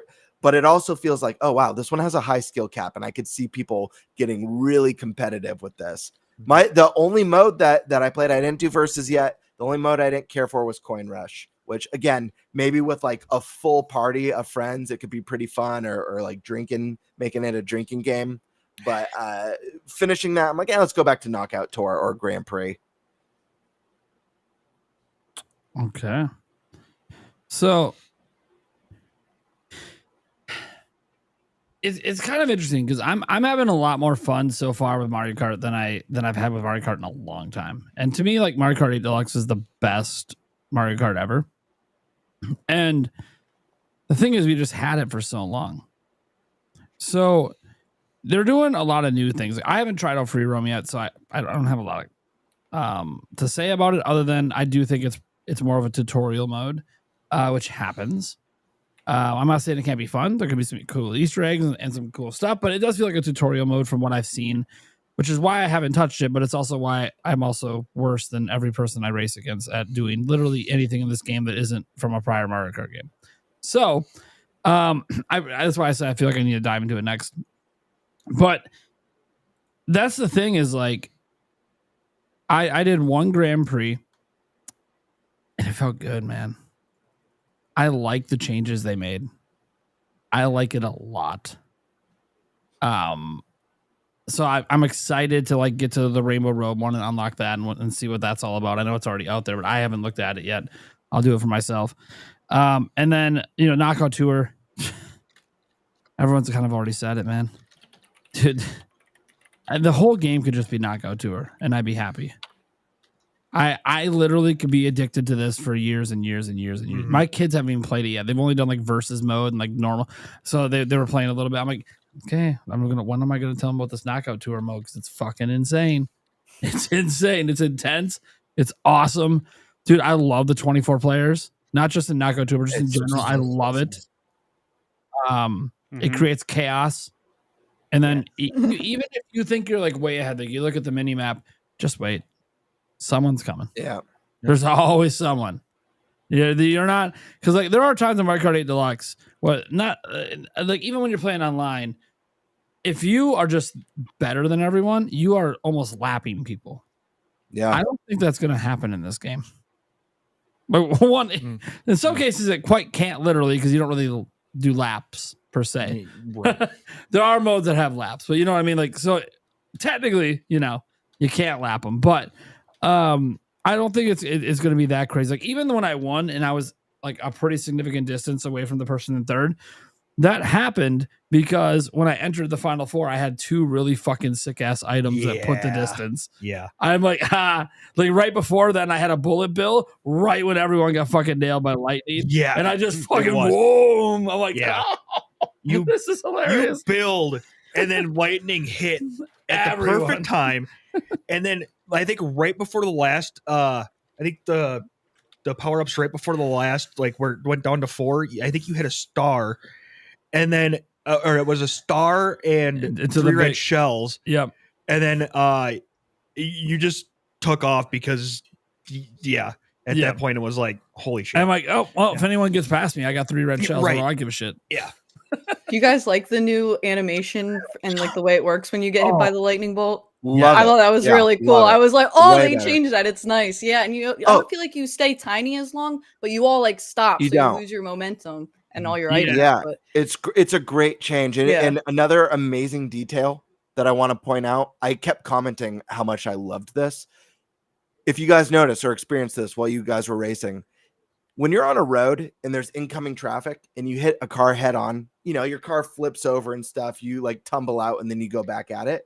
But so awesome that they added this little detail, just the attention to detail I love. If you clip a vehicle, you don't tumble out. Your car like swerves and like tips a bit, and then you keep going.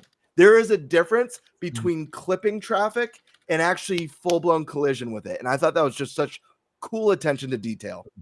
I also love little like things the like tumble that. animation That's awesome. instead of like the spin out. I like Yep. that little change too. I feel like with this one, if you get when you get hit by an item, you aren't as stalled as long. It feels like you're back racing a little bit faster. It feels like it feels like you. I mean, that was intentional. You get 24 it hurts. racers. It hurts, but it doesn't you're not like, okay, come on, let's go. But come on. I'll tell you why. It's because there's 24 racers. Yeah. You could potentially get hit by like 12 items in a row. I know. Imagine if it had the same slowdown timing as 8. My God, you're done. Everyone finished the race already. Yeah, right. Before you even move. It's kind of like it's basically like in other games, but when you get hit with items, it's like you get staggered a little bit and you fall back a little bit, but you can still pretty quickly get back to hitting the ground running, which I think is awesome. And right. That was one thing I actually really liked about playing at Switch 2 experiences when you did get hit with something. Okay. Even falling off the level, it's like you feel like you get back pretty quickly, and it doesn't take to you like forever to drop you down and go away, and it's like, oh, here. All right, bye. Okay. Let's get to the super chat and questions here. Or sometimes just statements. For starters, going all the way back to the beginning, Joey Pitts, hell of an intro. Switch to hype. Oh, get used to that intro. It's getting used all season long, baby. Hope you're ready for that milk. By the way, I need to see the original Vision clips. I need to see it. That's a requirement. Yeah. The wife doesn't need to know, man. She doesn't need That's so funny. Oh my gosh. The thumbsticks on the Pro controller are life. Dude, they're so good. They are good. I just longevity we can't say yet, but yeah, look good, feel good. So this is a person that from one of my prior live streams. He's got like the Ghostbuster ectoplasm vehicle with everything like just decked out with all the alarms and the lights and everything. And he went to launch with it, and he was blasting the Mike Odyssey "My Body's Ready" song for Switch 2.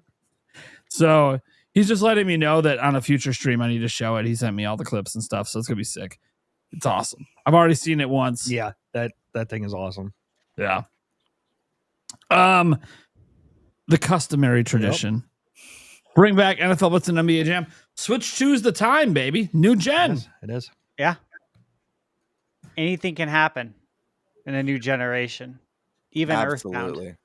Earthbound. Dude, if you watch any of those like indie showcases that have just happened, there's like 30 Earthbound likes coming out. Earthbound likes, Wild. Metroidvanias. I'm like, dude, is this the time? Yeah. Is this the thunder that Nintendo needs? I think so. Demonic says, who all is hyped for anything coming to Switch 2 getting announced at Summer Game Fest? Oh, dude. Super. It'll be interesting to see what they do. Nintendo's still a partner. Nothing changed there. I fully expect they're going to have a trailer for something. I don't know what. Could just be more Bonanza. Could be Metroid. Could be whatever. We talked about this, last week, I believe. So, yeah. So you don't think they're staying in like a hotel or something? God damn it. What are you doing to me? You said you think Nintendo... I'm pretty sure they can afford hotel accommodations. It makes it even better because like your internet will cut out at the most perfect time, so exaggerates the pause even more because you are just perfectly still. And it's the best thing about stash humor. Here's the best thing about stash humor is like sometimes people like you don't get it, but like I feel like Stash gets off on the fact of like the explanation afterwards. You know, like this. I love it. I do. Hey, can I actually add something serious about that? Why aren't we talking about Final Fantasy Tactics? Oh, dude, yeah. And free upgrade if you get the Switch 1 version too. And the Switch 2 version is not key card. It's a code in a box. Yeah, get the Switch 1 version. So I just pre-ordered the Switch 1 version from Amazon, $50. Comes with an exclusive poster. He really hates that game. Nice. Wait, you don't like Tactics? No, the code in the box thing pisses me off. Oh, yeah. Okay. $50 though, and it's a free Switch 2 upgrade. Yeah. Like, dude, that's pretty nice. Yeah, that's super nice. And I'll add this. Despite like any big Nintendo announcement at Summer Games Fest, at the very least, expect Switch 2 logos everywhere. Yeah. I'll say that. Expect those everywhere. Yeah, I'm going to have the two TVs. I'm going to roll out my 75-inch right here. I have it on wheels, literally. I'm going to roll this out and put it next to the 85 in the other room. Switch 2 on the big TV, and then Nate live streaming Summer Game Fest on the other TV. It's going to be fun. Dude, it's going to be nuts. Nate, I'm expecting a lot. I got an idea for you. You can make a little drinking game out of it. Every time you see a Switch 2 logo, you take a shot. Oh my God. I might not live. Yeah. Passed out by 11 a.m. Yeah.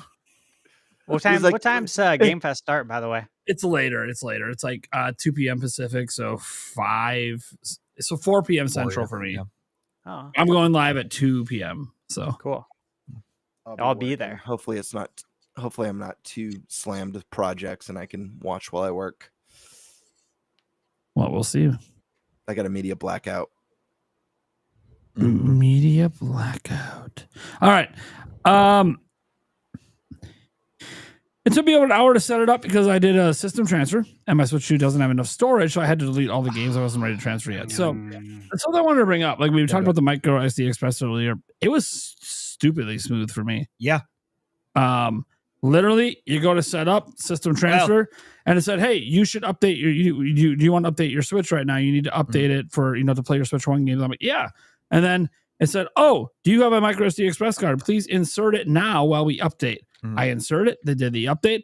They said, "Hey, it works now. Don't take the fucking thing out." I said, "Cool," and then everything just worked. You did run into one issue, but it was because the charge cable wasn't. No, there was no issue. I wasn't using the cable that came with. Yeah. That was it. I was using the fucking little cable that goes to my wireless charger for my phone. Yeah. Sorry, the Nintendo Switch wouldn't allow me to do a system transfer with only 10 watts going to it. I'm not going to blame the system for that. Well, no, I know. But I'm just saying. I would call that a problem. Something. Use the charger it came with. Yes. I was too lazy. I needed my Switch 1 charger. That's what I didn't have. It wouldn't, because you were using it. Yeah, it wouldn't really. Yeah, because my Switch was you were dead. using it. So, yeah. Anyways, the micro SD Express thing, everything was super smooth for me. I had no issues. So, and if you do plan on doing a system transfer, do the system transfer when they tell you to do the system transfer, or you'll have to factory reset your Switch 2, which is how it works on Switch 1 as well. Which is fine. If you want to just get into it and play for a little while and then factory reset it and then do your system transfer, sure. But just know you'll have to do a system factory reset if you don't do the system transfer. It's stupid. If you want to do the system transfer, just do it. Yeah. I got that photo. It's great. Joseph Forbush, to Nintendo Prime and the entire Nintenbyte cast and family, love y'all. I haven't felt this much childish joy since my GameCube. Bless you. Love seeing that. Yeah. I love that. Means a lot. That's an awesome comment. Love it. What are you laughing at? What is happening? Gamer was just yeah. As he's talking with his picture. Everyone, do you feel that? Oh my God, I feel it. I feel it too, Gamebird. What is it? It's the power of our podcast. Dude, I'm old. Gamers, you're so fucking awesome. The only problem. I got to get screens to you guys. We got to figure out how, if you guys have to step away for a second, Yes, we could please all do have that like for the them. celestial that. power of the podcast. Celestial photos. power of the podcast. Yeah. Don't care about OLED. I play in dock mode only. Yeah, There you go. All right, fair enough. There you go.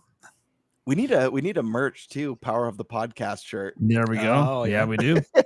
Roger Enyart, are any of you still having issues connecting controllers to the system? You think they would fix this issue from the Switch? My Pro won't connect. You know what's interesting? When I read this earlier, I kept thinking, I've never had this problem ever. Did This is one of my you fears plug it with in? Switch too. Like with the USB cable it comes with? You could. No, I paired mine no literally problem, just and I was like, hit "This the is so much pair better than button. Switch." I just hit Yeah. the pair button and it worked. Same. I've had troubles on Switch 1. It was seamless on this. I had no issues on Switch One. I've never. I have to pair. I have to switch them between systems all the time. No problem. Yeah. Did run into one goofy controller thing today though. What? With when your kids had the Mario Kart in the car. Oh, I know why. Okay, yeah, you can say it though. It's Yeah. fine. So you can't apparently have the Joy-Cons connected and then use another set of Joy-Cons It's just a Mario as like a Kart. second with Mario Kart. Yeah. Yeah, basically, my kids were trying to play multiplayer together, where one would hold the system and one would have their own controller separate and look over their shoulder. Mhm. Won't let you do that. You have to actually take them off the system. It was weird, but I mean, it makes sense. I guess so. It's they can't go, hey, you can't see now. Yeah, right. Yeah, because knowing your kids, they would. Actually, knowing No, any kid, they no. probably would. It's fine. It's really not Yeah, that it big a was deal. just goofy. I was like, well, all right, whatever. Yeah, Sure. I don't give a shit. Yeah, They're just happy they get to play. yeah. There's that. So yeah, sorry, I don't really know what to tell you. I mean, obviously you could try plugging it in with a wire to do it. That's like easy way, usually, to get it to work. But I literally have never had this problem. There's that. Why are we looking at this? Because the comment. Oh, tip for battery life. Tip for Put the battery brightness down life. at least. Get a battery bank. Right here. Don't ever worry about it again. Let's get a battery bank. It's that easy. Genki's got a solution that that's the attaches to the back of the case. Yep. Belkin's got one that got an in. I can say with that. The case. D Brown, you said non-compete. I could talk about other people's products. Don't get mad at me, you bastards. You I didn't just got sponsor this the podcast. Anchor one on Amazon for $13.99. Anchor. Nice. Nice. Thought I might need it. So Oh, man. can't beat it. I Is what picture Stash in a vest that's fit like a combat vest that's just filled with Switch battery packs. Yeah, battery packs everywhere, and like a Rambo bandana. We're gonna be at PAX West. And I'm gonna be like, God, I gotta sit down for a little lunch break. I play a little Switch too. Be like, oh, hey, I noticed you're at 15%. Would you like a battery bank? Just whips it out. He just pulls it out of his pocket, takes the USB-C cable out, and chucks it at you. Yeah, even best, he's like, hold on, I got right behind the stash. Here, just plug this in. He's like the merchant from RE4. What you buying? Yeah. Yeah, I love that guy. Yeah, a trench coat, and then he opens it up, and he's got just a whole bunch of Super underrated character. Hit your poison. One of the best NPCs, right? Oh, Ever. He's a creep, and I love it. Love it.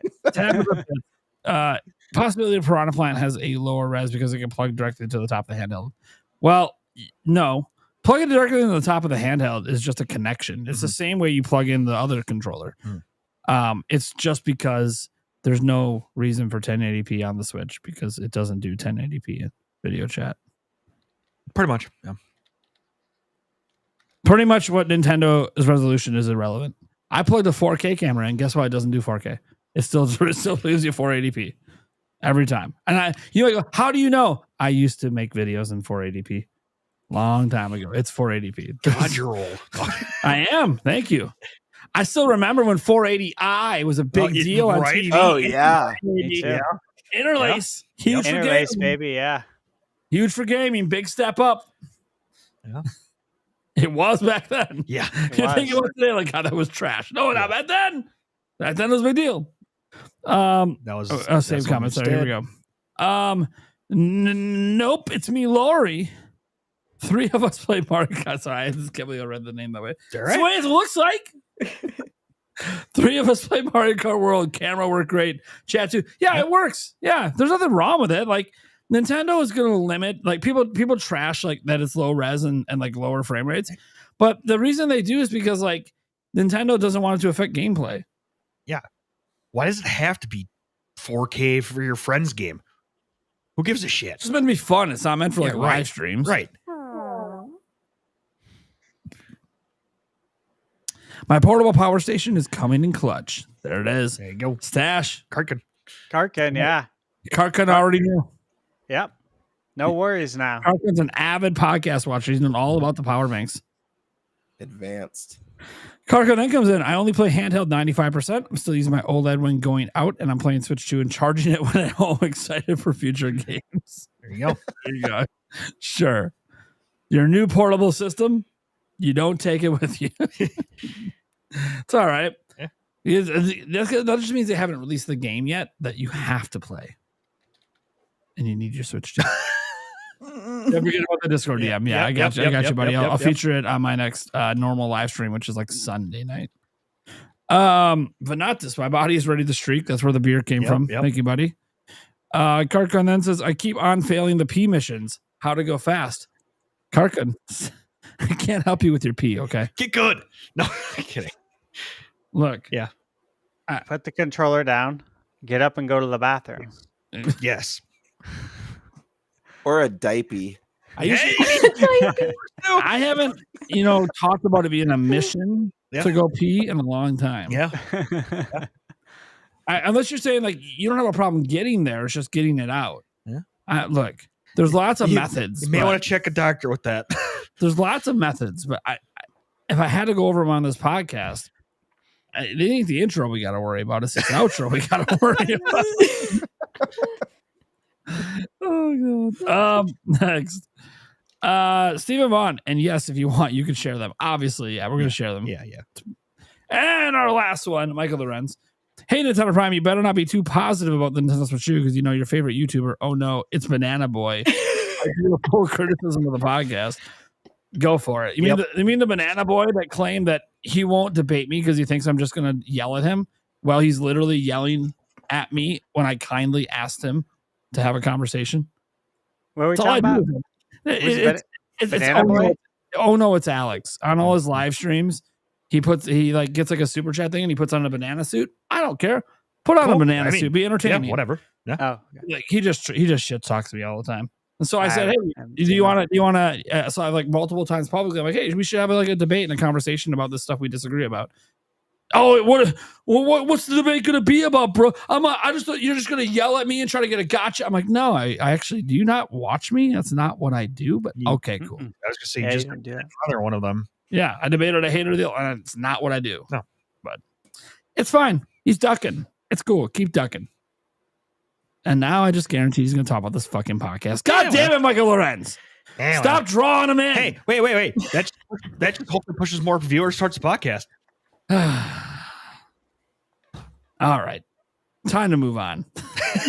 Let's go ahead and go around the room and say our goodbyes to the Switch 2 launch podcast. Sky Sword Alyssa, tell them what you got going on, where they can find you. So I'm on here on YouTube at Skyswords Alyssa. I do plan to start a new file on Breath of the Wild. I was waiting for the Switch 2 version to come out, so I'm excited to re-experience that again with the Zelda notes. So yeah, that's pretty much all I got planned for now. Okay. And it took me all stream to realize your camera was backwards. I'm like, I'm trying to I realized too, I didn't remember how to fix this. I'm trying to read Spider-Man in the background. I'm like, why is it back? Oh, right. I could like one click fix this. But you had great timing on that because she said switch. I know. I'm not flipping the camera. I'm like, hey, that's perfect timing. Now the Birdman. Can I ask you something, Primey? Mr. P. There it was. Wait, I'm the only one that's going to get hit. I've noticed a trend on the podcast since I joined as co-host. Every time it's my turn to speak, there's always a deep sigh It's always, let's go to Sky Swords Alyssa. Now let's bring it over to Eric Moore. We're gonna go over to Thunder Sash. Bird. It's a theme, dude. Is there anyone else? True. Noticed No, this? I've noticed this too, actually, and So- I'm glad you brought it up today. 'Cause I'm being He's too serious. excited to like- get to you. He's just like, oh, Listen, I don't have an issue with it, but listen. Let's just say curiosity killed the cat. Yeah, just like, why do you do it? Is the question. All I did today was go. I was doing the thing from the bit from the. No, but before that, it was before you fixed Alyssa's camera. You were about to go over to me, and you did the. Yeah. You did it at the start of the show. Do you not remember what you said on your very first episode as co-host? I don't. What did I say?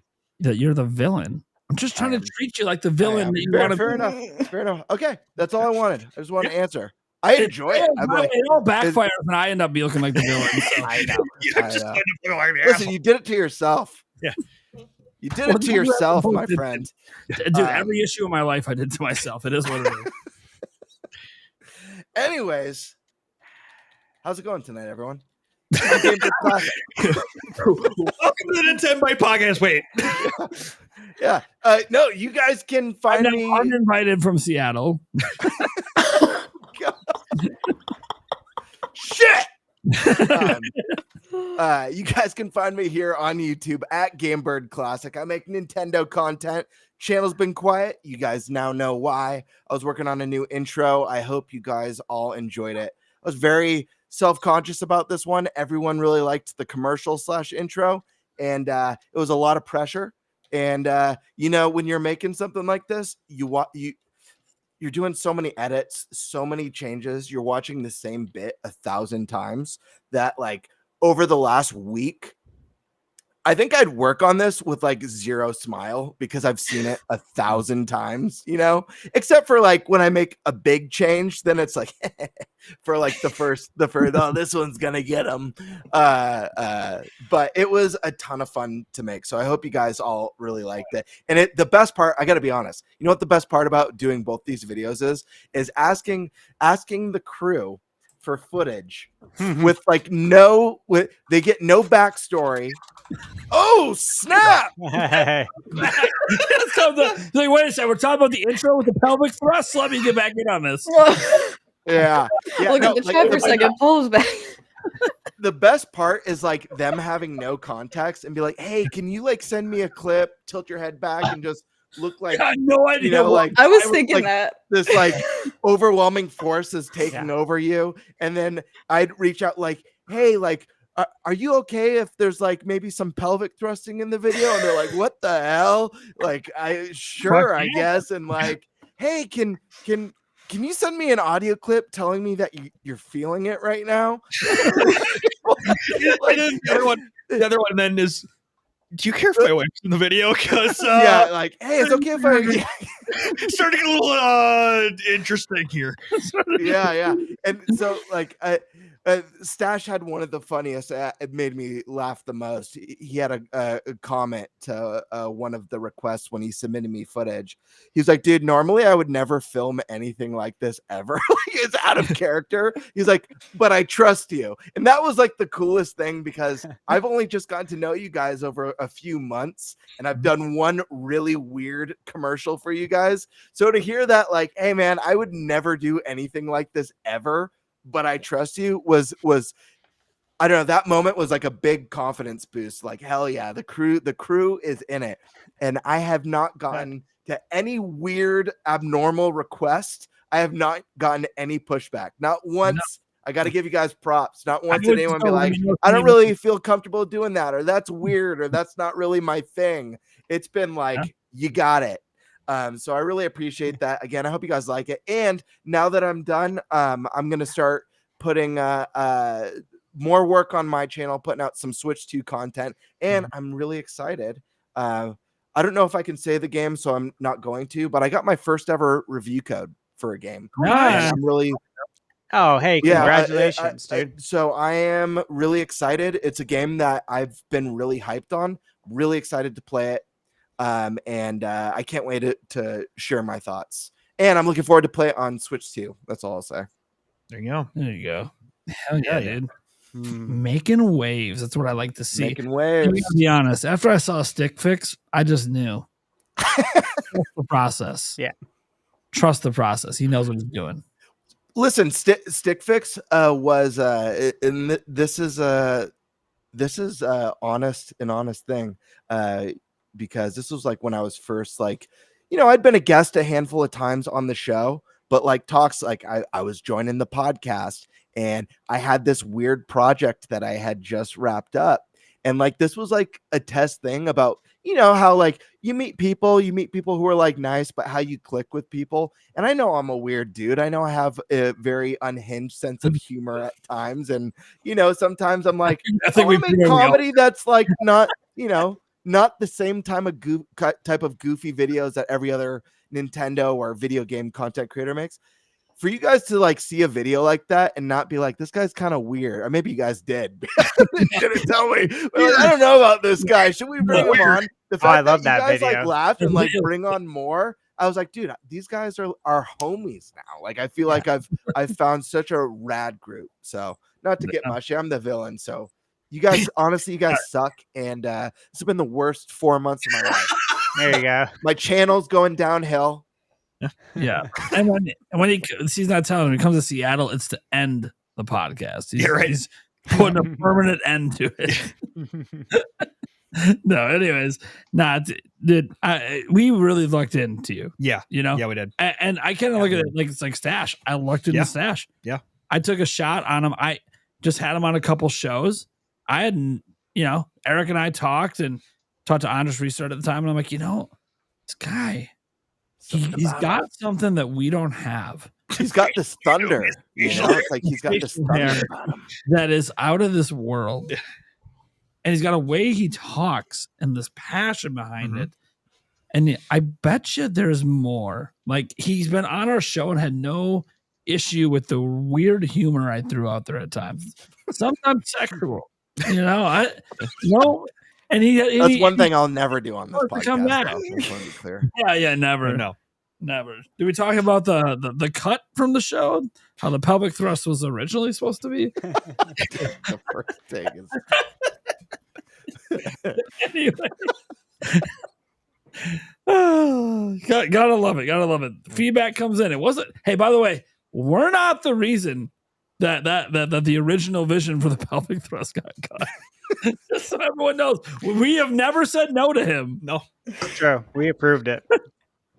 Actually, we encourage, like, put it back in. Game Bird, I do want to point one thing out. The reason why I'm a sock puppet is because you actually never actually asked me to film anything. That's why you. No, you've actually only asked Prime and Stash. Yeah, he went through the chat. Like, did he ever actually ask me? No, he didn't. So that's the reason why you actually never got anything from me, because you actually never asked me. And then you did the sock puppet, and I was like, perfect. I love it. I do not want to change it. That was absolutely beautiful. So that is actually the reason how I ended up being a sock puppet. It was meant to be. It was meant to be. That's what I'm saying. And there's no accidents here. It's all love. It's all love. It all works out. So yeah, it's not just me. It is not me actually like refusing to do any sort of on-camera thing. Just so you're aware, it's yeah. And so you just actually never asked me the first time around, and then you turned it into a sock puppet. I'm like, well, this is the greatest freaking joke ever. So we got to keep it going. The next thing is he does an outro and he sends you the sock puppet. He's like, look, I just need one shot. Yeah, right. Put the sock on your foot. Put it on. I could send you the sock puppet. Yeah, I could send you the sock puppet. By the way, do not work on your channel. Man. Work on your channel. Yes. We're good. Maybe an outro for next season. How's that? I gotta know, why the hell are you back, Paul? You look different too. Did you change? I thought I heard someone mention at a medium pace. It was like that's why. It was like the bad signal just calling me. Paul, where can people find you, bud? Come back. We're leaving. Over on YouTube and X is where I post most frequently. I am at Paul Gale Network on both. I don't have a new countdown series immediately in the starts. I know some people are like, Donkey Kong Bonanza, which I've thought about. Metroid Prime 4 Beyond, potentially, when we learn of it. There's a couple of different ideas. One that I've also been thinking about is possibly for Indie Mania, which will be coming out June 26th, which would be, specifically for an event and not for a game release, but still something fun. And then, I will do some periodic updates for the Zelda movie, the Mario movie, and maybe when they get closer, do like a designated countdown. But yeah, doing some unboxings. I'll have some video game impressions up on YouTube channel and on my X and video game sales. And when I find more information on how well the Nintendo Switch 2 did, you'll definitely hear about that on the X side. And yeah, that's about it. Oh, I'm very close to a whopping 5,000 subscribers on YouTube. So, oh heck yeah, only a couple hundred away. So, hell yeah, dude! It's out there for the people in the chat. I mean, you could make it 5,000 a night. That'd be sweet. And the funny thing is, I watch thousands. Love the intro to this podcast. Why are not thousands subscribed to Gamebird Classic? What are we doing? Right? Yeah, make this right. Come on now. I was trying to get to 2K. I was trying to get to 2K by Switch 2 launch day. Didn't happen. Hey guys, make it tonight. Make it tonight. It's still surprise me. Make launch day even better. Yeah, that's it. God damn it! I will guarantee it by the weekend. Fuck. Right. Not bots. No. Better not be bots. It won't be bots. No. I need to get I would like to get my channel monetized. That's the sad part. Yeah. I had it a long time ago. All I gotta do is I lost it. Put that intro, put it in my video, and say subscribe to this man. The pelvic thrust. Yeah, the pelvic thrust. Just I'm gonna change it from shooting at the spinning switch to with the logo. just no, I can't. Sorry, my idea is too wild even for my channel. No, I can't. It would not be wife approved. I'll just leave it at that. All right, moving on. Spice Lord. Yeah, I am here, and I also upload videos to our Clips channel. Clips, bitch. God damn it. It's just a freaking thumbnail and putting it up. Joking. I'm joking. But there was some truth to that joke. You could see it when he said it. Like he felt the joke. Why do I give a shit right now? I'm so fucking busy. Yeah. I'm so fucking busy. And really, honestly, why do they need thumbnails? Well, I mean, because it helps them get views. I guess. I guess. Like when I actually put a good thumbnail on, it always blows up. Yeah. But I just, dude, I'm just. It's not that it's hard. Mm-hmm. I'm so busy right now. I know. Oh my god. I am well aware. Yeah. Hey, no, I don't stream till 2 p.m. So I'm not going to stay up tonight to record. Hey, there you go. I'm like, yeah, that sucks. I'm going to go to bed and I'll get yelled at tomorrow that I'm wasting my morning working on the video. Yep. Oh, it's a no-win, man. It's a no-win. This job is unforgiving. Thunderstash Gaming. Damn.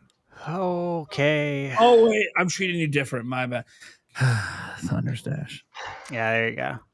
There you go. Uninspired. Guys, we need a soundboard for each of us when we introduce the host. We need like cool sounds for you, Nate. We need like a hawk sound for me. We need a thunder. Yeah, a thunder sound for Stash. Dude, I don't know. What sound do sock puppets make? Wait a second. I think I feel like yours would be great with like the rubber ducky squeak. Oh yeah, yeah. I was thinking the Charlie Brown womp womp womp. Oh yeah, there you go. There you go. Yeah, or that. Yeah, I like that. Oh, like an explosion for you, Nate. That's classic. Explosion, as long as it's white. Oh, yeah. All right. Wait. I was thinking milk related over here. My bad. Good night, everybody. My bad. By the way, skim milk. That's my preference. So water that looks white. Okay. Thunderstash, where can they find you? You guys can find me on YouTube. I have somewhere to be. YouTube at Thunderstash Gaming. Thunderstash Gaming. What I'm working on right now, so I'll have my unboxing video posted, but on top of that, it's the console, the games that I got, the accessories. But JSOX, accessory developer for Switch 2, Steam Deck as well. They have some really cool accessories if you want a Steam Deck. But they sent me a package with like 10 accessories. Yeah, and so I went through and unboxed those, tested them out. Put the Switch in there, put the stuff on the Switch. You guys will see there was a lot. I was not expecting to get that many. I thought maybe a couple, but not that many. So you guys will see. It was a massive box they sent me. So I'll be posting that probably not tonight, but first thing in the morning. I just need to add some background music. It's already edited. And then my friends, I have so many games to play. It's stupid. It's sick. I have an Excel list right here I'm looking at. I got the Switch 2 games. I got the Switch 1 games that were announced, right, for the upgrade. I have a whole list of games that I'm working on that have uncapped frame rate, dynamic resolution that I'm eyeing. And I'm also like comparing it with other people, what they've seen. So these are games that are going to get kind of a nice upgrade, but it's not going to be advertised kind of thing. But again, I have all the impressions coming out. I think I have 16 Switch 2 games to do impressions for. So it's going to be nuts, I'm looking forward to guys. those, man. 16 to 18-hour days are here to stay for the next future. Well, yeah, I mean, because we also, Paul and I have Indie Mania as well. And so we're super busy. We're going to get a lot busier with that too. So yeah, it's just, this month is going to be relentless, but I think in the best way possible, right? Being bombarded with video games. I mean, bombarded What's not to like about packages that? bigger than me. I could say it doesn't take much, but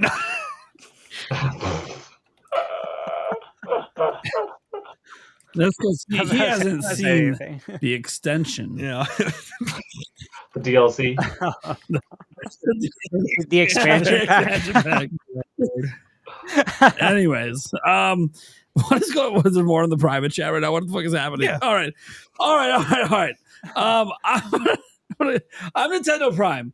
At this point, if you don't follow me, it's probably because I say really cringe and stupid shit like that. So that's okay. I live my life in the cringe. It is what it is. I get really inappropriate at times. My wife slaps me. Yeah, like it's fine. I deserve it. I deserve it. It's fine. And dude, my mission when we go to Seattle is to say the one thing that has you all grinning and all three wives look at each other and just bitch slap the fuck out of me. Really? You're going for that? I'm going for it. I'm going for it. The wives will probably all say, Yulia's going to tell me you're no longer being a YouTuber anymore. You could never talk to Nate again. He's such a dick. Does everybody know we're going to PAX? Have we made this formal announcement yet? Yeah, I announced it a long time ago. Okay. But yeah. For those of you who don't know, like, flights. Yeah, we're okay. Yeah. We're locked in. Things are booked. Booking hotel right now after this. The whole Nintenbyte podcast crew is going to PAX West, everyone. So if you happen to be there, come say hi if you see us. Man, I hope we get some sleep while we're out there. Yeah, right. Yeah. It's always rough. Well, because, Seattle. There's a lot of sleepless people there. Pretty sleepless city, yeah. See, that's what I'm talking there about. was a joke somewhere. I was like, there's a joke. He feeds on the confusion that he sows. He feeds on the pause. And it's always because sleepless nights in Seattle. Anyways. All right. Nintenbyte Podcast. Let's focus on that. We have the Clips channel. You guys can go check that out. Also, the podcast can be heard everywhere. Audio podcasts can be heard. Thank you so much to our audio listeners. You guys have been growing lately. I love to see that. And what the best yet is not just the views have been growing on my channel. Thunderstash just had an episode do really well on his. Gamebird's views are going up from it. Mm-hmm. This podcast is becoming a phenomenon, baby. We'd like to see. I don't want to be a fringe top 5 Nintendo podcast. I want that number 1 spot. I'm coming for it. I don't even know who it is. It's either Nintendo or NVC. Either way, you're going down. I think it's fair to say people are feeling the power of our podcast. Okay, I'm done feeling it. What I'm feeling right now is insane from the lack of sleep. All right, guys, that's going to do it for the Nintenbyte Podcast Season 3, Episode 1. Let's go ahead and, I guess, hit this thing.